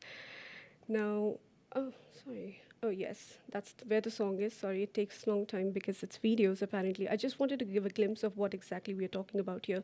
These are the videos that actually children, educators, and students actually saw. The first one is AgroCycle, the second is BioBio Song, the other one is Arm Pluffer, and well, sorry, my Irish, I'm still learning. Well, the AgriCycle song is about reduce, reuse, recycle, one of the concepts that we already know, but we wanted them to be introduced with the concept of bicycle economy. We wanted them to understand that sustainability is not only restricted to recycle, it's also about reuse, reduce, recycle, and reintroduce. That's how we convert from a very linear model to a circular model that can be very easily seen in the AgriCycle song as well. As you can see, it also focuses on very conceptual and very technical concepts such as waste valorization and stuff like that, which usually you wouldn't really expect a child to be knowing about. But I think using animations such as this really helps children to understand and make it more comprehensible. Bible song, on the other hand, emphasizes our interconnectedness, and biodiversity and circularity. Interconnectedness because we know bioeconomy is not a single layer concept. It's a cascaded concept. There are layers to understanding. It's perception-based. Different people understand sustainability in very different ways, and hence we thought that maybe getting an idea through a perception of children, it would be nice to actually introduce them to the concept of interconnectedness early on. And the third one is actually helping us to understand and kids to connect with their heritage, their culture. Specifically, all the songs are co-written in both the language Irish, Gaeilge, and the English language. So it's also to make sure that the children are very connected to the roots, and they also have access to the mediums, both the mediums, the English and the Irish languages as well. Now we will be focusing on the quantitative findings of the survey, and I'm going to emphasize on what and why exactly we believe that music can really, as a tool, help children to understand these very difficult concepts easier. The participants demonstrated good cognitive gains and recognized music as a valid science communication tool. 82% and 68% respectively. 82% thought that music as a science communication tool was very effective, and 68% think that their understanding deepened after they actually got exposed to music-based scenarios. So this really supported by Biobic's approach to actually integrating creative media to improve more public bioeconomy literacy. Learning through connection and motivation. As we all know, it's difficult to stay motivated throughout the process as tedious as bioeconomy and sustainability. It's already very difficult to get people on board to actually feel as motivated and going through the entire hurdles. But I think that music as a tool can really make it much more easier to connect. So I believe that it's high time we shift a little bit from just entertainment to a little bit of infotainment, because why not? Music fostered comprehensive learning here. Cognition was 82%. The effectiveness was shown to be around 72%. The behavioral intent, which means participants who participated in the survey believed and showed that 80% of them were willing to bring about behavioral intentional changes just so that they can actually practice the principles of sustainability and make sure that they are doing something good and in favor to the environmental degradation. Demonstrating the power to bridge the knowledge, emotion, and sustainable intent. There is a very important correlation between affective and behavioral correlation. The music generated measurable affective and behavioral outcomes. Out of all the 295 participants, we saw a measure of 96% who stated that they were more inclined to live sustainably, as I've told before. The linkage between affect and behavior demonstrates that the emotional engagement to music can effectively motivate any individual to make sure that they're making decisions which are more sustainability motivated. It underscores the power of music as a medium of educating, a key pedagogical outcome of this study.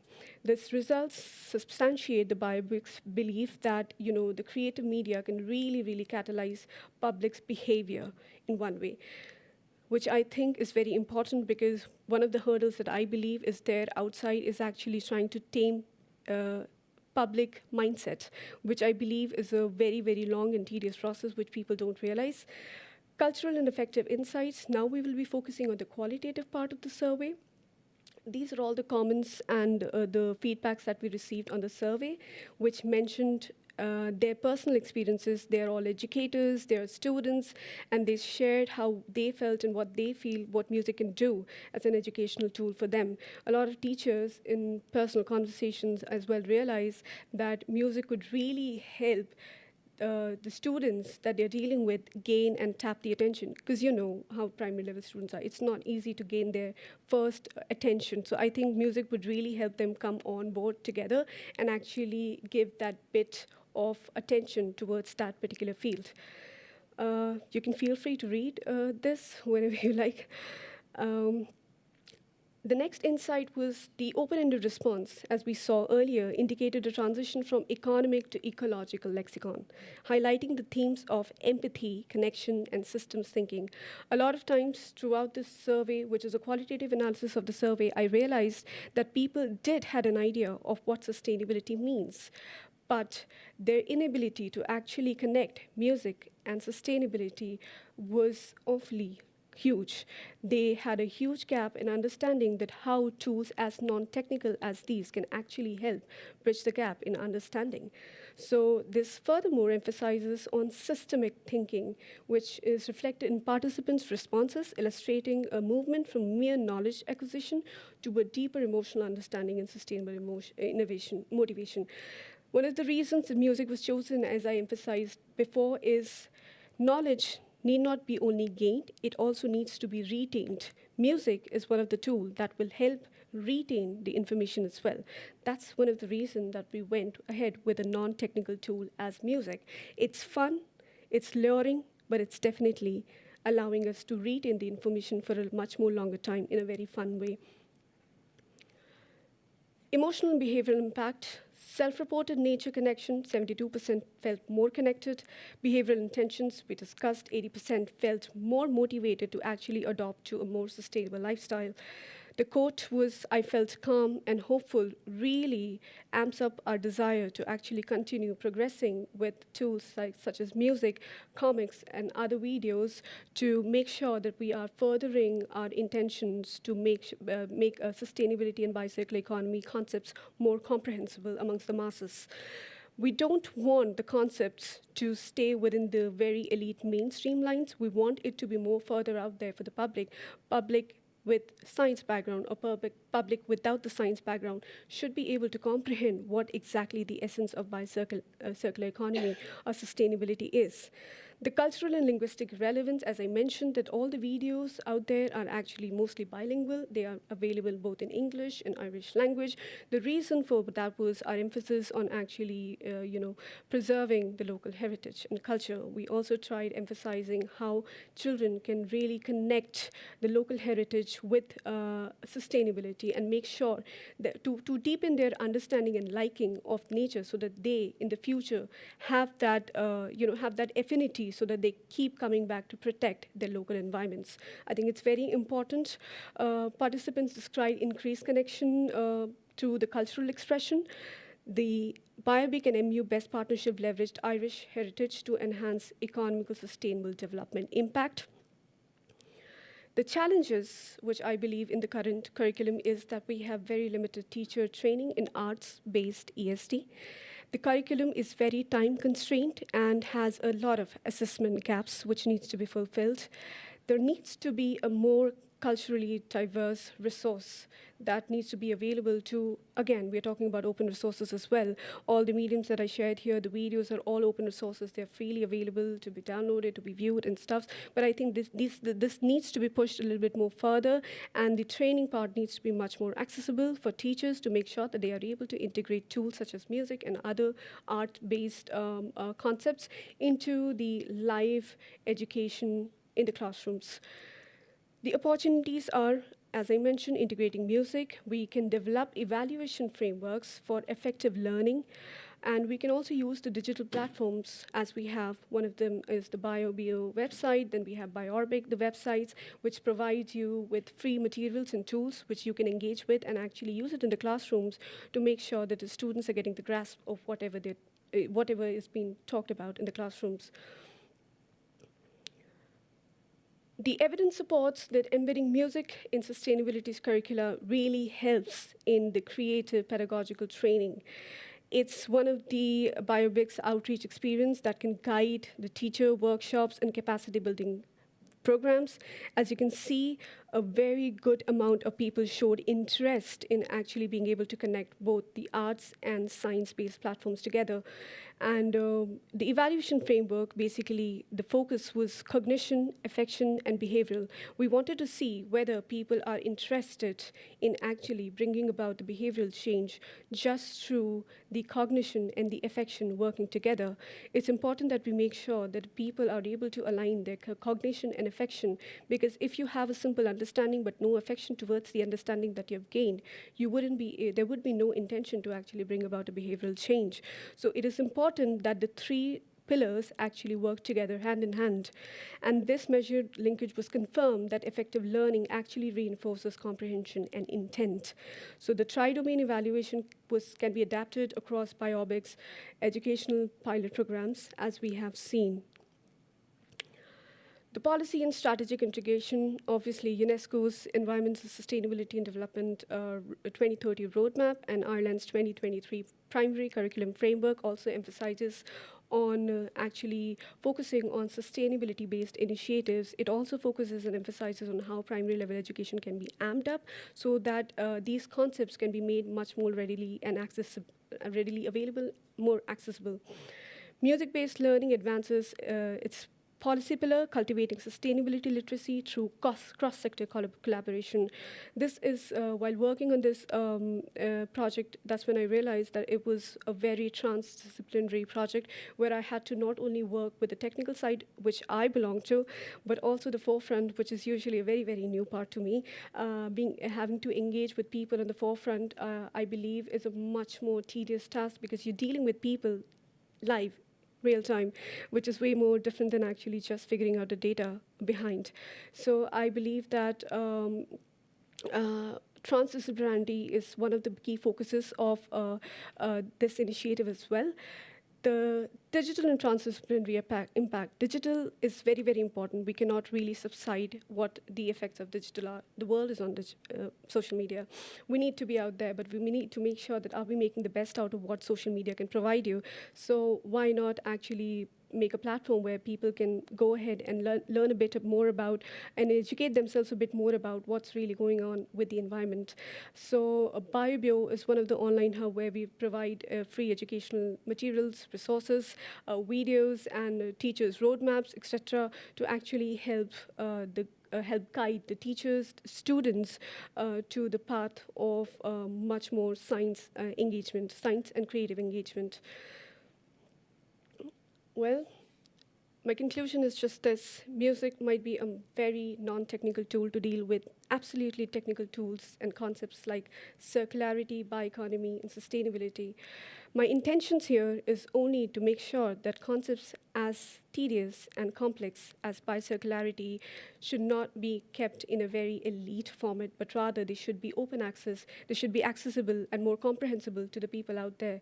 Because if we really want to go down the roadmap of UNESCO, we need a good number of support, and that can only happen if we make sure that the complex scientific concepts are made much more linear, comprehensible, and understandable by even non-science background people. Thank you so much.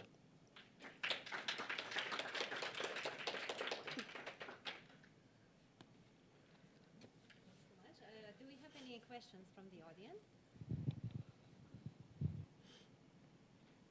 No? Okay, so my microphone is working. Okay, so my question would be, do you think any other science field would benefit from same methodologies, like, I don't know, something complex as chemistry or physics? Do you think it could be applied in other fields, or is it, or it depends on I don't know, the subject that you want to explain. Sure. I can tell from a personal experience. So I basically come from a very technical background. I have an electrical engineering background. It's very different from what I'm dealing right now with. If I can take an example from my country, I'm from India primarily, and we actually have a lot of online tools where you wouldn't believe it, but we are actually being taught concepts as complicated as electrical engineering through the usage of music. They have acronyms to make you understand because electrical is again a very, very abstract format. I mean, everything you have to talk about is just abstract. Basically, our teachers just ask us to imagine the concepts. So we have been exposed to music and videos for a very long time, specifically.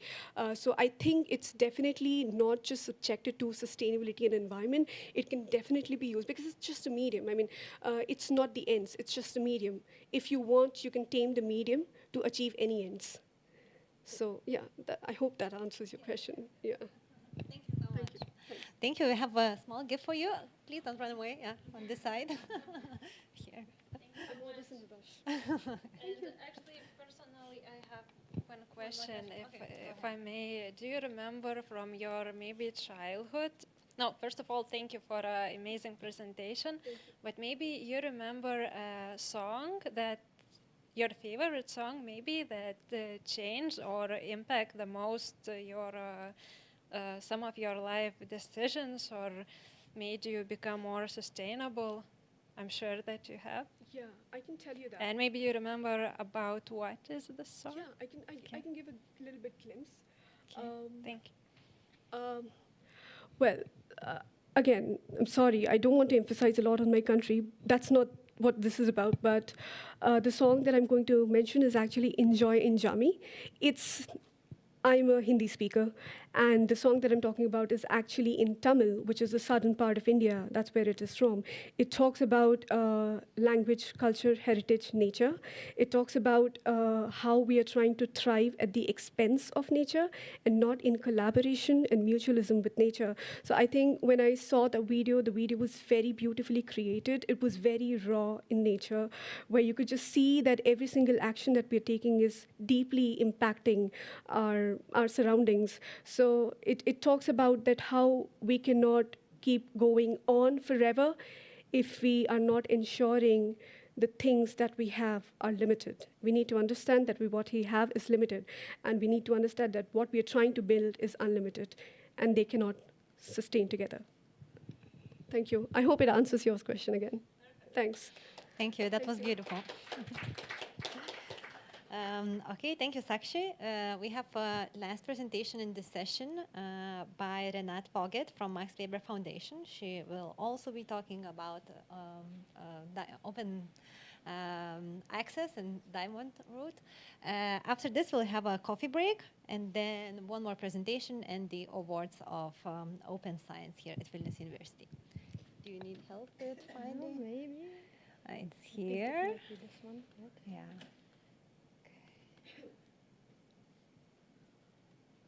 Okay, I will reshare it so people online can see it, and then that's it. Do you want to walk around or?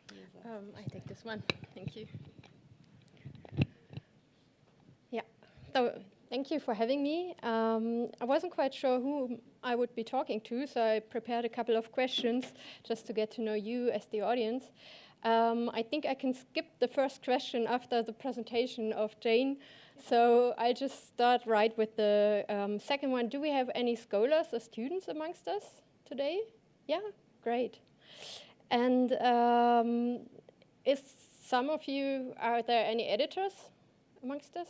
No editors, so no diamond editors neither.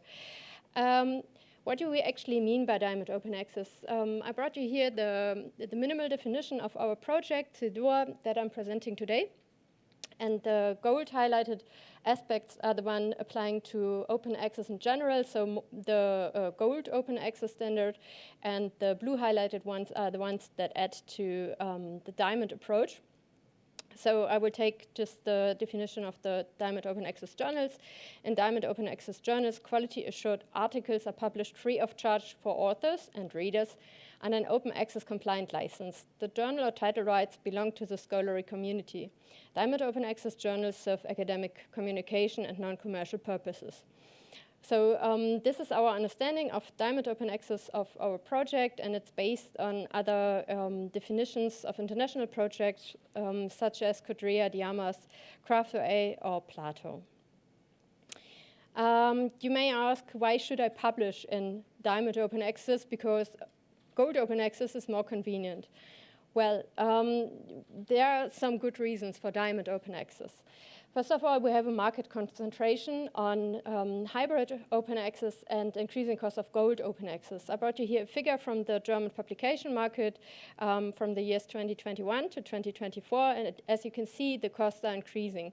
So between this span of 3 years, we spent 76.5 million euros on publication costs such as APCs and related costs. At the same time, our budgets we are facing budget caps in libraries and academia. So whilst the costs are increasing, the money is decreasing. And we are steering towards a journal crisis 2.0. Another good reason is that reputation economies create questionable incentives. So the main incentive for commercial publishing is profit. So they want to see an increase in the overall publication output because the more is published, the more APCs they can gain. And this is rather a quantity instead of quality approach. Whereas the impact factor is a misleading indicator in academia. So high-income countries have the highest share of hybrid and Gold open access journal, with what leads us to this very strange situation where the question is rather who can afford publishing than how relevant is this piece of research.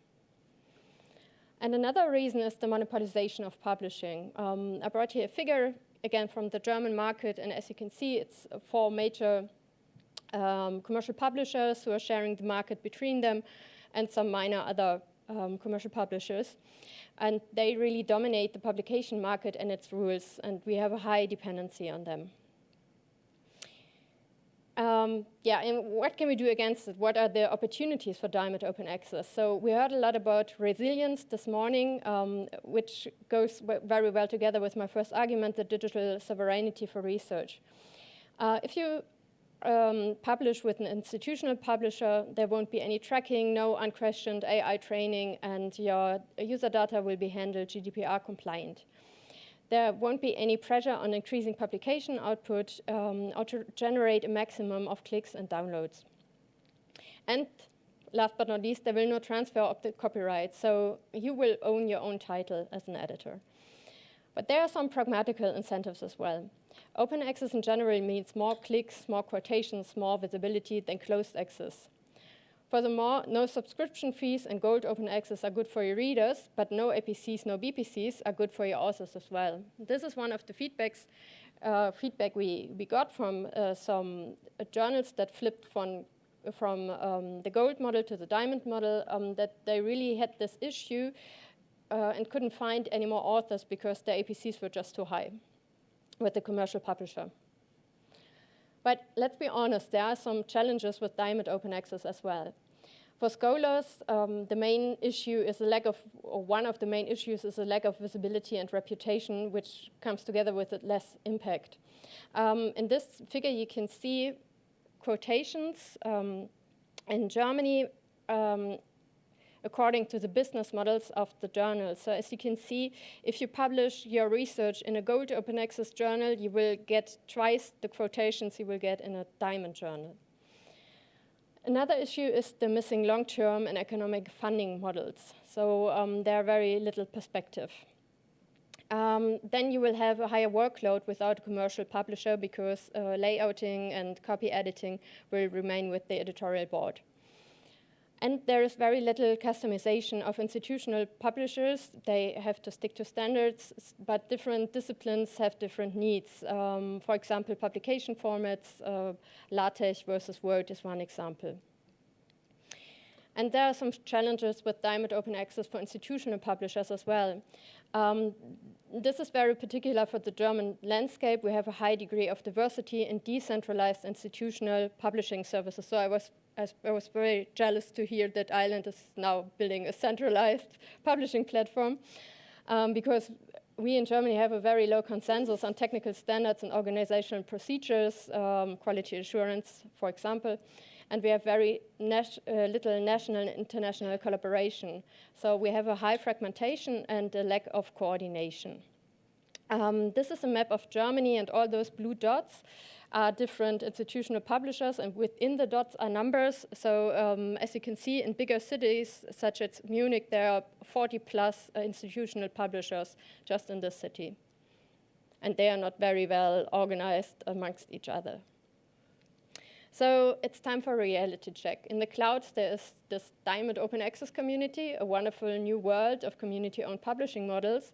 But on the ground, there are editors of community-led journals and books who are looking for support and funding, individual authors in any research field who are expected to live the dream of Diamond, but at their own risk, so to risk their reputation, and institutional publishers who generally want to foster Diamond Open Access, but don't have the resources to do so. So we were thinking about how to bring these worlds together, and this is where our project CEDOA comes in. Our mission is to bring the service to the people and not the people to the service. So if a pain point is a missing overview of publishing options, CEDOA's aim is to work as a single point of contact within the German landscape. So you will have this one email address who you can address to. And this serves for all questions, legal issues, if you are an editor or an author, if you are an institutional publisher, whatever you might ask, just refer to this one email address. Behind this email address is a ticketing system, but no chatbots, so you will get real people who will answer your questions. If the pain is institutional publishers who are facing different technical standards and different disciplinary needs, and our aim is to address a wide range of disciplines because one size does not fit all, we want to offer coordination. So this is why CEDOA built a tool, or is about to build a tool, a distribution hub, so-called Drehscheibe, which translates to turntable. And this will be a recommendation tool for tailored publishing services. And these services will be enhanced and quality assured to match needs of the researchers properly. We want to strengthen institutional publishing and increase its attraction for researchers. You can see on this picture, this is like a metaphor. You can imagine the incoming inquiry by a journal editor is this train, and he has or she has different options, which are the rail tracks. Then CEDOA wants to operate this turntable, so the inquiry goes in the right direction. As I said, especially in the German landscape, our one pain point of Diamond Open Access is that there is very little national and international collaboration. So our aim is to exchange perspective and best practices within the German community and the world. We started by mapping the Diamond landscape out, just to know who is our community and who needs to be addressed. So this means not just who is already Diamond, but who could be Diamond. We want to connect all stakeholders, build chains of communication, and cooperate with different projects and partners on a disciplinary, regional, and European level. Couple of examples. Within Germany, there are 16 states, and we consulted 2 of them, Lower Saxony and Mecklenburg-Western Pomerania, who just started with Diamond Open Access, and we helped them to align with European developments. Furthermore, we lead the Opera's special interest group advocacy. We are teaming up together to organize focus groups on ownership models of Diamond publications in the social science and humanities. CEDOA works as a national capacity center for Germany within the European Diamond Capacity Hub. And there we join task forces, align in policy making, and coordinate activities. And furthermore, we are planning an outreach next year to learn societies to implement their feedback. if the pain point is that are editors who need support to cover the higher workload without a commercial publisher, or institutional publishers who need support to cover missing resources, we offer trainings. So we have a legal help desk with a lawyer. We help with organizing editorial workflows, and we are organizing editorial networks so editors can exchange amongst each other. For example, there is an OGS network where editors who work with OGS can exchange, especially on technical issues. Then we built some train-the-trainer seminars for institutional librarians, and we have some special task forces. One of them is on funding models for diamond open access journals. Furthermore, we have an innovation lab, the so-called SEAL, and they organize workshops to discover possibilities for more efficient workflows and the usage of AI or automatization, etc. As I said, another pain point is the lack of discoverability, and our aim is to increase the visibility and accordingly the quotations. So therefore, we will build a tool, a registry for diamond open access journals in Germany that is aligned with the directory of open access journals. In fact, we have a cooperation with the DOJ, and we want to distribute these results to other aggregators and indices such as the Diamond Discovery Hub, DDH. And now that I told you what we do, you may ask yourself, who are we? So we are the Service Center for Diamond Open Access. CEDOA is the abbreviation, and we are a decentralized network of 15 institutions all over Germany with different focuses. So we have institutions in the social science and humanities, but in the science, technology, engineering, and medicine as well. For example, we heard about Charité today. This is one of our project partners. And yeah, we consist of libraries that are disciplinary specialized, and academic or more general university libraries and research institutes. And our aim is to include all German institutional publishing services to our network. We started in May 2024 and are funded by the DFG, a German research foundation, for 3 years. This is the main funding agency in Germany, with the possible extension to 6 years. Our governance consists, amongst others, of a stakeholder advisory board and an international advisory board. So we implied good feedback mechanisms to make sure everything matches the needs of our stakeholders. How can you reach out to us? Well, our services are so far limited to German authors and editors, but you can still help us to strengthen diamond open access globally.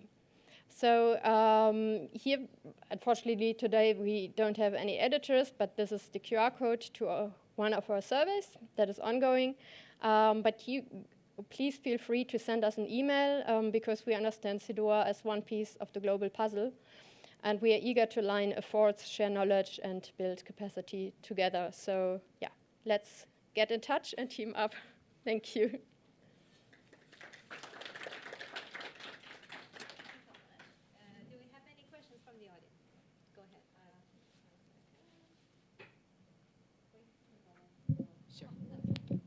Hi, I think that's a really fascinating presentation and really great to hear what you're doing. I'm just wondering how many people are involved in it, and also, do you have any idea where your funding might come from down the road? Like, would you look for institutional funding, or how would that work?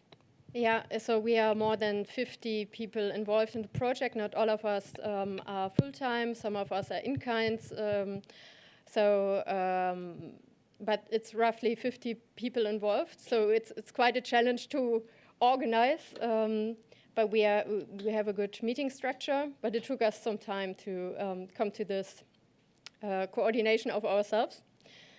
But this is very, yeah, as I said, this is typical for the German landscape, the decentralization and this scatteredness. And the funding after those 6 years, yeah, we are thinking about doing it in kind. So the tools will be in kind by our, will be supported by our different institutions, and the coordination work will be in kind as well. Thanks. Thank you. Any more questions? Go ahead. Thank you for the presentation. I have a question. You said that you are reaching out not only to diamond publishers, but those who could be diamond. Can you elaborate a little bit? How do you determine who could be diamond, and how do you go about it? I actually, I was not referring to publishers, but to journal editors. So like the learned societies, we really want to focus on this disciplinary level because we think it can't be just a top-down approach, but it needs to be a bottom-up approach at the same time. So we want to go into these learned societies, for example, NFDI, and so on, and target these groups. And there are editors we need to convince of the advantages of diamond open access.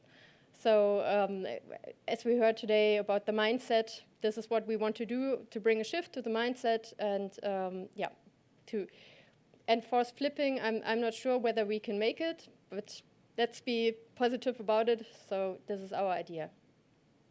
Yeah. Thank you. Any more questions?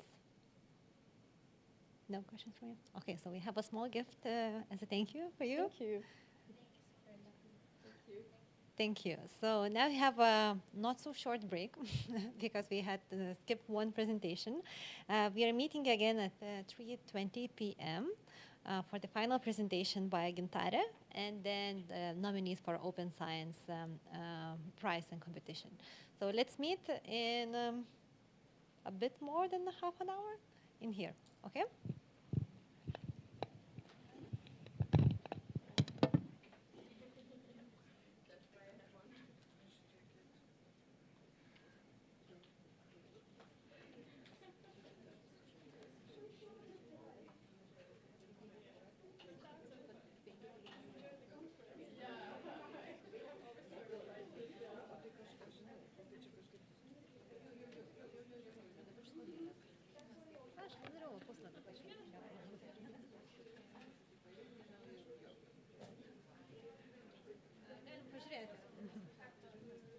Bet jeigu siuntat, tai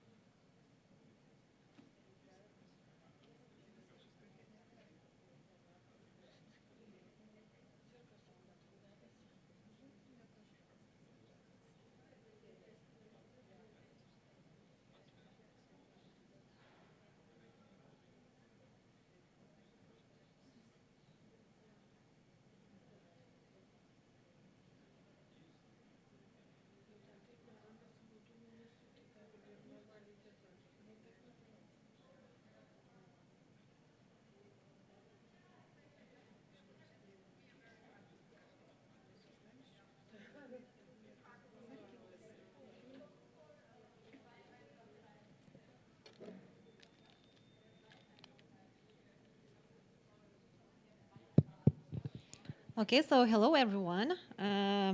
People are starting to come in, but I was given a sign to already start our event because we have a lot of short presentation ahead of us. We will start with the presentation by Gintarė Kraučiūnaitė-Lazauskienė from Vilnius University. Do we have Gintarė here? No.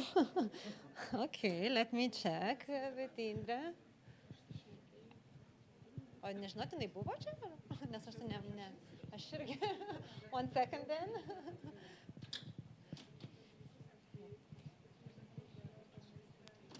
O kur Gintarė? Gintarės tai nėra. Gintarė. A, jinai online bus? A, gerai, atsiprašau, tada mano... Aš galvojau, kad jinai čia. Okay, my mistake, she's online.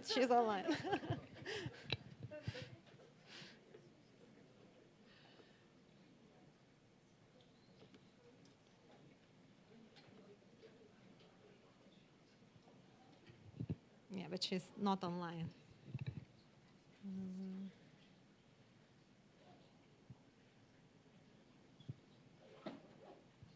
Jos nėra online. Ah, okay. Okay, so just enjoy this short moment.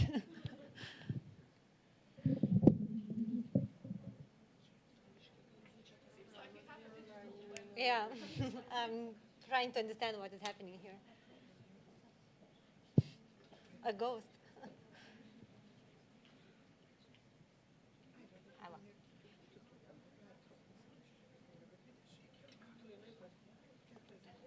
Labą dieną, Gintarė, ir girdit mus? Sveiki, girdžiu. Okay, so you are here already in front of the audience. Do you want Yeah.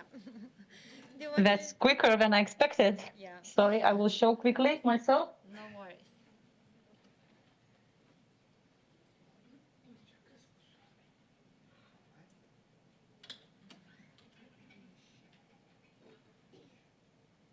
Sorry, your YouTube was frozen, so that's why I thought that everybody's still drinking coffee.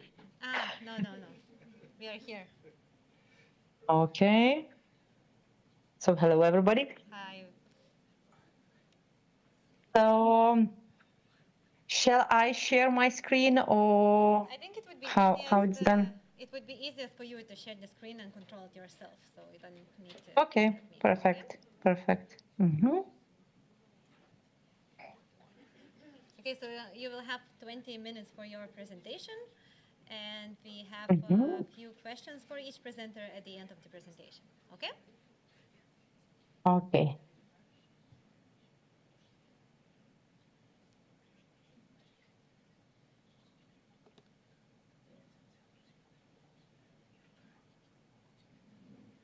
Am I sharing already? Not yet, but...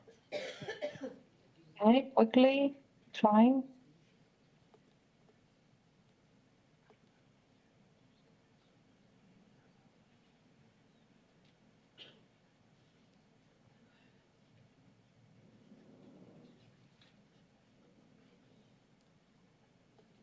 Will it be a problem if you will do that? Because I don't have much slides, and... Okay, let me check if I have the slides.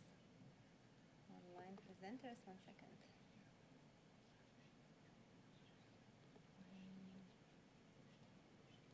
Yra jos skelba, nes aš nematau.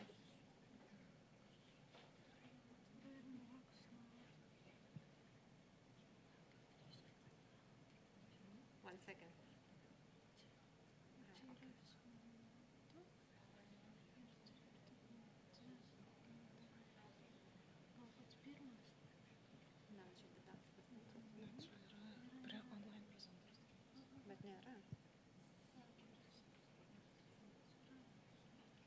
Okay. We are trying to locate it, okay? Okay. Thank you. I will do the same as well. Meanwhile.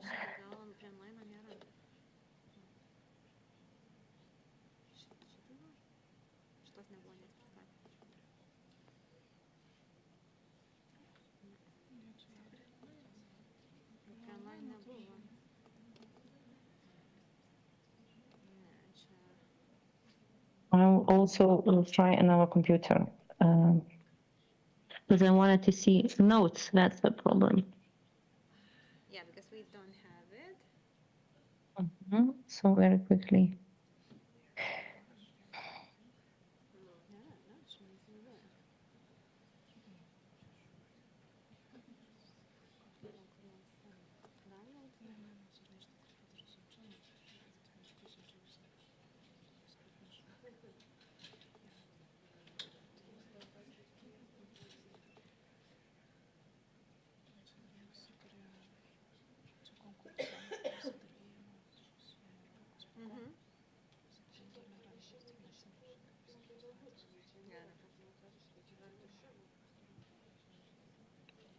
Okay, so we'll wait for her to find the presentation.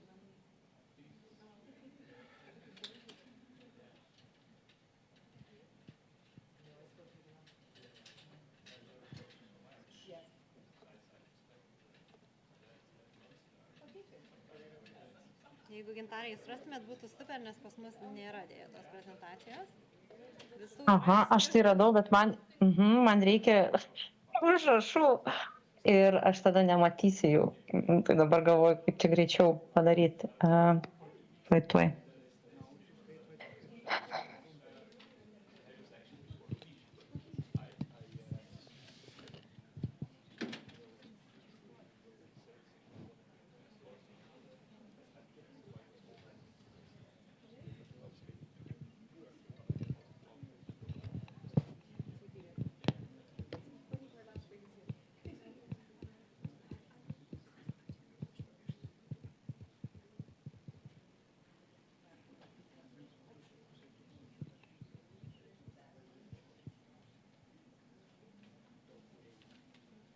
Okay, so I will start without my notes then. Okay, we'll be grateful if you do that, and if you forget something, we'll be okay with that.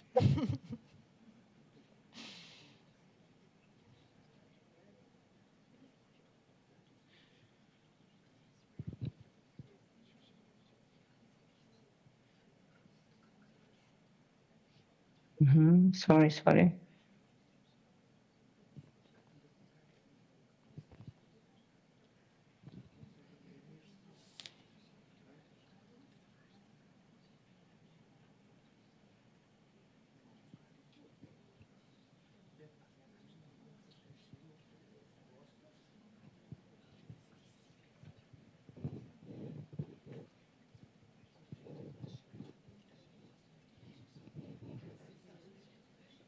There we are.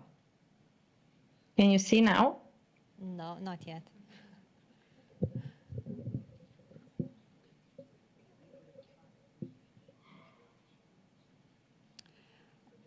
So maybe we can start the awards now and have a presentation in the end, maybe? And then during that time, you can find your presentation, okay? But yeah, we can do that. We can see it. So you have 15 minutes then, okay? It's okay. I will need less without my notes. 15 minutes and no questions. So hello everybody. I'm sorry for these technical issues. I didn't expect that it will go so quickly. Since according to the time we are kind of used to. So today what I would like to touch, I think, or to open for a discussion is mostly about how this open science in marketing works, and in marketing research more precisely, especially from the point of view of young researchers or PhD candidates. And I think that this bridging the 8 pillars you talked today, as I saw, like you touched, and we are hanging on these pillars, most of us, quite recently, and not just recently, but daily or annually, depends. So why I do talk today? So a week ago, I was in a conference in Riga, and we talked about openness and openness versus overness, but when we talk about openness, it's usually openness to three things. So it's to the person, to ourselves, and to some kind of tools. So today I think we are talking about as a tool or as a direction to this openness. And why do I use this, I would say, metaphor for this, that our ear is like a womb, like it grows what we are listening about. But sometimes we are talking about open science, but we are not open ourselves. And from the perspective, not just from marketing, but from perspective of just entering researches, I experienced very painfully when we are not open for the others, and we are alone in the science, in the science world. So this, what we are listening, what we are bonding with, what we are letting in ourselves, it's not in just in psychology team, but also in everywhere, I think.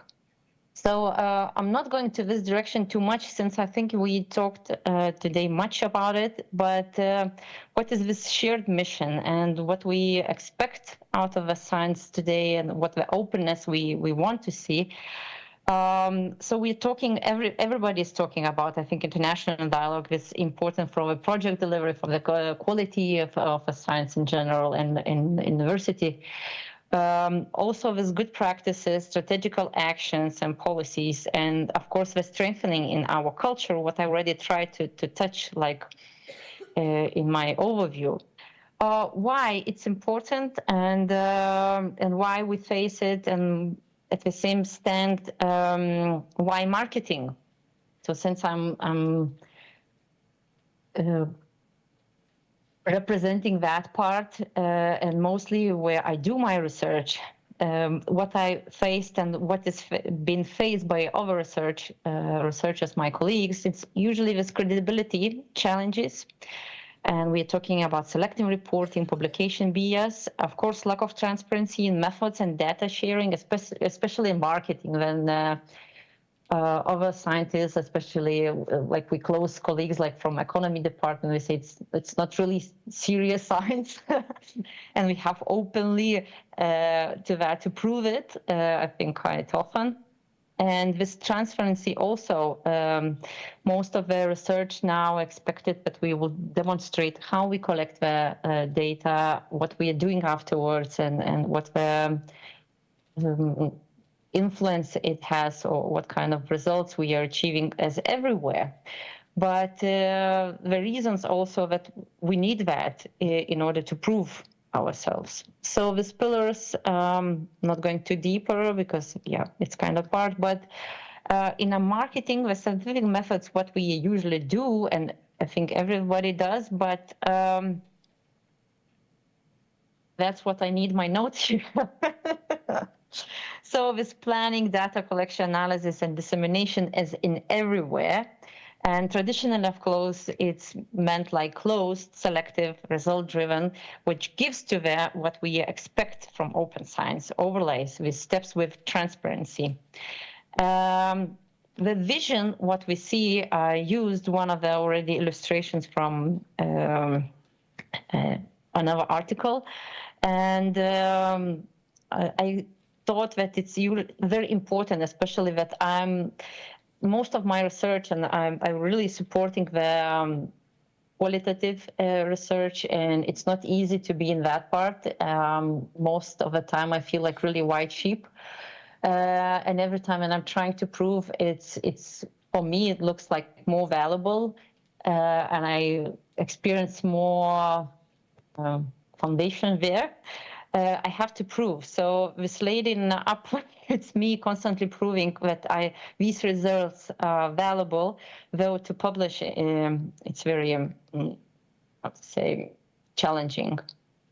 So this planning stage also, since I'm going through the stages, I would start from the end that the quotation Key and Powell said that the real world and its problems are messy, so limiting the research scope runs the risk of getting perfect what does not matter much. The same conference previous we experienced, like when one of the professors tried to prove me that I really need the quantitative data in my thesis, which I already finished. because it will give some value. But the suggestions he gave, he already had the answers. So he had the results which he advised it to do to me. So that's what I experienced. But what does it matter then if you already know the answer? So that's in the planning stage also, that we raise the hypothesis and we think about the methods. And we also, most of the time, even think about journals which will accept us. That's why sometimes to be unpopular and to try new methods brings you to some kind of like scientific failure. And though I think it's the real touch of science and the reason we are there. Documentation stage, of course, what we experience now, and not just because of the IA where everybody is talking about, but the FEAR principles as well. Like we see also, I think everybody experienced that some colleagues are doing very well in publishing, and it seems like just a play with words, though the research is kind of the same. So with FEAR principles and replication packages, really, I think, also valuable, and it brings to replication packages as data and code instruments. Dissemination stage also from preprints, open access, and broader communication as an end. So the toolkit in practice, what I suggesting would be the consumer behavior lab experiment, which comes from pre-registration open materials, also archival strategy research, which will go to the detailed data workflows, and predictive modeling like open code, less focus, and pre-registration, which already I mentioned. So with building an open science culture, in this extent, it will go from building an open science culture, not just from initiatives, collaborations, but also journals, institutionals, from training hubs, funding supports, application labs, and also big team science. Because most of the time, what I got it, and I worked in 3 institutions, it's not easy to become like a bit of this like bagger who would like to join the research group, who would like to publish, who would like to attend projects, but the society is really closed. And that's why when I saw this conference and I was thinking about open society, what can it bring from the effort and timing, if you see it in the right side, but this triangle. So usually that what is brings like from repeatability, because same research, same data, reproducibility is supposed to go with a new researcher, and some data sometimes it goes. So here we need the transparency and documentation, of course, in order to make new research and new data and bring to the top of generalizability. So conclusion to this action would be that open science bridges rigor and impact. And these 8 pillars kind of make a map for scientific methods, and collaboration among researchers, journals, institutions is supposed to be a key. And of course, transparency builds trust. And by trust, I mean sometimes it's supposed to be also proven in order to finish. That's what's my message today. Thank you, just in time, and we still have time for questions. So 5 minutes for questions. Do we have any? Okay, so if not, thank you again, Tara, for joining this stressful last Thank you very much for you. Then you're not sharing the screen, so we will proceed to the Open Science Awards. I don't know if anyone wants to say an introductory word about the awards. No? Okay, because I don't know anything about the awards. Okay, so we'll have how many? 15 presentations, very short, 5 minutes each. For each presenter, when there's 1 minute left, I will show a sign, 1 minute left. So you know that you have to wrap up your presentation. We will start, 1 second. We will start with the first nominee, Didactic Center of Vilnius University, Faculty of Chemistry and Geosciences. And the presenters will be, I don't know, there are 3 people listed. Which one are you? Julia, yes? Okay, so the head of the center, Julia Gregerovaitė. Go ahead. Reikia dalintis su... Man rodos nereikia, nes YouTube rodo ir taip. Okay. Okay. So, good afternoon. It's a distinguished pleasure to be here today. And I try shortly and briefly present our work and what we are doing in the Didactic Center of Faculty of Chemistry and Geosciences in Vilnius University. So first of all, as you can see in the slide in the citation that the talent wins the game, but the team wins the championship. So I want to present you our team. Currently, I am the head of Didactic Centers. Today we have Agne here with me, the specialist of chemistry, and we have Vaidas, the specialist of geosciences. Also, we have a laboratory assistant. And of course, in our work and across various projects implemented by our center, we engage a rotating team of over than 40 lecturers and students from our faculty. So first of all, what's our mission and what we want to do? So our mission is to bring university excellence to society, and we're trying to do everything to professional development of chemistry and geography teachers, and of course kids who are in the school. So the core activities, we have didactics of chemistry, the researcher, then the teacher professional development and training, and young chemist school pažinimas. So briefly about everything. So what we want to do, we're trying to engage new material for teachers and widespread, free and open access to all the teachers in Lithuania, despite the country or country, that city we are living. And we achieved more than 40 lab sessions, and approximately 600 students visit our center. Over the big project, what we are doing is chemistry didactics research, and we're trying to find new ways how teaching chemistry in school, and all the material, all the researches and methodological tools will be openly accessible and free of charge after the project will be ended.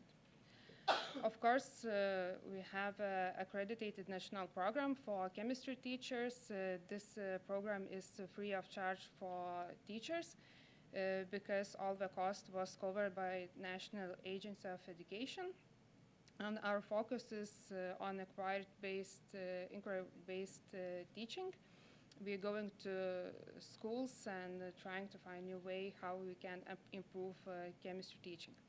Collaboration and local impact, our partnership with Edu Vilnius. We have lots of different projects with Edu Vilnius, and now currently we are preparing material for 8th and 9th grades lab works for teachers, and of course it's free and accessible for all the chemistry teachers. And last but not least, fostering the next generation, we have a young chemist school, pažinimas. And the thing I want to say today about this school, that we achieved, we increased our students from 40 to 110 in 1 year. So we think that we are making a difference in teaching chemistry and liking chemistry. And last slide, our mission is making great education available for all. So the more information, the Didactic Center, that's all.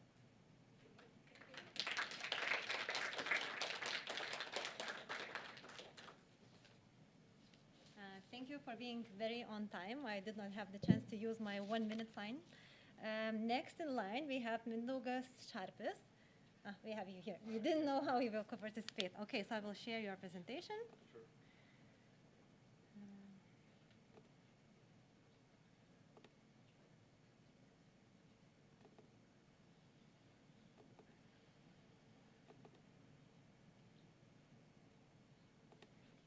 Okay. Can I use this? Is that it? Sure. Okay. Hello, everyone. Nice to see you. So at CERN, in LHCb, we collected 5 terabytes of data every second for the last 10 years. And I'm going to talk to you about these 5 terabytes of data and how to actually do it in 5 minutes. So it's quite natural that some of you might not know what CERN is, and if you don't, I will introduce you in the next 20 seconds or so. So CERN is the biggest science laboratory we have in the world, put it simply. It's a huge infrastructure, and the experiment I'm working with is LHCb. Experiment means something else than the usual definition of an experiment. It's a collaboration of, in my case, 2,000 people, and it's a machine which costed around 300 million euros. So that's what we call the experiment, the people and the machine. This is the Large Hadron Collider, the biggest machine mankind has ever made. That's a very short introduction to CERN. What do we do there? I'll give a little bit of time to physics. That's what I have been doing for the last 12 or 15 years. We just accelerate particles to nearly the speed of light and collide them. Very, very simple. And then you have the moment of creation. We recreate the conditions which happened fractions of a second after the Big Bang. We go through processes called hadronization, and from a few particles, we create thousands of them.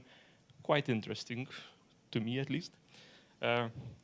Unfortunately, we don't have too much time to talk about this, so let me move forward. To study these particles, we have the biggest scientific infrastructure ever. We have the biggest machines, the biggest particle accelerators, the biggest detectors in the world. It's quite interesting that to study something so small, if you know nanoparticles, biology, molecules, these particles we are talking about are about a quadrillion times smaller, or at least a trillion times smaller than a nanoparticle. Some media introduced me as a nanoparticle expert. Those are huge. You can see them under a microscope. So yeah, we have these huge machines. They collect a lot of data, 5 terabytes per second in our case. And we study that data. So LHCb, the experiment I'm working with, and the kind of open data initiative which I did was related to LHCb. We have the surface structures around about the size of this campus, so Lietuvos campus.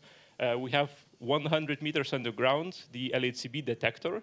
It's a mass spectrometer, just a very big mass spectrometer, as big as this building, or at least this section of this building, about 6 stories high. That's a person for reference.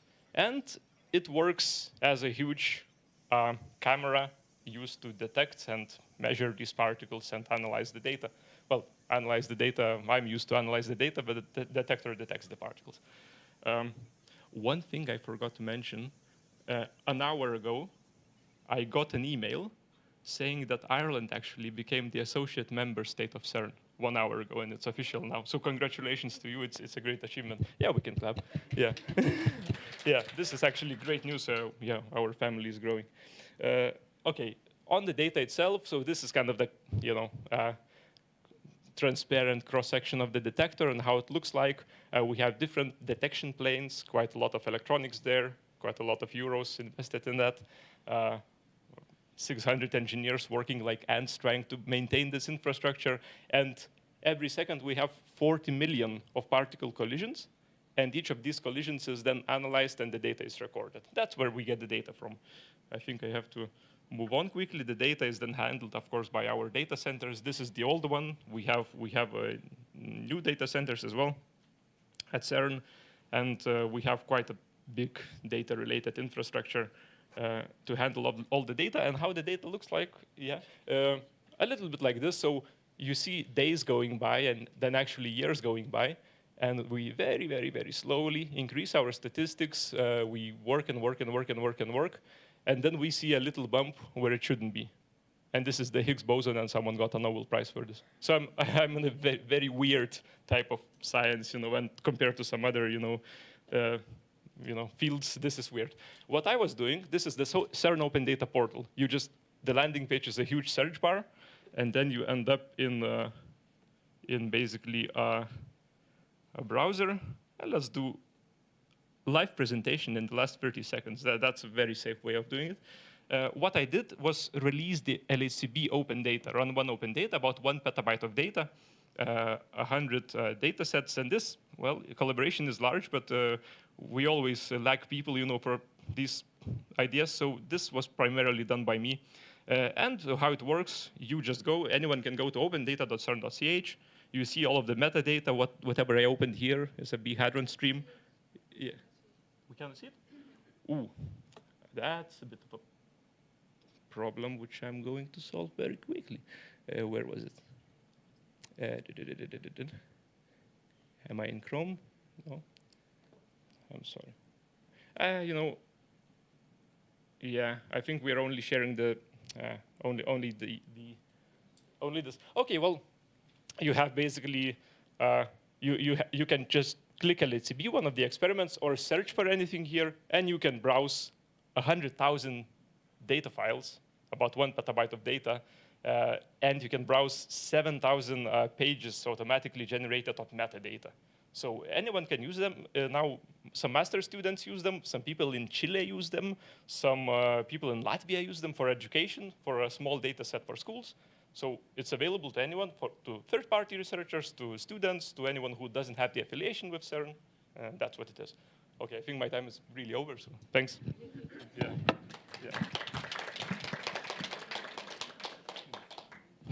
Thank you, Mindaugas. A small gift to all speakers from Vilnius University Library. Julia also got it. I just forgot to mention.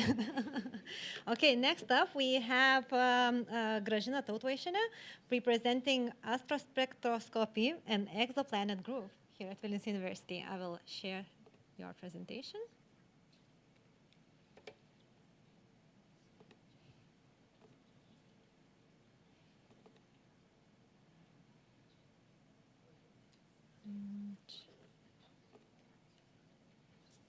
Čia PDF-as, tai nežinau, ar veiks. Nu, bet pažiūrėsim.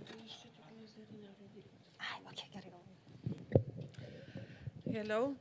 I will overview our work in engaging of the public in the research process, on which on this topic we are working at our group you see here at the Institute of Theoretical Physics and Astronomy, Faculty of Physics.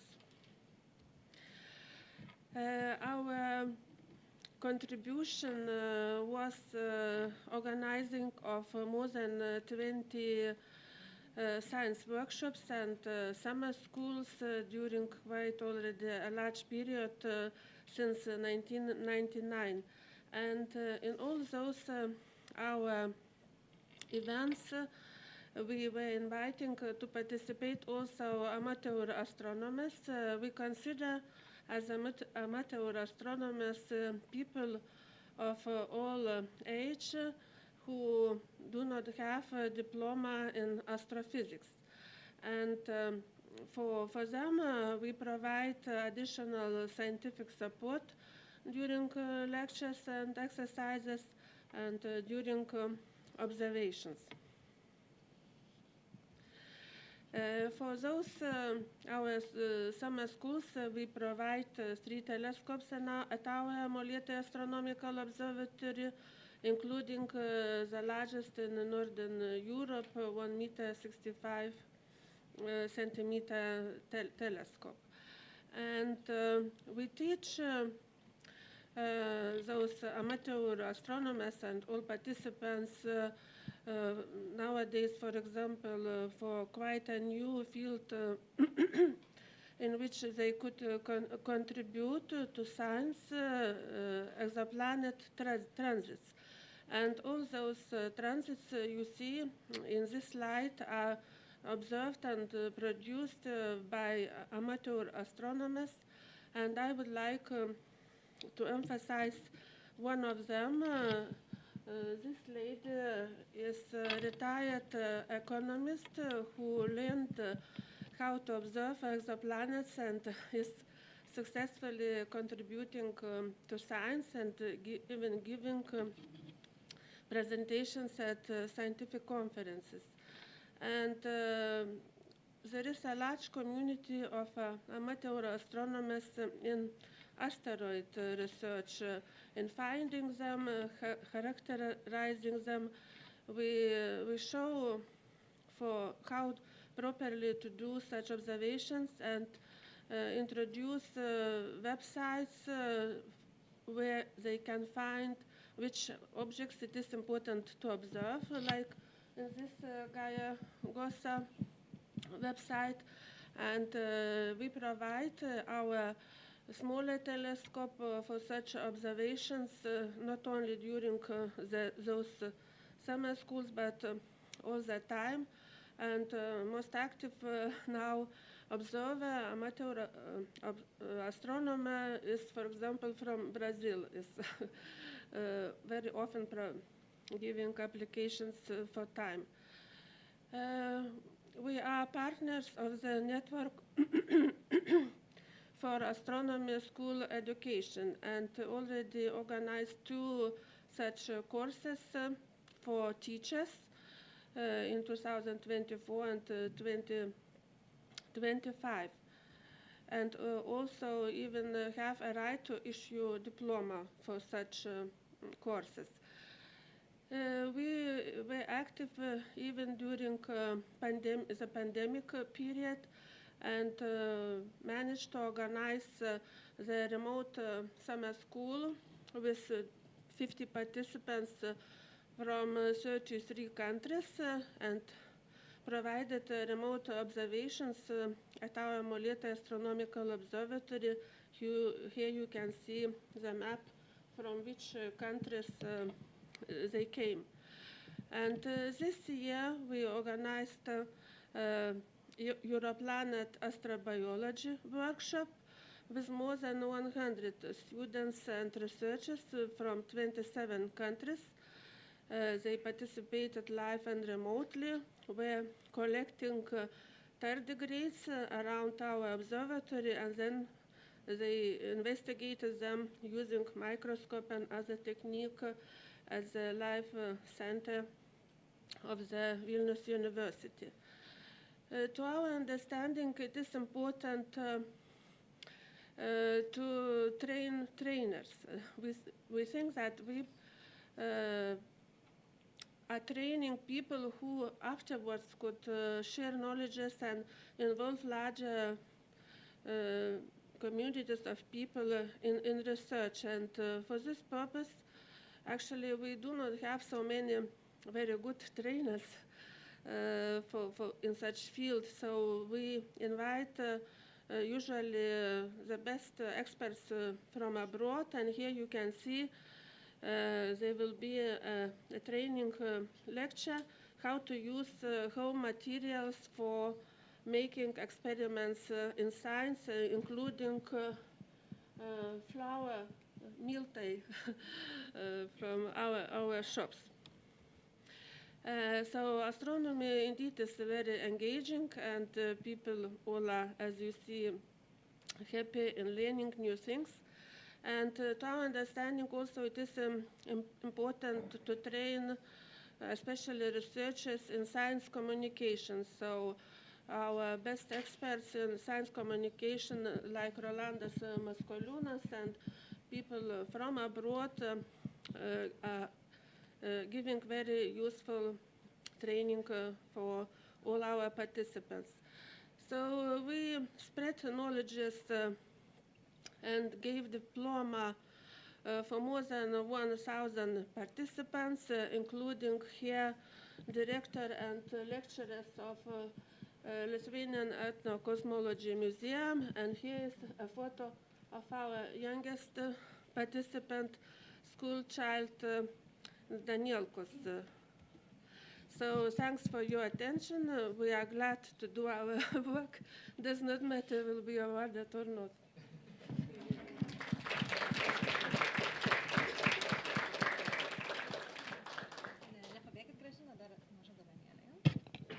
Okay, thank you, Gražina, for your engaging presentation.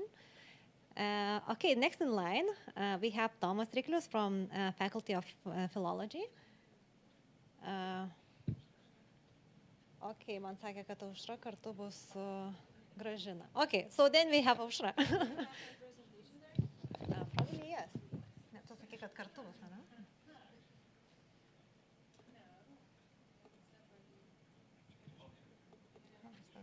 Okay, sorry for the confusion. A lot of people, so a lot of confusion. So I will present the new, just to make sure that everybody understands. So we have Aušra Kudirkaitė from Vilnius University Faculty of Physics. Go ahead. Maybe this one is working. Yeah, it's working.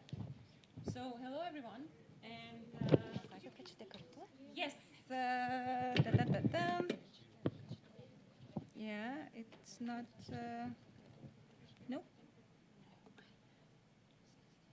Nope.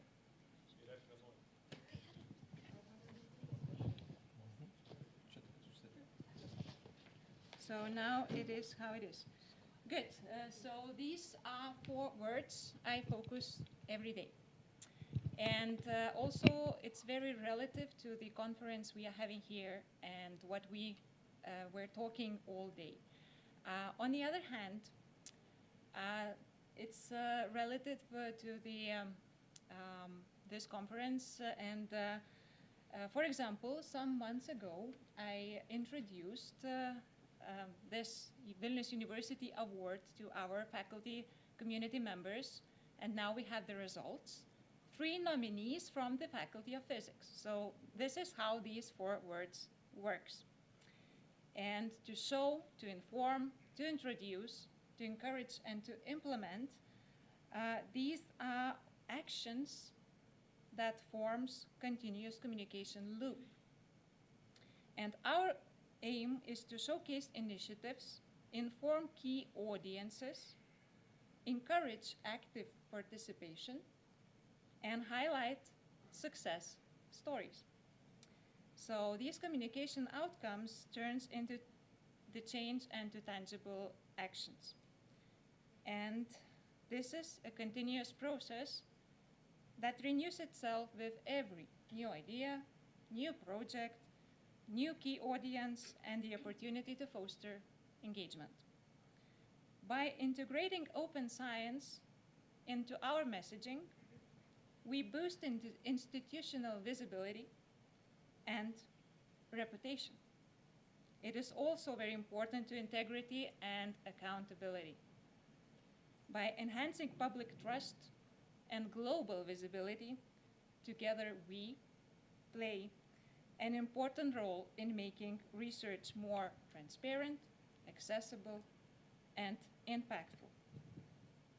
Here is an example of one of the press release. So this is how it works, but it's just one of the many. And the diagram here shows our Faculty of Physics mentions in traditional Lithuanian media and abroad. It's actually based on the speakers' research representations that I categorized them under the relevant Faculty of Physics unit. And extra information about Faculty of Physics. Scientists here not only conduct diverse and high-quality open science research, but also has an important scientific infrastructure and facilities. So, more information you can find here. Please follow us. Thank you, Aušra.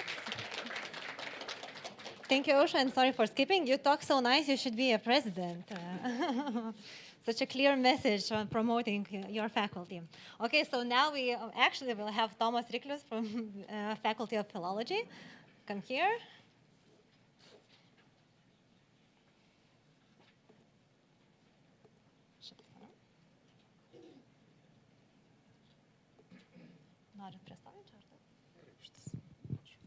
So hello, everyone.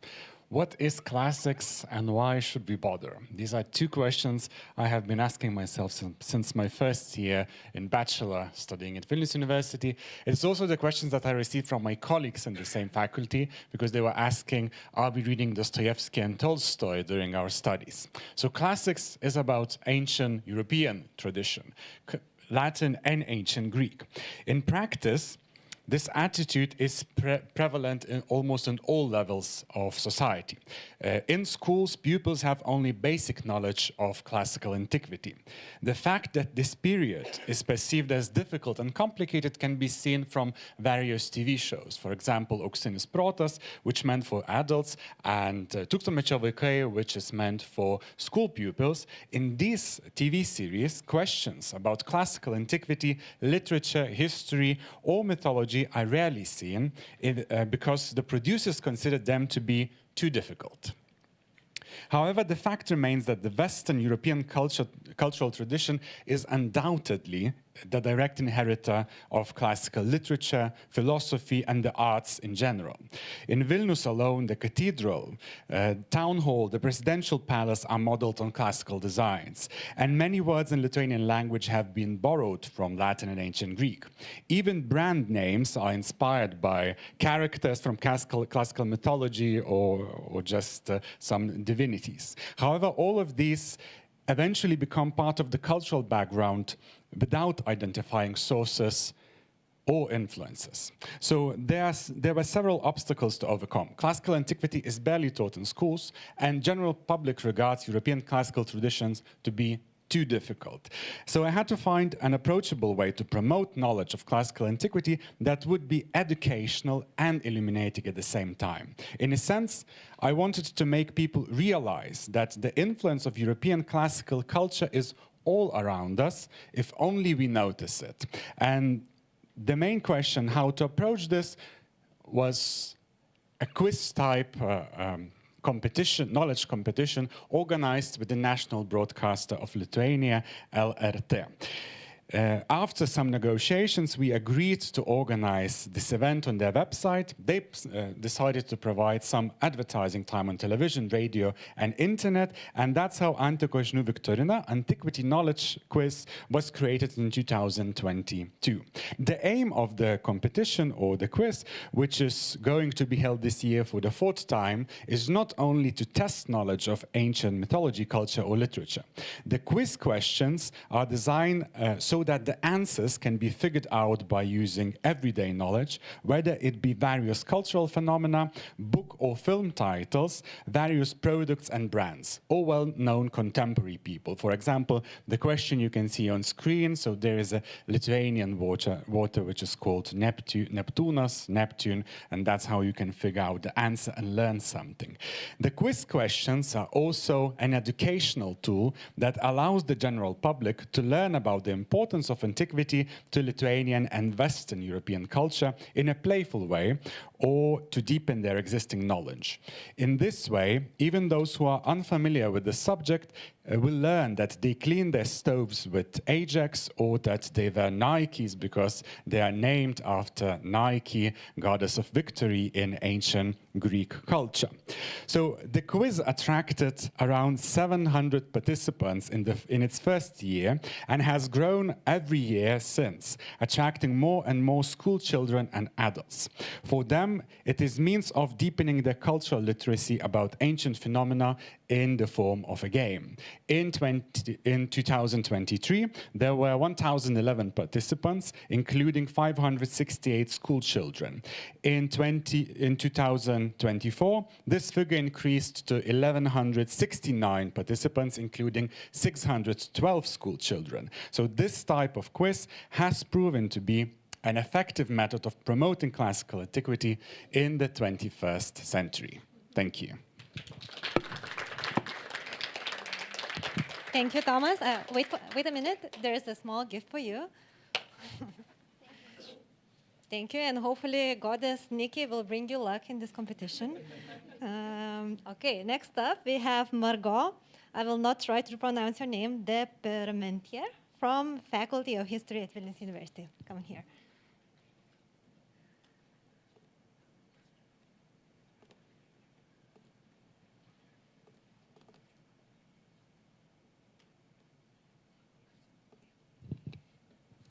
Thank you very much. Okay, so good morning, good afternoon, everybody. Thank you very much for having me here.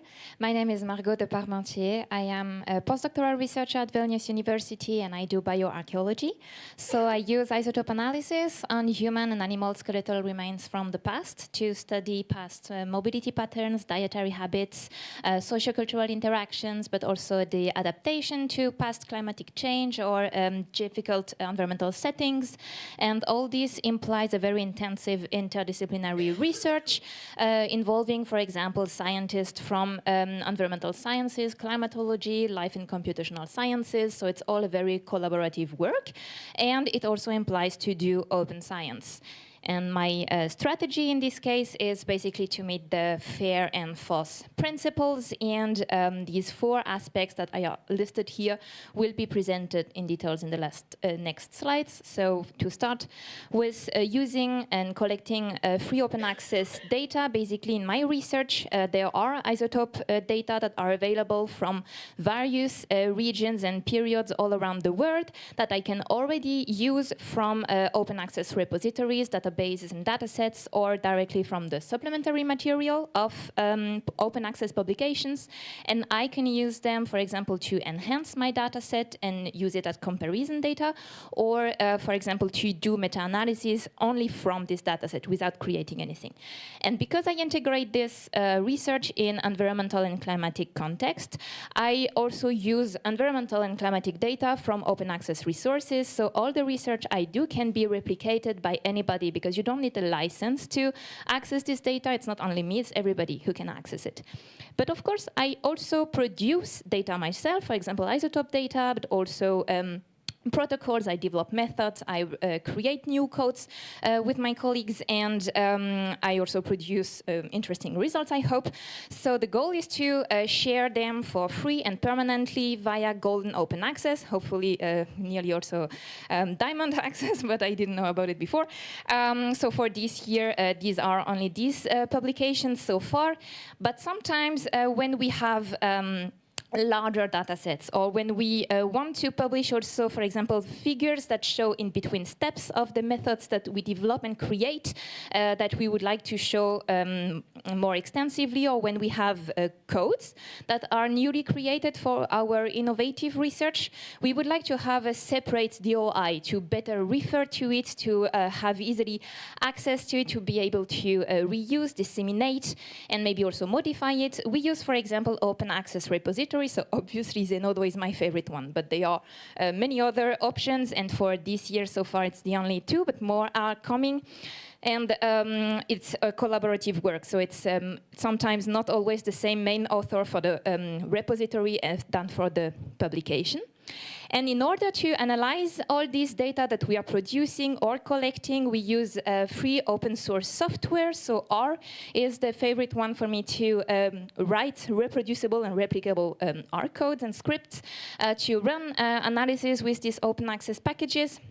And we also use Saga, for example, for geoscientific analysis, both in R and in QGIS, which is the free version and open access version of ArcGIS, basically. So for me, at the beginning, it was also a financial aspect to use it. And you can produce maps that will show the results of your new workflow, and use shape files that you can share, disseminate, modify, etc. So everything is reproducible, replicable, reusable, and permanently accessible. Now, because I am also convinced that we are creating knowledge that is relevant for the current societies and addressing challenges also for future societies and so on, I am committed to transfer my knowledge to the wider audience. So I do this, for example, by participating in science labs, publishing non-academic publications, for example, books or magazine articles and these kind of things, but I am also available online. So my blog is incredibly old, but I also created an open data story. But unfortunately, I don't have any for 2025 so far. So it is really a goal for me to continue this at Vilnius University and throughout my research, because I love it and it's important. So I thank you very much for the attention and nomination. Thank you, Margot. Thank you so much. Okay, so for the next presenters, Vidmantas Alekna and colleagues from Faculty of Medicine. We didn't know who is presenting, so I'm glad that you're here. Okay, let's find your presentation.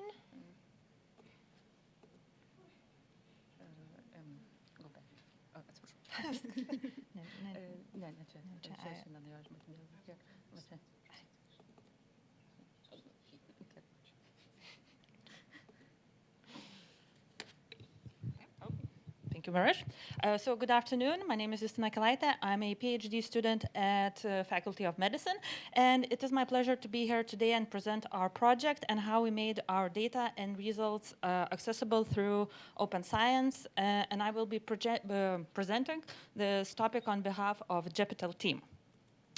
So our team consisted of different specialties, from geriatricians, rehabilitation specialists, and geneticists. We also have an international team because we have scientists from Canada and Liverpool University who were helping us in developing our results. And we started this project in 2021 as we had received funding from the Research Council of Lithuania. So why did we start our project? Sarcopenia and frailty are common geriatric syndromes characterized by a decline in physiological reserves and muscle function, leading to reduced mobility, loss of independence, and resilience. These both conditions are associated with increased risk of vulnerability to adverse health outcomes. That is why the aim of our project was to identify informative genome variants, telomere length, and epigenetic marks associated with sarcopenia, frailty, and these conditions together. Integrated omics approach was used to uncover molecular drivers of sarcopenia and frailty. Key findings showed that genetic variants linked to muscle traits such as hand grip strength and lean mass, epigenetic changes in immune-related genes, and shorter telomeres were associated with aging phenotype. We also found that a significant link between telomere length and DNA methylation in lifestyle-related genes, suggesting a shared pathway in muscle aging and age-related conditions. During our project, we were able to share our results in multiple publications. We have published 2 articles in journals listed in Web of Science database with citation index, 1 article in Web of Science without citation index, and 1 article in other international database. And currently we have 1 article which is under review. We also managed to publish a number of abstracts and participate in a number of conferences. So in 2024, we were able to deliver 11 presentations at different scientific conferences at national and international level. And this year, we presented 8 presentations in different conferences.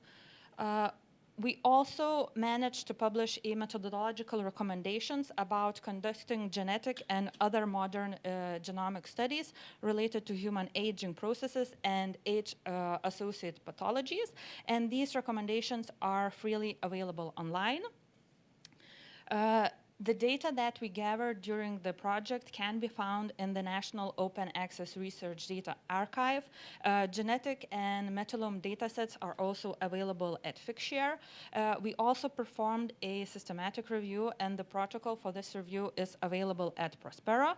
And we also have a public website with all the relevant information if you are interested.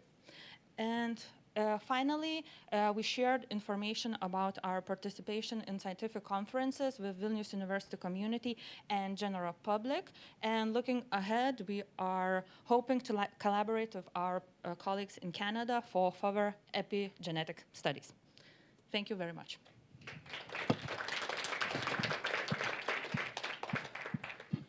Okay, next presenters are online, so let's find them on Teams. Yes, I'm here. 1 second. Hi, Alexei. Okay, Hello. You are sharing your screen already, so you can start. Yes. Okay. So, hello, everybody. My name is Alexei Chale, and I am nominee in openness and scholarly activities. During this year, I have published 3 research articles in information security field, and during this presentation, I will briefly introduce you them. on each slide on the laptop column, you see the QR code which has the URL for each of this article. In case you're interested in investigating more about them, you can redirect to it. First article was about using information retrieval methods for cybercriminal dynamization. So in this research, we aimed to not to use artificial intelligence, but to use traditional methods like TF-IDF in vector-based model. And the logic was to analyze the social networks and the author's posts, so we can find the text features of each author. And using TF-IDF methods, we can get the probabilities that this text is related to the certain author. And in case more of one author has a similar or the same probability, then we can say that this author might be the original author of another account. And actually, we believe that this methodology and this architecture can be reused and expanded by other researchers in critical infrastructure or government protection. Second article was about estimating the browser security of 6 web browsers, which we found as the most popular according to the BrowserStat database. And the idea was to provide the methodology which could be used further for estimating the security of the product based on a CV database. CV is called Vulnerability Exposures Database. It's open access database, which every user can access and investigate the vulnerabilities. And as you can see, it consists of 3 key elements based on certain metrics. So first is based on the amount of vulnerabilities which is found on CV database. And because we have the popularity, for example, there was a case that for Google Chrome, we have more than 50 vulnerabilities during the year. But for example, for Edge, there was only 5. And this doesn't mean that Google Chrome is more vulnerable. It means that it is more popular, that's why it might have more vulnerabilities. And this formula presents the one way how we can find the real dynamics between the vulnerability and popularity.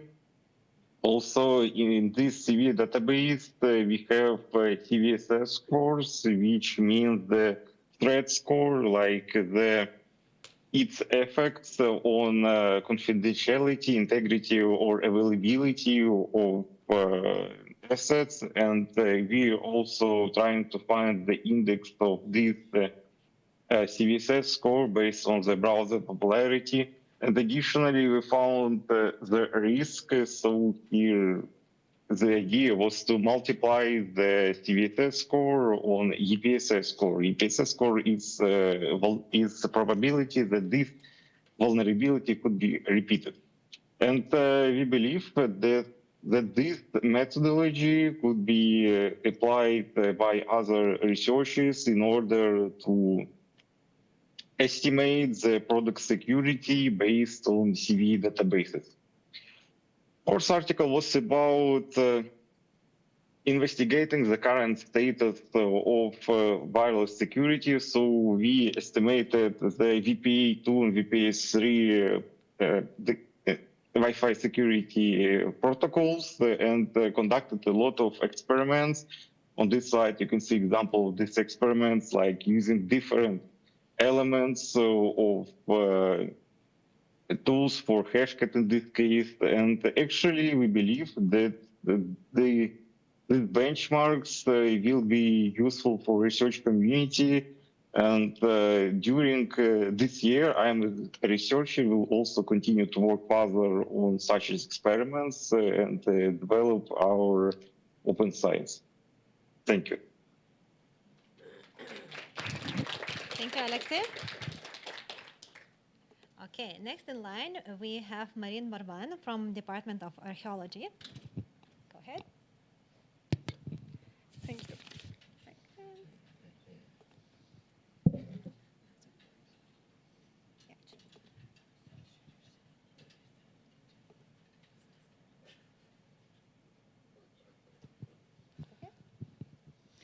So hello everyone, so welcome to my presentation. So my name is Marine Morvan, and for a very brief introduction of myself.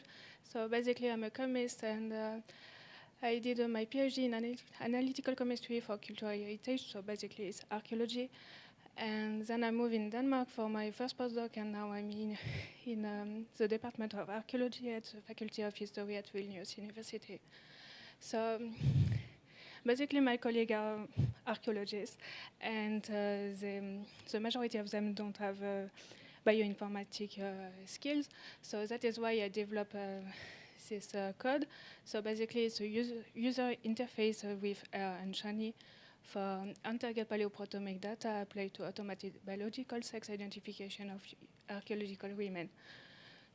So basically what is it? It's a code that I made, and I deposit on GitHub, so it's an open access platform, and with the MIT license, so basically just for protect my name, but people can modify and collaborate if they click here.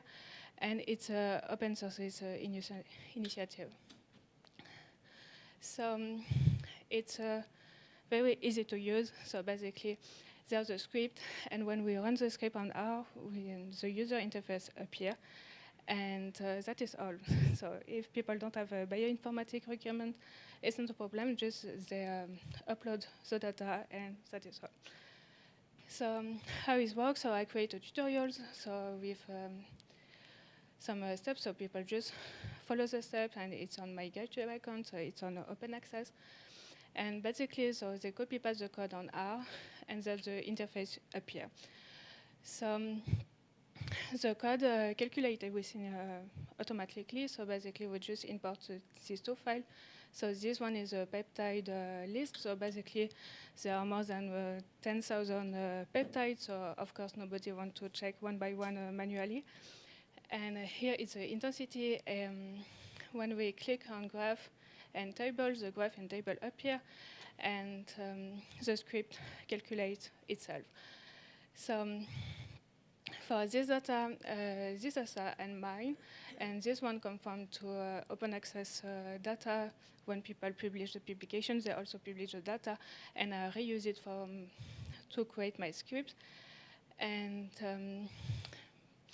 so basically, it just for extract the sex-dependent peptide and with the intensity, and here we can see the result if it's male or female.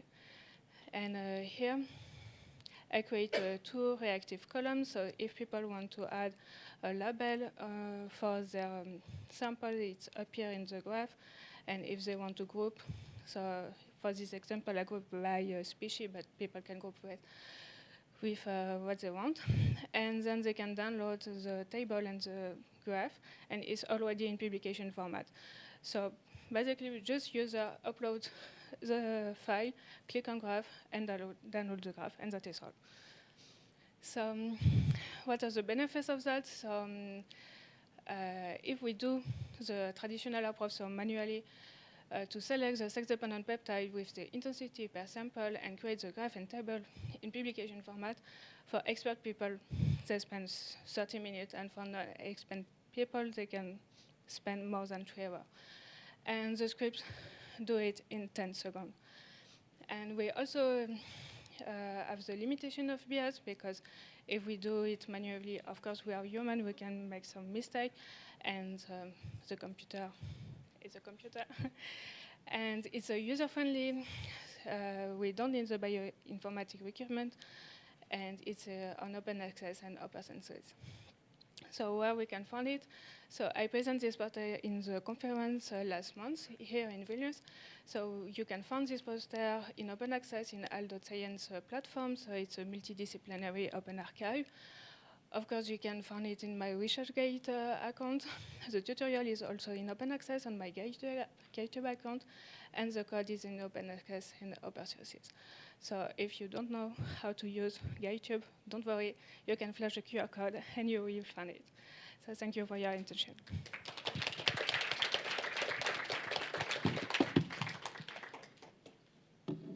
Okay, thank you, Marin. And next in line, next nominee is a group, Center for Study of History and Culture of East European Jews. And I know that Dovile should present. Okay. Thank you so much. I'm really honored to be here among all of the outstanding scholars, and I'm also honored to present the center I'm working at. It's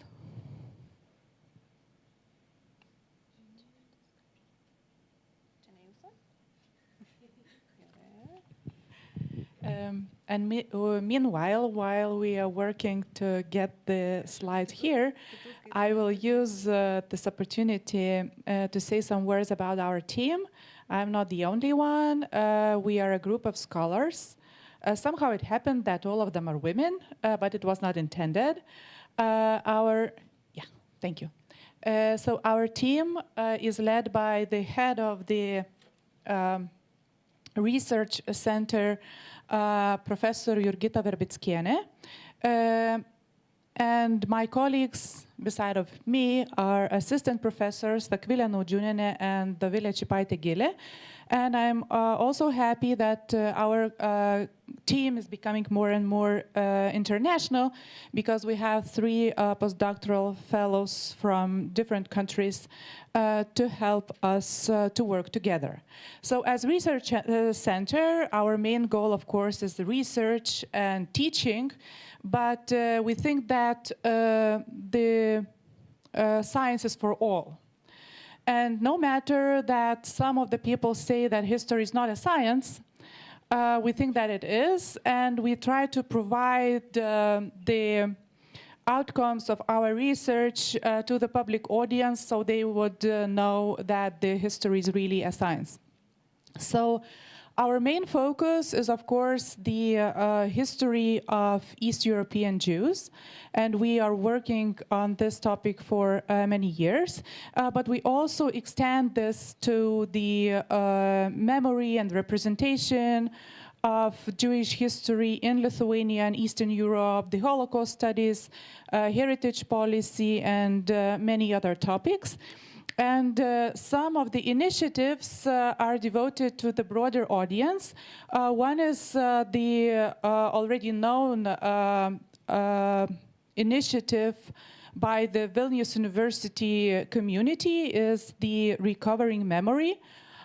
This is the diplomas that can be that are delivered to those who were somehow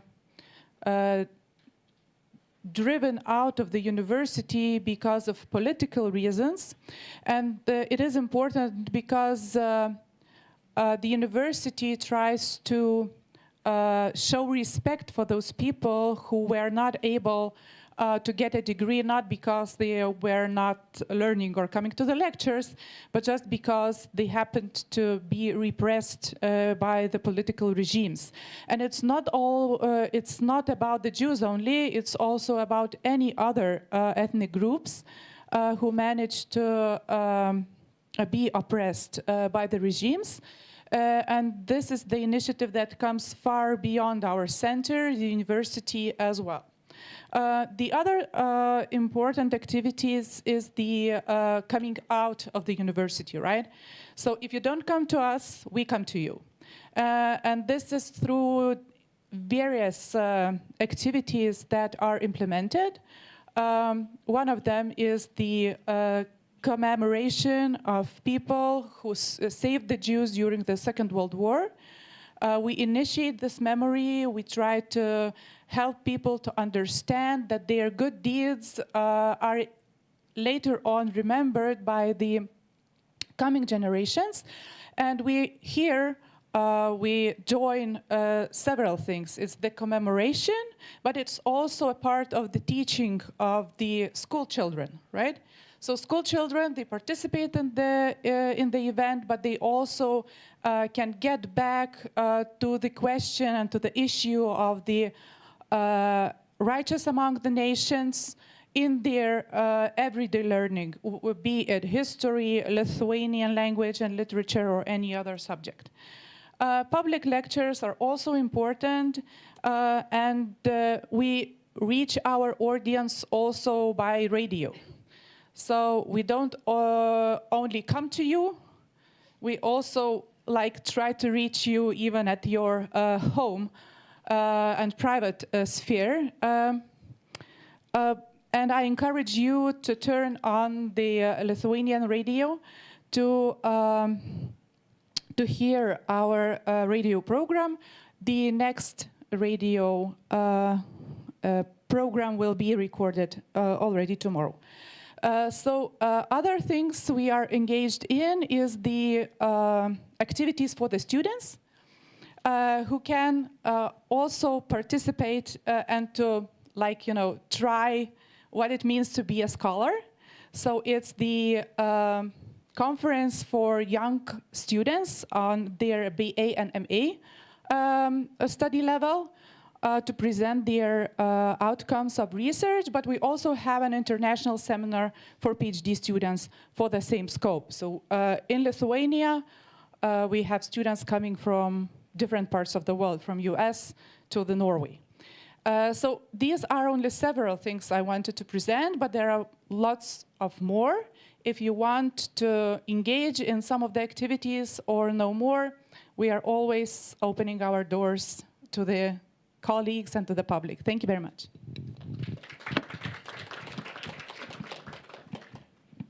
Thank you so much, Dovile.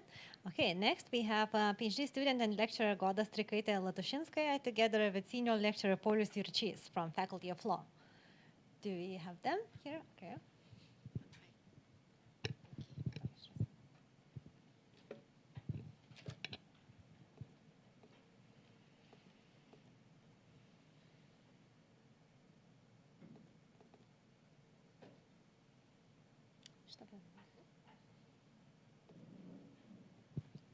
Thank you, and good afternoon, everyone. My name is Goda Strikaitė-Latušinskaja, and I'm affiliated with Vilnius University Faculty of Law. And this project was actually carried out with my colleague and dear friend, Dr. Paul Jurčys, but since he is now in San Francisco, he couldn't be with us here today, so I will be presenting on behalf of both of us today. And first of all, let me just say that it is such a great honor just to be speaking here today during the International Open Access Week, when that fosters the open and accessible and personalized science, and this was exactly what we were aiming to do with this project, to be honest.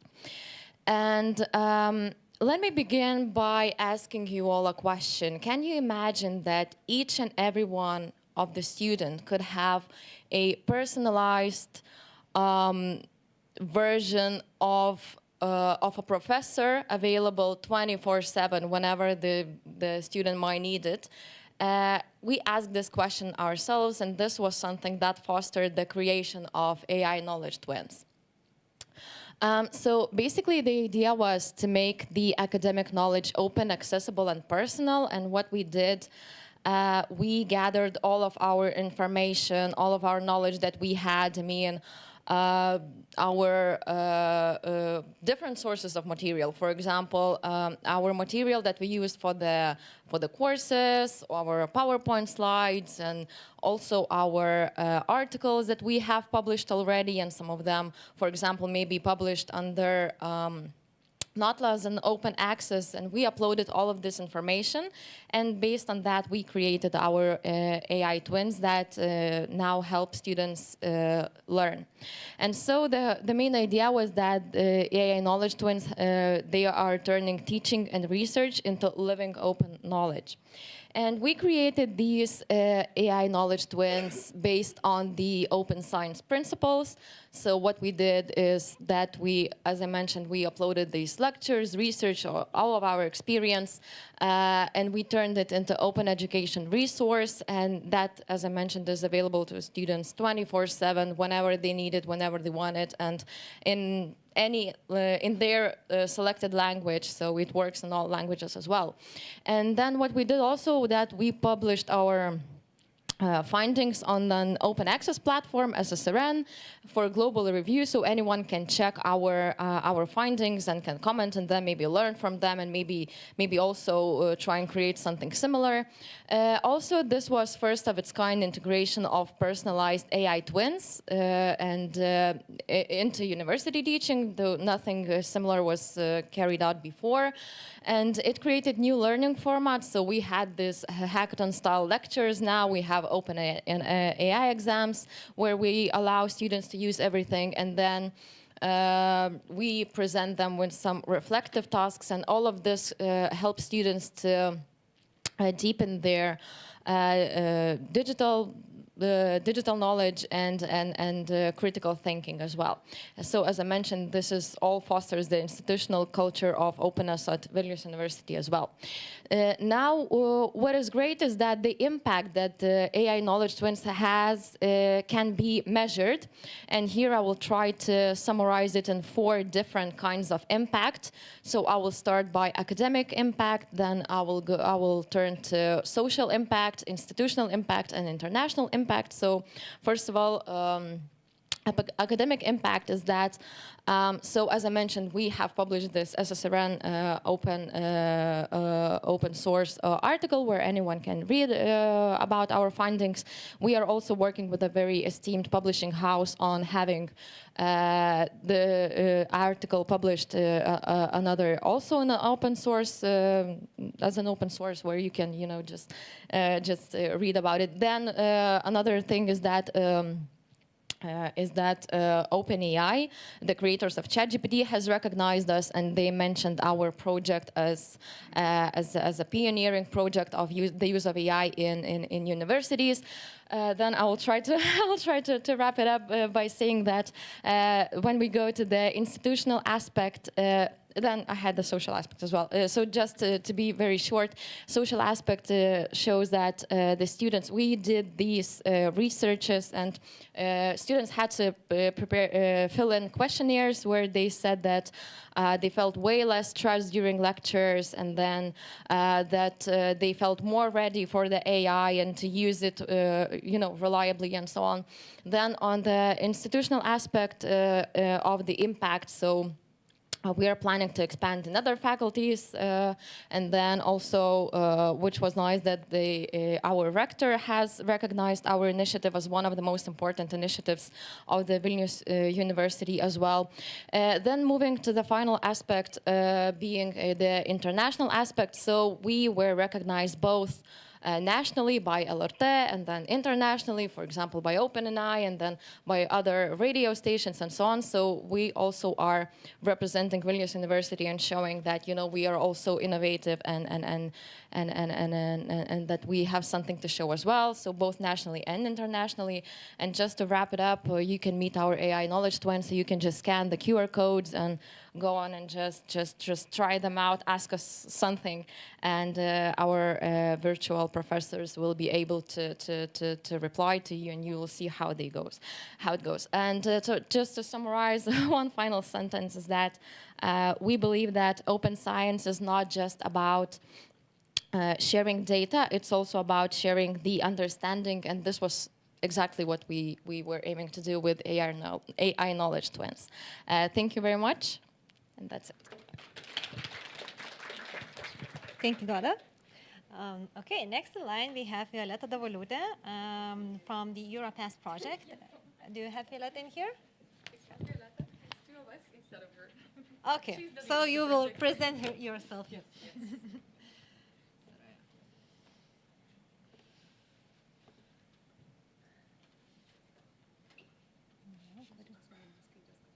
Prieš tai buvo. Čia biškai sumaišyta buvo numeracija. Va. Mikrofoną. Ir šitas veikia.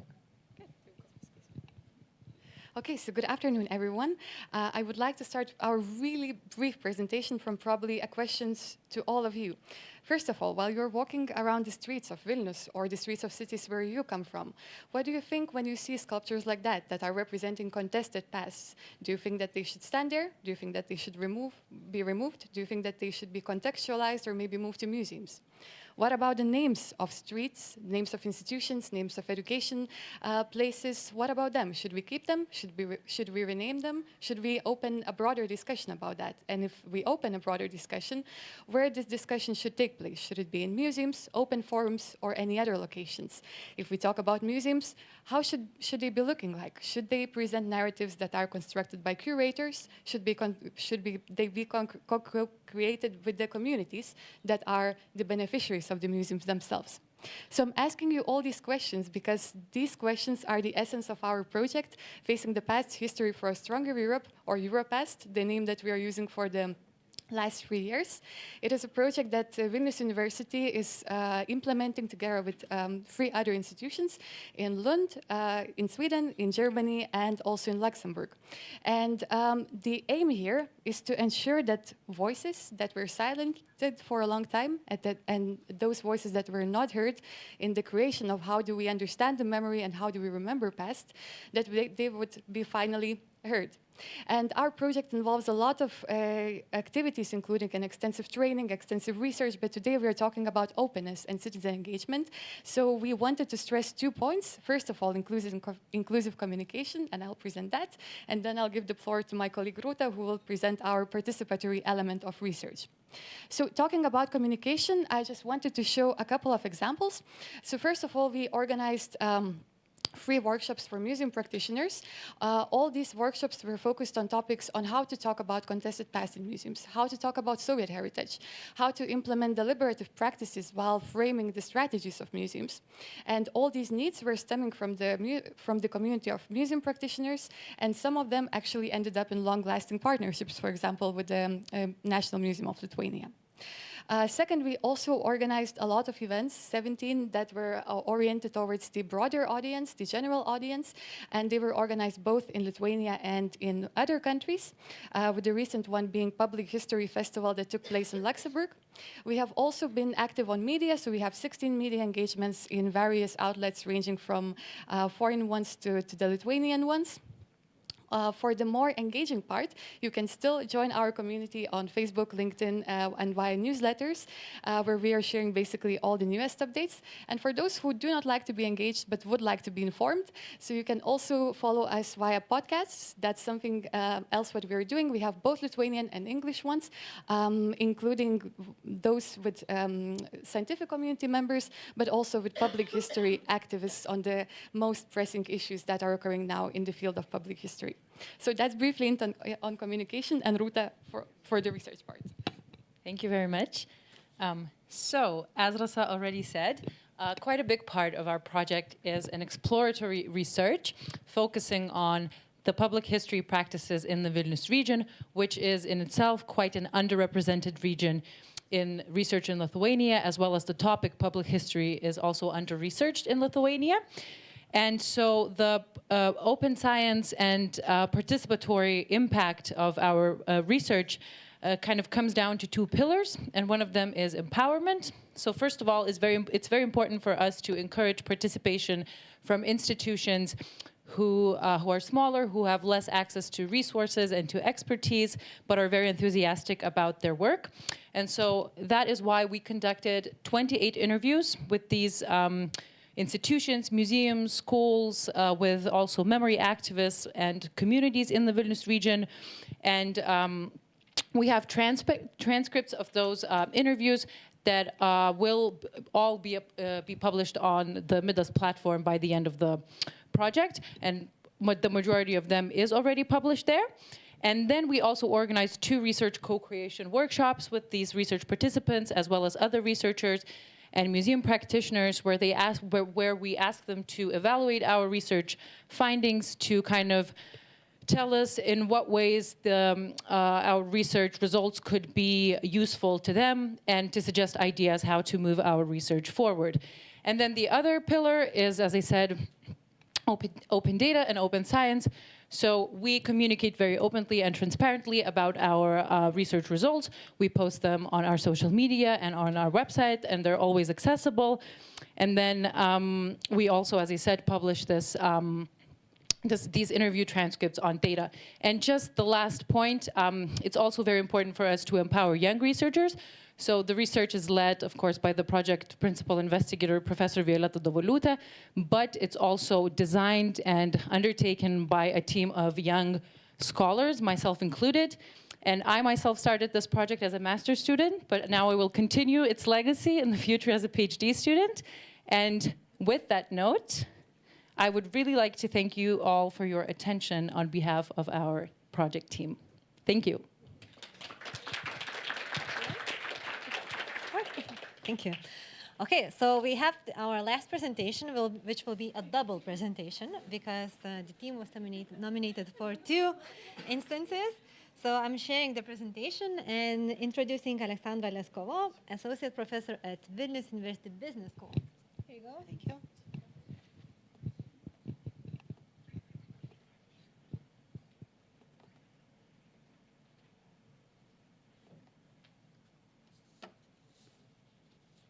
Okay. Good afternoon. I am Alexandra. One. Oh, okay. Alexandra Lesgovko, and I'm in Vilnius University Business School, and I'll show how I engage the public of the research processes and what impact. When we talk about open science, we usually mean access to results. For me, open science means an invitation into the research process itself, where students become co-investigators, not just recipients of knowledge. We start with a gap. In risk management, there are 3 main barriers: a professional jargon that makes entry almost impenetrable, a lack of safe places where students can ask naive questions and see evidence, and a distance to practice. Students see results, but not the path leading to them. To bridge this distance, I use Alexandra.ai, a 24/7 Q&A assistant that translates research into plain language and links every answer to methods and sources. It serves as an open doorway into science, where students can search, clarify, and see how knowledge translates into practice. Engagement starts with real questions. What is insurance? A clear definition, an example, and a reading link. ERM versus traditional risk management? 4 key differences and case examples. How to prepare for the exam? 20 practice questions and a structured study plan. Each question creates a learning cycle: question, answer, practice, refinement. Over time, students start helping each other and understanding becomes collective. I maintain a simple cycle of improvement. First, I observe which questions repeat. Then, I answer in plain language and publish a micro-explanation. Later, we test it during classes or company visits and refine it again. Step by step, each interaction adds a small improvement to our shared toolkit. Engagement also happens offline. I bring students to the national quiz, an annual intellectual competition among insurance companies, held for more than 15 years and uniting the industry's leading employers. This year, Vilnius University students joined for the first time, strengthening the link between academia and the professional community. We also organize guest lectures and company visits, where students formulate questions, compare theory with real decisions, and return to the literature with a new perspective. To lower the entry barrier even further, in 2026, we will launch a pilot student ambassadors program. Ambassadors collect questions from their groups, bring them to the Q&A assistant, and help turn recurring topics into concise explanations. This keeps content connected to real learning needs and gives students a voice in the research process. What makes engagement sustainable? Feedback and openness. When a question repeats, we refine the answer. When a case can be shown, we open it. When a tool proves useful, we document it. Each interaction leaves a trace that other students can use. The next step is to build a library of micro-explainers linked to research tasks, gradually open data sets with context, and co-create with partners. Engagement is not an event. It's a habit that can be designed, one clear and evidence-based answer at a time. That was first part, and now part 2, impact. Open science is not only about access, it is about adoption. When knowledge changes skills and decisions both in the classroom and in industry. I translate complex research topics into step-by-step guidance through 3 channels. First, through open posts and presentations that anyone can reuse. Second, through academic practice with real company visits and applied case studies. And third, through Alexandra.ai, a continuously available assistant that ensures consistent answers and references to verified sources. For students, this means a stronger connection to the market. They can see real processes, compare alternative approaches, and move faster from reading to action. They learn to use a shared professional vocabulary, work through practical exercises, and come to examinations better prepared. For the industry, open science turns methodologies into working processes. In my lectures and business training sessions, I focus on artifacts that can travel easily. One-page glossaries, scenario planning checklists, and concise how-to guides. For example, during a session with UAB Garovs Valdemas, we explored ChatGPT and prompt engineering. We aligned expectations on the safe and productive use of AI, practiced prompts on real business tasks, and I left behind reusable templates that the team can apply independently. For the wider community, open posts and articles reach new audiences, spark partnerships, and enable replication. When a topic repeatedly appears in the Q&A database, I publish a micro-explainer and link it to original sources. In this way, one answer gradually evolves and remains accessible to everyone. I also make impact measurable.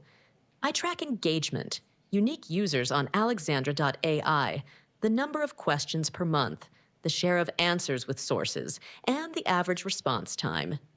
I track learning, the improvement between pre- and post-tests, exam pass rates, and the percentage of students who apply Q&A in their assignments.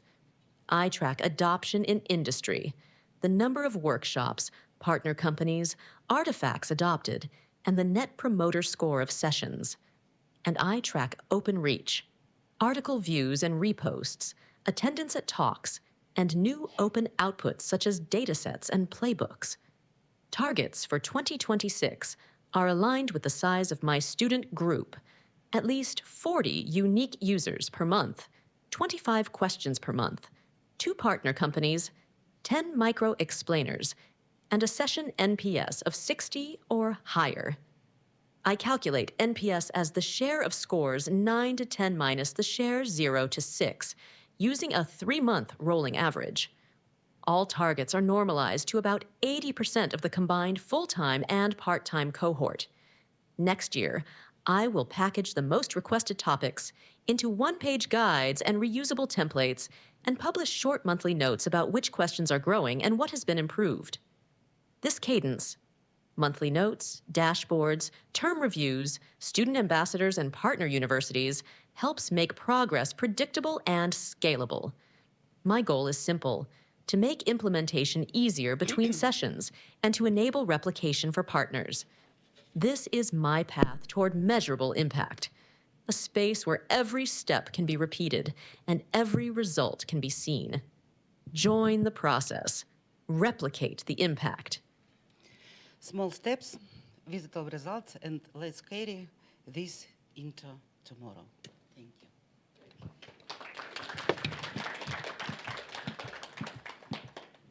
Okay, thank you both online and offline Alexandras for the presentation. We are done with the presentations. We heard so much about open science. Maybe after we have to go out and discuss about closed science. So Irena Krivienė, the director of Vilnius University Library, will present the winners of this competition. Tik taip plakti aš jums, kad matytųsi fone nuotraukose apie konferenciją. Ačiū. Labą dieną toms ir tiems, su kuo nesisveikinom ryte. Taip atėjo laikas paskelbti nugalėtojas ir nugalėtojus. Tai ilgai tikrai nekalbėsiu prieš, nežinau, kad visiems rūpi. Taigi, buvo sudaryta komisija mokslo prorektoriaus įsakymu Vilniaus universiteto skatinimo už reikšmingą indėlį atvirąjį mokslą konkurso dalyvių paraiškų vertinimui. Skamba štai taip. Komisijoje dirbo profesorė Edita Sužiedėnienė, daktarė Eugenija Rudnickaitė, profesorė Danguolė Satkauskaitė, Eglė Miltakienė ir daktaras Vincas Grigas. Man teko garbė vadovauti šiai komisijai. Taigi, pirmoje kategorijoje atvirumas mokslinėje veikloje, apdovanojimas ir skiriamas ir nugalėtoja skelbiama daktarė Morvan Marin Stefani, Vilniaus universiteto istorijos fakultetas.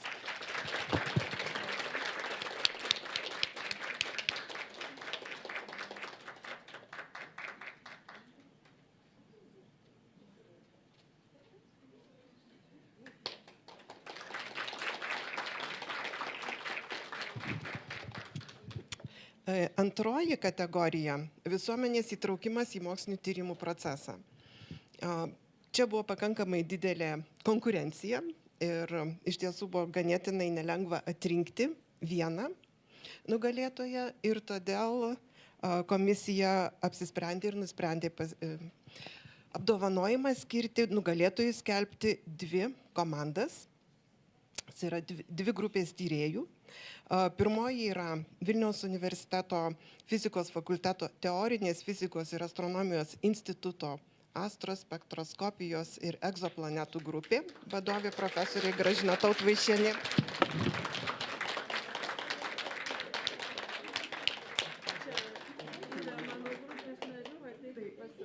Pasirodykit visi būtinai. Taip.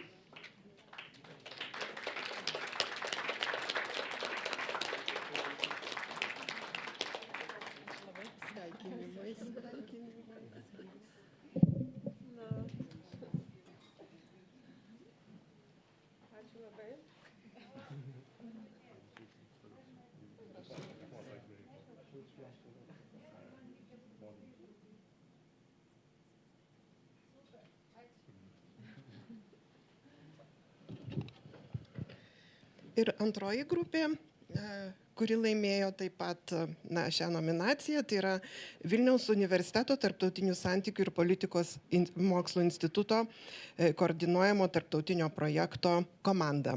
10 žmonių, gal visų nevardinsiu čia, ši komanda laimėjo taip pat šią nominaciją. Taigi, plojimai.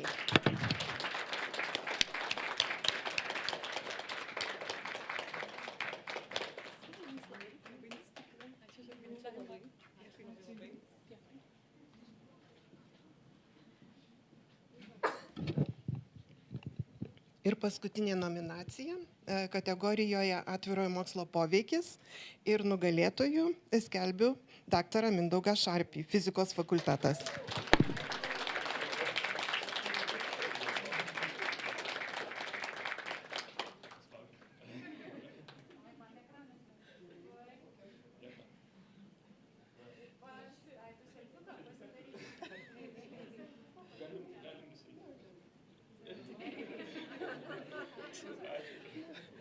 Ačiū visiems ir visoms.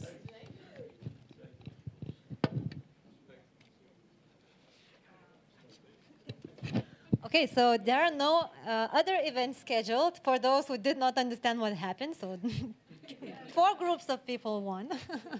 The nominations happened today, but the award ceremony will happen in December. So you will get all the awards and, I don't know, fireworks in December. For all the others, thank you for coming. For those who did not win, still a very good job on all of you. And have a nice rest of the week. Goodbye. As an organizers of this event, we would like to say a huge thank you for Monica, who led us to all this journey to open science today from the beginning till the end. So thank you so much.